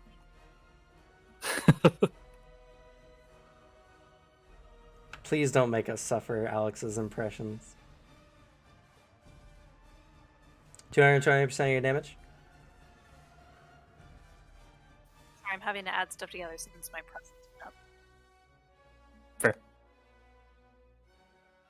Hello, haha, I'm Alexi. It's me. I don't think he's. That is a 187. I'm not sure if Vale left for internet. I didn't have connection issues. Yeah. I was just making a point. Sorry, what was that? That was 187. Okay, you have another attack if you want. And minus 25.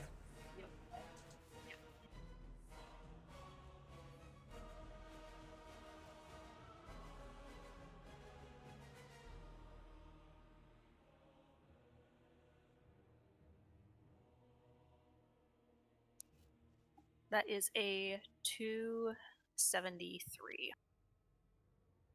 Closer, but I didn't beat him. So 270% of your damage. That's another. Oh, no, it's 270.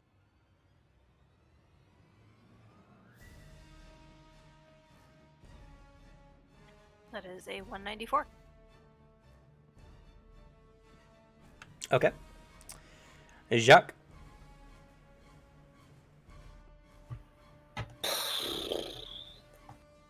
Alright, so Serena can still get in the way. Yep.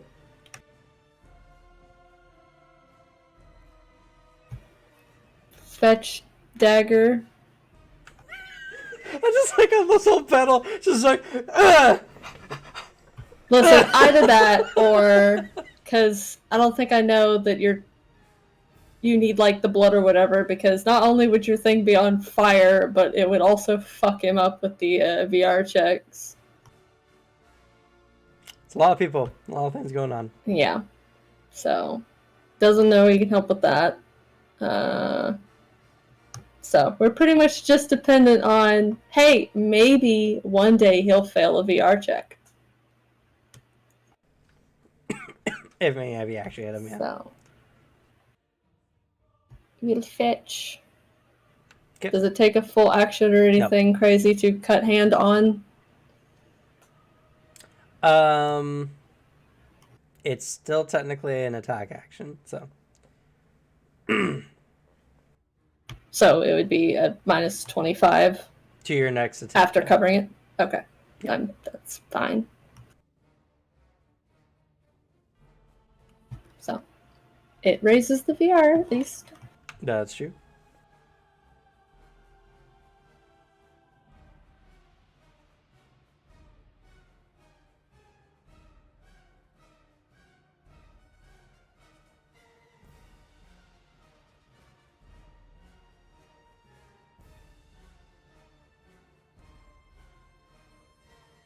And then he blocks it and it just hits the shield. Correct. 270% of your damage. Alexi, you're on deck. 216. All right. Alexi. He can't range this turn.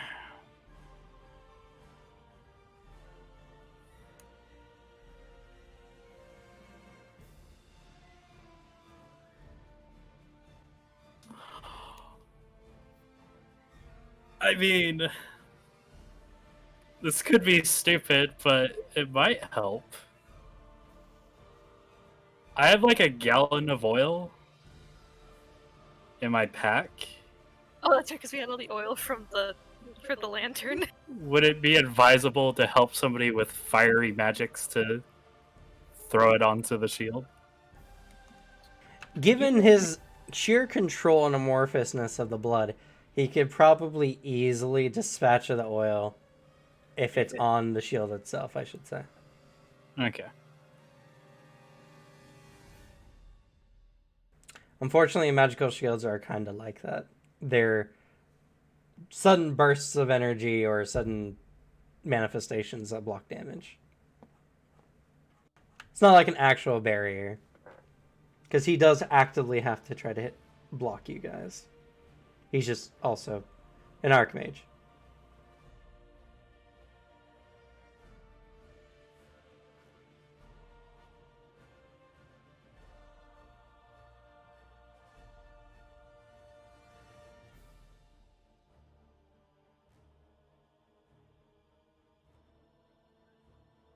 Though I will say there is another thing you could do with the oil, if you think of it.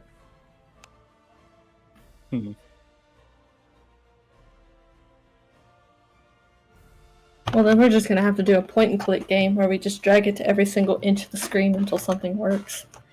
I have an idea. Alexi is going to take out the gallon of oil. Yep. Set it on the ground, and then look at Sebastian and stab his sword into the oil and get ready to light it on fire. Because I don't know if I can do many actions during this, so that'd be up to GM description. If I would say you could do it if you had a better way of manifesting fire without like pulling out a flint and steel and doing it the old-fashioned way. That's fair. But yeah, so your giant sword is now coated in oil. All right, it is Iqbal's turn.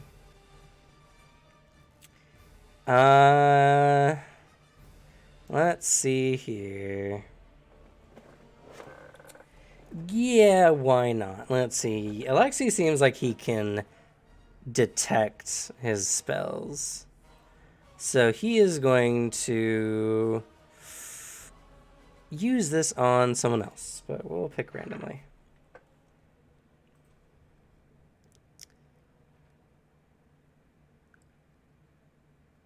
Nah.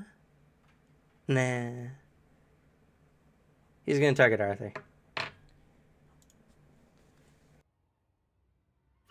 Thank God you have that armor. I know, right?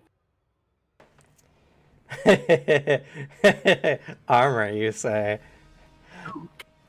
I need you to try to dodge an invisible attack for me, please. Sure. It's not blood spears.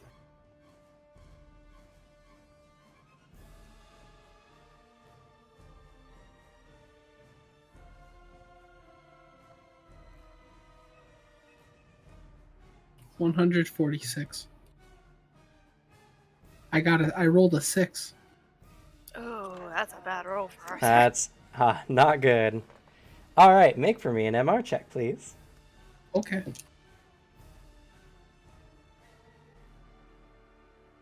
Oh, I'm sorry. Or physical resistance. Physical resistance. Is that one better? Yeah, way better. Yeah, the spell is very confusing. It has MR in the lower description, but it mentions physical resistance in the description itself. 184. 184. Good. I'm not going to be mean because I think, one, the target number is insane at any of these levels, really, when you think about it in consideration. Glad you're not being mean. What was number 184? Okay. So a little less than 80, 70. So you take 140 damage as your heart nearly explodes. Yowza. Is that a critical? I don't matter. It does for your heart, it does. So I need you to roll against a critical of 140 plus with a physical resistance. Or your heart explodes. Oh, shit. Radovan did expressly, like, he didn't warn us about anything specific except that your heart could explode. Oh, I got 100. So Oh. 220. 220. That is surprising. He got a 210. Can't blow up my heart, bitch. So you failed, but not by enough to die. You would have had to have failed that check by 50. Well, I'm glad I don't die then. I will tell you, spell is written. If you failed that check by 40 points or more, you would have died. And the DC was Cool. 260. Anyone would have died. Good. But I'm not that mean. It does have a Well- base damage, so I just did it a different way. How much damage is that again? 140. For a split Nice. second, I'm going, oh yeah, you're gonna kill off Alex's character again. He makes characters who just beg for death! Listen, all this means that Arthur is now ready to die later. Just give him a few months. Anyway, so that's his turn. And Cameron does have one of these characters is free to kill. We made him promise at least one gets to live. So one of these characters walks A away. long-running campaign character that's going to have his arc soon. I'd rather he not Special kill will be out. fine. Ishtar, you notice that Alexi is coating his weapon in oil.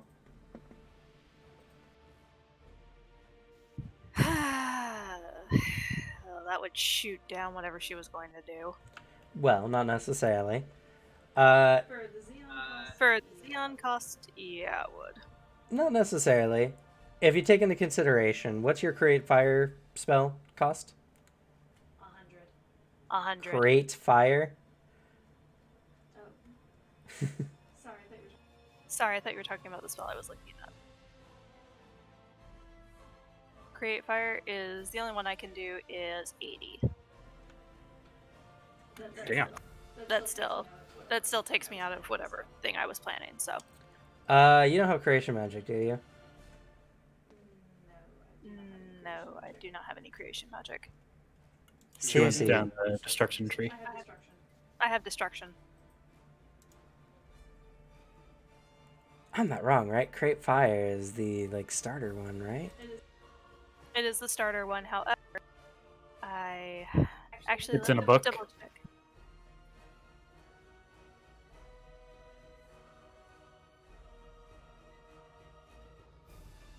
Oh, I know why. It is a free access spell for me. But however, interestingly enough, I have two create fires. I have the one that I have from free access, and then I have the one from the book. And the one I was looking at was the book because I was currently open onto the fire book, So it's the free access one which is cost. limited. Free access is 30. It's under my 50 limit. Okay. Oh, okay. And what's your total accumulation?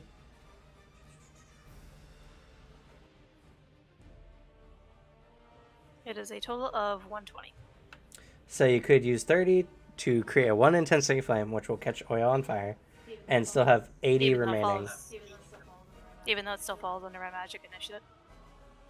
Because I can do up to 50 for free. Yes, but then you can't use any other magic.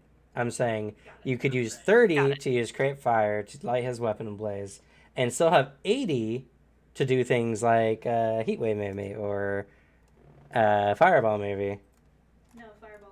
No, Fireball's 100. Which is what I was planning to do, and I was planning to use the Daedalus for that, which would have upped the base damage instead of 20 by 60. So. Alright, she lights your sword on fire. I mean, you don't have to if you can do more damage. I'm just giving you options. The more people they can hit, the better. Fireball the area I'm in. If Oh, you no, if I fire, cast it through the Daedalus, it's I will just style to light this thing on fire. You're also in melee combat with him, which is also where Serena, Doc, and Anastasia are. That's fair. Just, you know. It's either she lights the sword on fire or she gives Finn with Ignis weapons.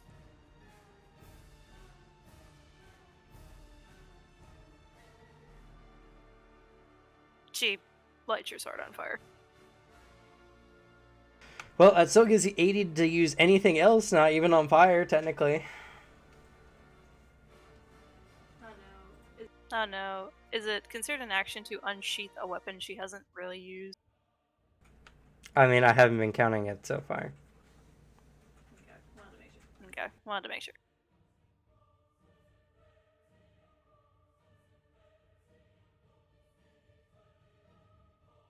Sebastian, you're on deck.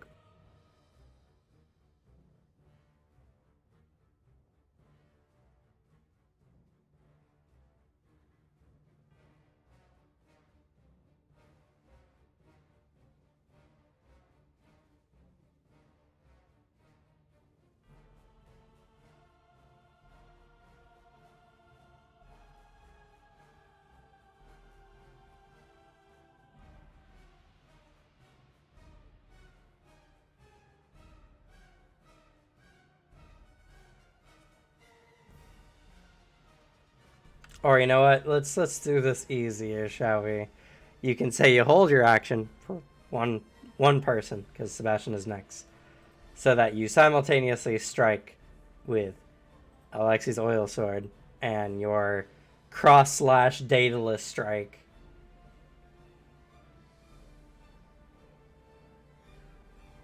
Lighting his weapon and making this easy, because I don't want you to go through all your spells and have to pick. Well, unfortunately, any other spell I wanted to do is just over the cost, so even Heat Wave is 90. So, 90. Yeah, because I only have it at the intermediate level because of the book. 90 is such a weird number. Anyway, well, do what you think you need to do. It's okay. Me and Sebastian have a very weird plan. If you're up for it. It's okay. She will instead, since she has the 80, do a basic ice attack. Okay. And she will unsheath the Daedalus. And there's visible anger on her face for this entire situation. This could have gone peacefully. As cold starts to coalesce from around her and start to form around the Daedalus. And she attacks.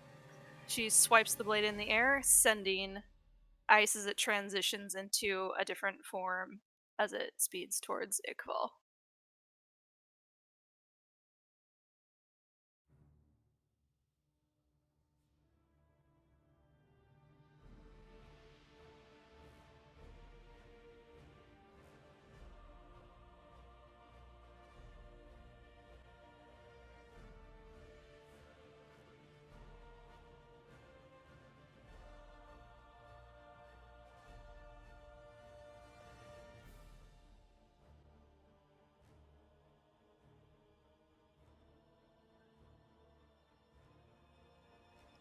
That is a 258. He blocks you. Yep. And 258. Correct. Yes. So 250% of your damage. Give me a second. I gotta double check something.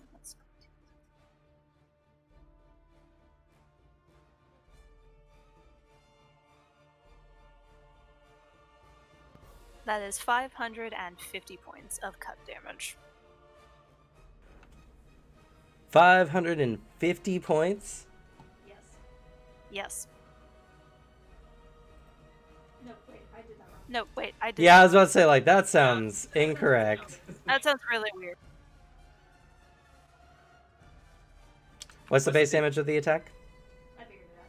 I figured it out. It's 300 total. Because it's 100 base damage, and then it was an additional 20, and I read the wrong number, and I figured out why I did wrong. 300. Okay. solid. Still a good chunk of damage. Which It's a is really fine. good chunk of damage. Alright. Sebastian. All right. Alexi has a Ballbringer flaming sword. does. Good on him. All power to him. Is there oil on the ground? Like, just good old pool of it. I mean, the pot or the whatever the container I have is still there. Okay. It's stabbed into it. He floats the lawbreaker over. It's not like you're carrying a big pot that you can stab a whole sword into and be like, it's coated. You poured it out onto it, sure. He using his psychokinesis, gets the tries to cover it in his lawbringer in oil. Okay. So then, fun fact, you can use your I think you have a psychokinetic ability, right?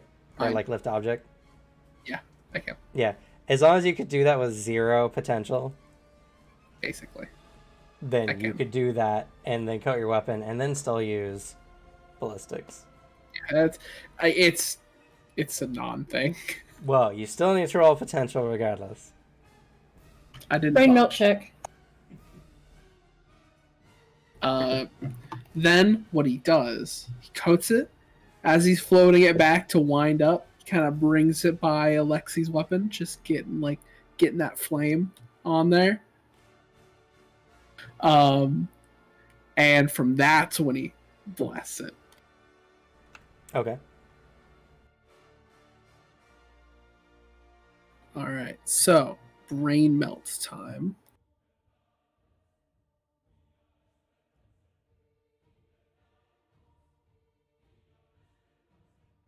Really garbage on these potential rolls. I want those fun bonuses.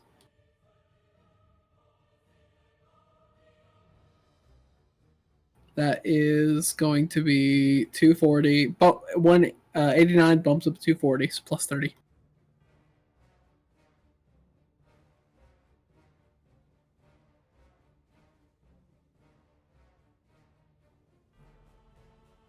And the potential roll, or the projection, is 277.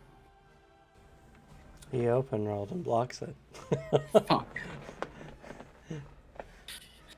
What do you mean, fuck? I put it in fire. I wanted to stab him. It does double damage to the shield, though. What was the number? Again, you guys are not putting your shit in the chat. Sorry. I have so many dice gotta roll for it. I forget. 277? Projection, okay. Yeah. So 270% of your damage times 2. Okay.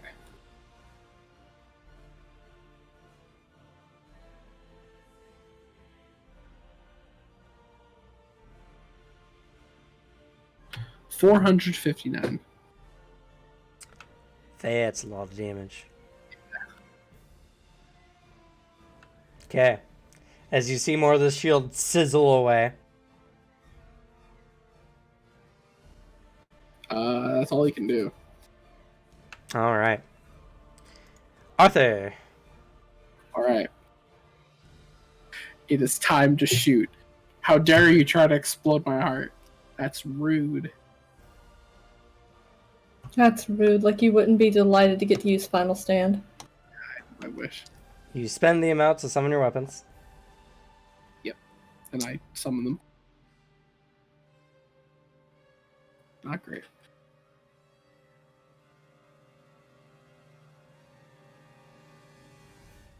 $256. I open rolled again. He only open rolls when it comes to defense, never to attack. I never get to one shots. 250% of your damage. 300. 300. All right. Second attack.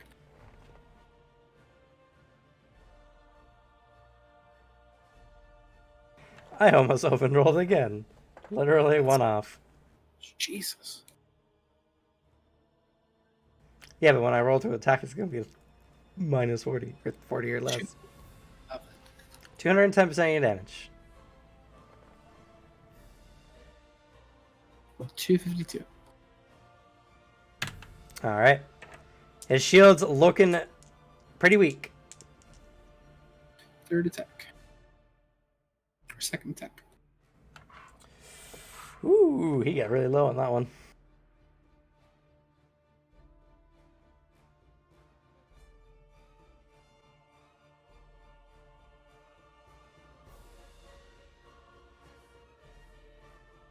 269. Nice. He got 267. You beat him by 2, not enough for damage. Damn. But you still do 260% of the damage to the shield. 312. Psychfall's sitting there holding all these blasts and shots against you guys. One sneaks through, whizzes by, and nicking his cheek. He's desperately holding on against all these super powerful adventurers. Let's attack. Okay.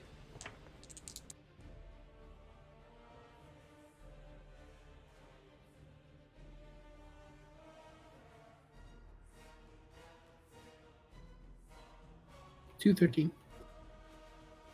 He beat you. So 210 or 210% of your damage. $252.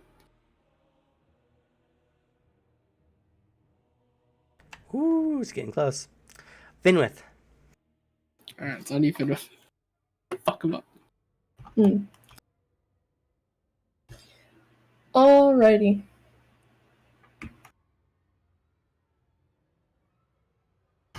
Just regular all attacks. I am Smash the 'em up. weapon. From the ground or from the air? He's flying. He's fine. I got wings.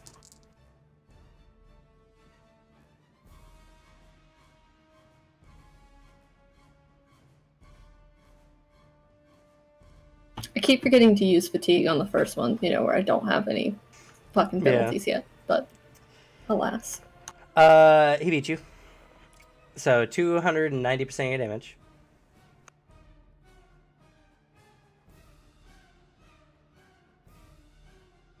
$275.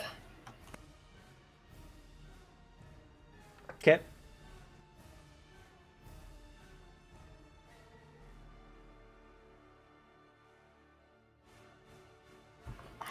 Might as well. We'll use fatigue. Alrighty.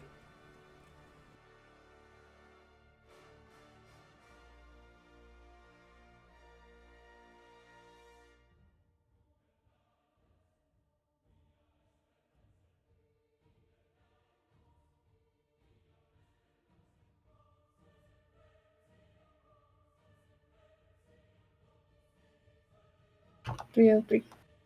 He got over 400. Good for him. 300% of your damage, nonetheless. 285.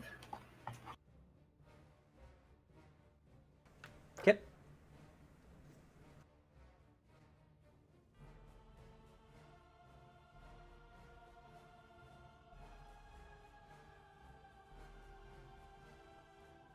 Oh, I think Vale froze again. They're typing in the Roll20 chat, though.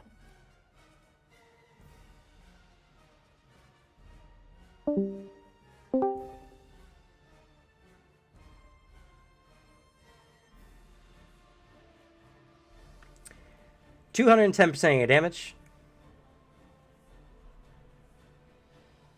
199. Okay. And I keep forgetting to mention this. There's a lot of shit going on. You can still technically make an offhanded attack because you're just brawling anyway. This would be your fourth attack, correct? Yeah. So it'd be at a minus 85. Might 'Cause as well, it'll hit the shield even if it doesn't hit him. Or no, I'm sorry, it'd be a minus 90. Because minus 75 for the attack, plus 15 for the offhand. Unless you're ambidextrous. Nope.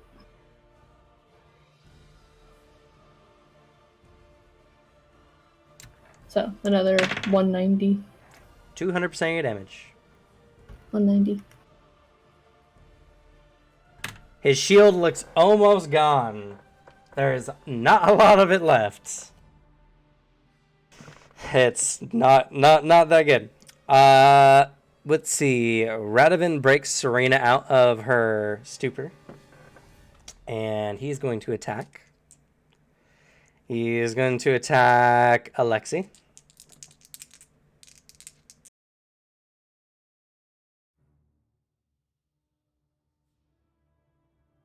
That's going to be a 310. Oh, I'm sorry, 300. 302.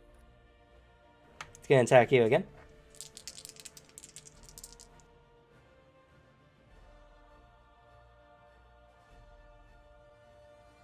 $280. 220. 60 difference, 30% of his damage, 24 damage.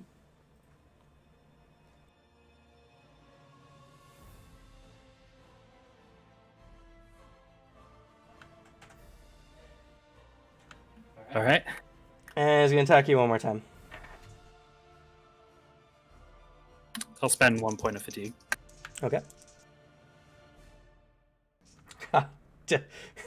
they got lower and lower every time. 273.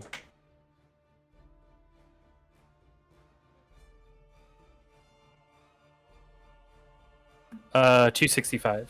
266. Not enough for damage. Serena's free. Blood puppet time. Oh, thank God it's not Serena. Hey, Finwith.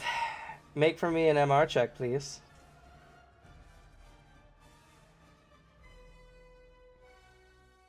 Unfortunately, I don't think we'll ever get to Blood Puppet Finwith round. It's not likely. Huh?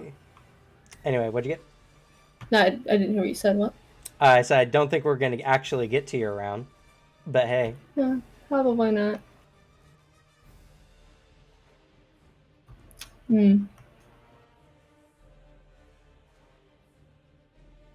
Oh, 131. Alrighty. Finwith is controlled like a giant's meats puppets. Serena, it's your turn. For the first time in a while. She looks down the stairs here. I'm fine. You can let me go now. You would do so.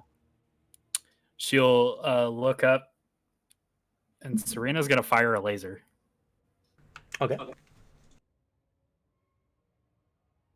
Use the light, Serena. Use the force. I hear they really don't like light.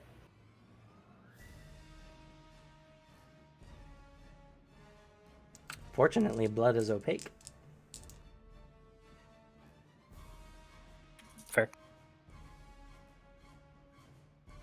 All right. Let me look at my bonuses for this.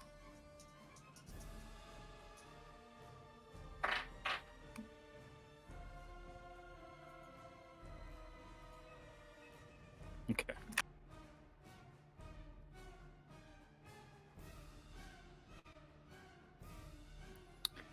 Rolled like garbage. That's fine.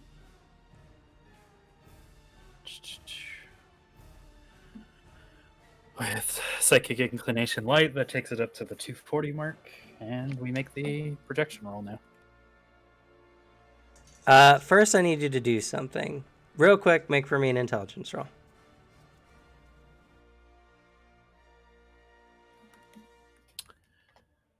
Adding my intelligence modifier. Your die.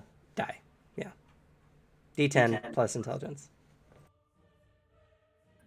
She's smart, but with that 2, that's a 10 total.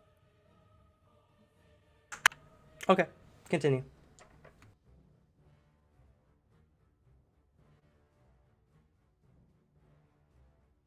$251. Blocketed. 250% your damage.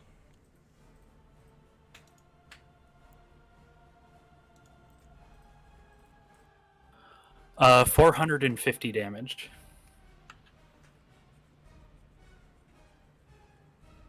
Okay. So, as as the light pierces the shield, it suddenly shatters, and Iqbal is consumed by light.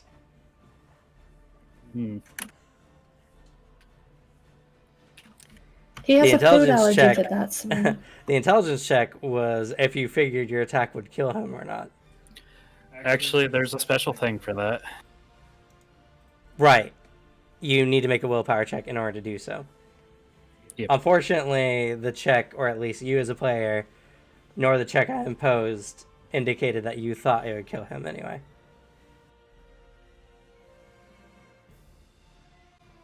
What was that?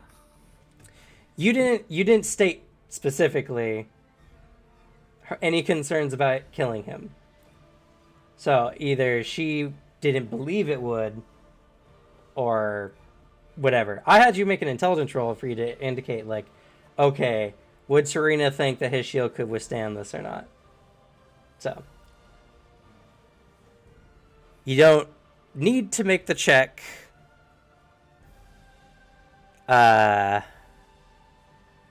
Because you didn't have to make the check in the first place, pretty much. Because it specifically states, if you wish to try to kill someone... Oh, I did need to knock off 20% on that as well. I don't think that would have helped, but... Well, no, it's still minus 20 to all actions related to harming someone, as per compassion. And it's an action penalty, not a multi-attack or whatever. So. Okay. But no, you don't get to dictate whether your light beam kills them or not after the fact. It says, when you wish to, you must make this check.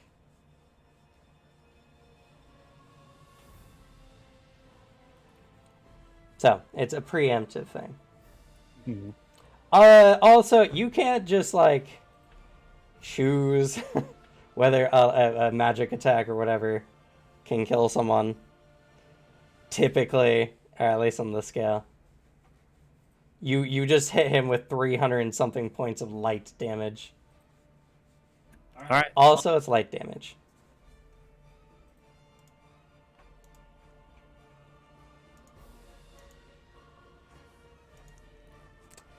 So, with that,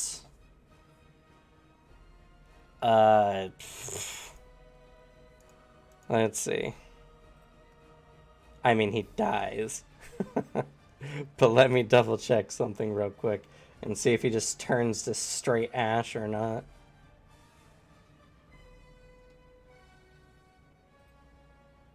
Now, what does Doc have to do to get you to do that to the deviants? Specifically, maybe one.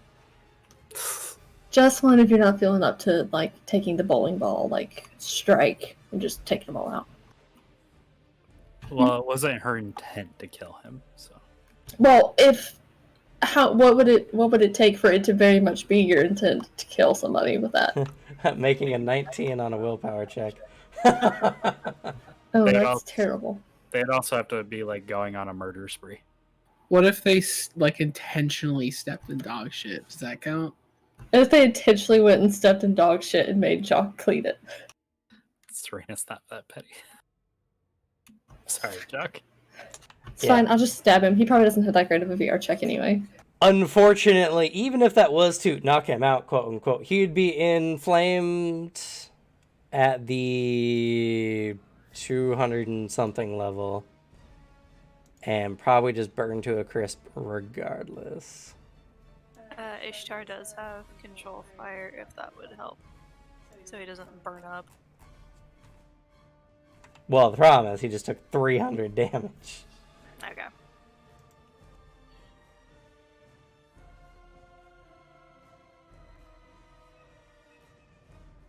Whether she meant it or not, I'm not saying that she did a intentionally malicious act.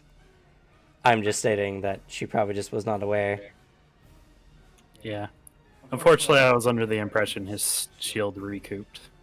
I was mistaken. Nope, I said at the beginning that his shield was not quite as good as it was before. There's a lot going on. And also, you guys did a lot of damage that round in total. I had 85 hit points remaining, and you did like 400 damage to it, so it was a lot of damage. Yeah.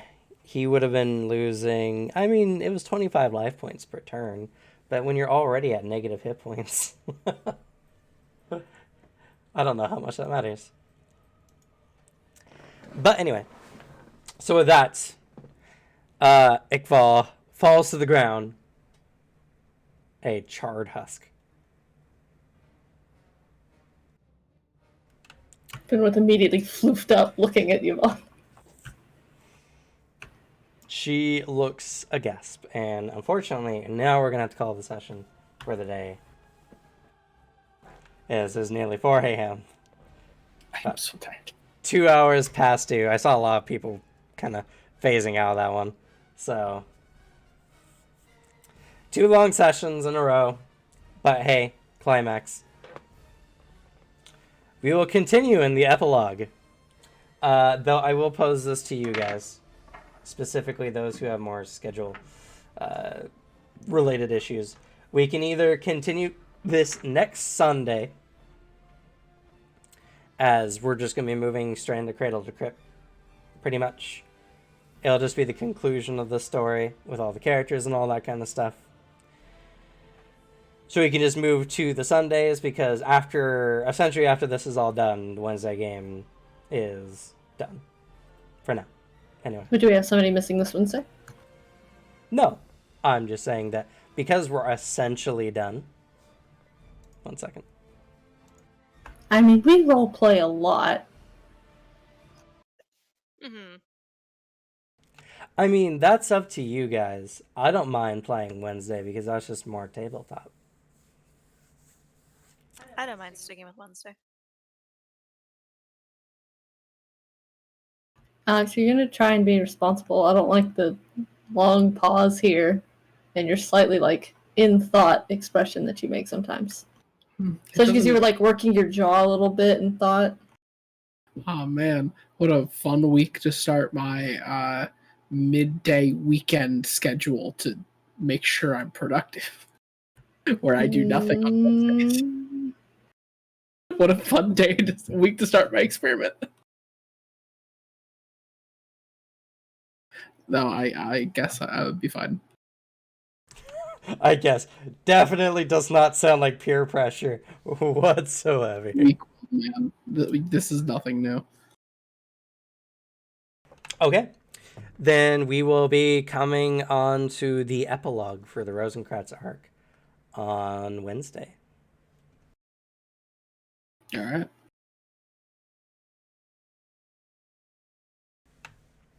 So, with that in mind, thank you all for coming. Thank all my players for being here. We'll finally get to do all the experience next session. You guys will get to see some big XP numbers. We finally get the Iqbal experience. We get a whole Iqbal unit. And we'll be pretty much done after this Wednesday with our Wednesday games. New games will be starting up. We got a lot of schedule changes coming up, unfortunately. I know Devin is changing his schedule at work. Suzanne has 99% gotten a promotion at work. And she'll be moving to a graveyard soup position. So we'll have to adjust how we play, considering, she'll have to leave here probably 8 o'clock or something like that. Fair. So, can't do the late night games anymore. But anyway, lots of stuff are happening. We're going to be changing a lot of stuff around. New games will be starting, probably with new people coming soon. So be ready for that. Otherwise, go ahead and check us out at The Bad Luck Gamer on YouTube, just so you can see everything up until this point to catch up. And yeah, that's all I got to say. Anyway, say goodnight, everyone. Nighty night.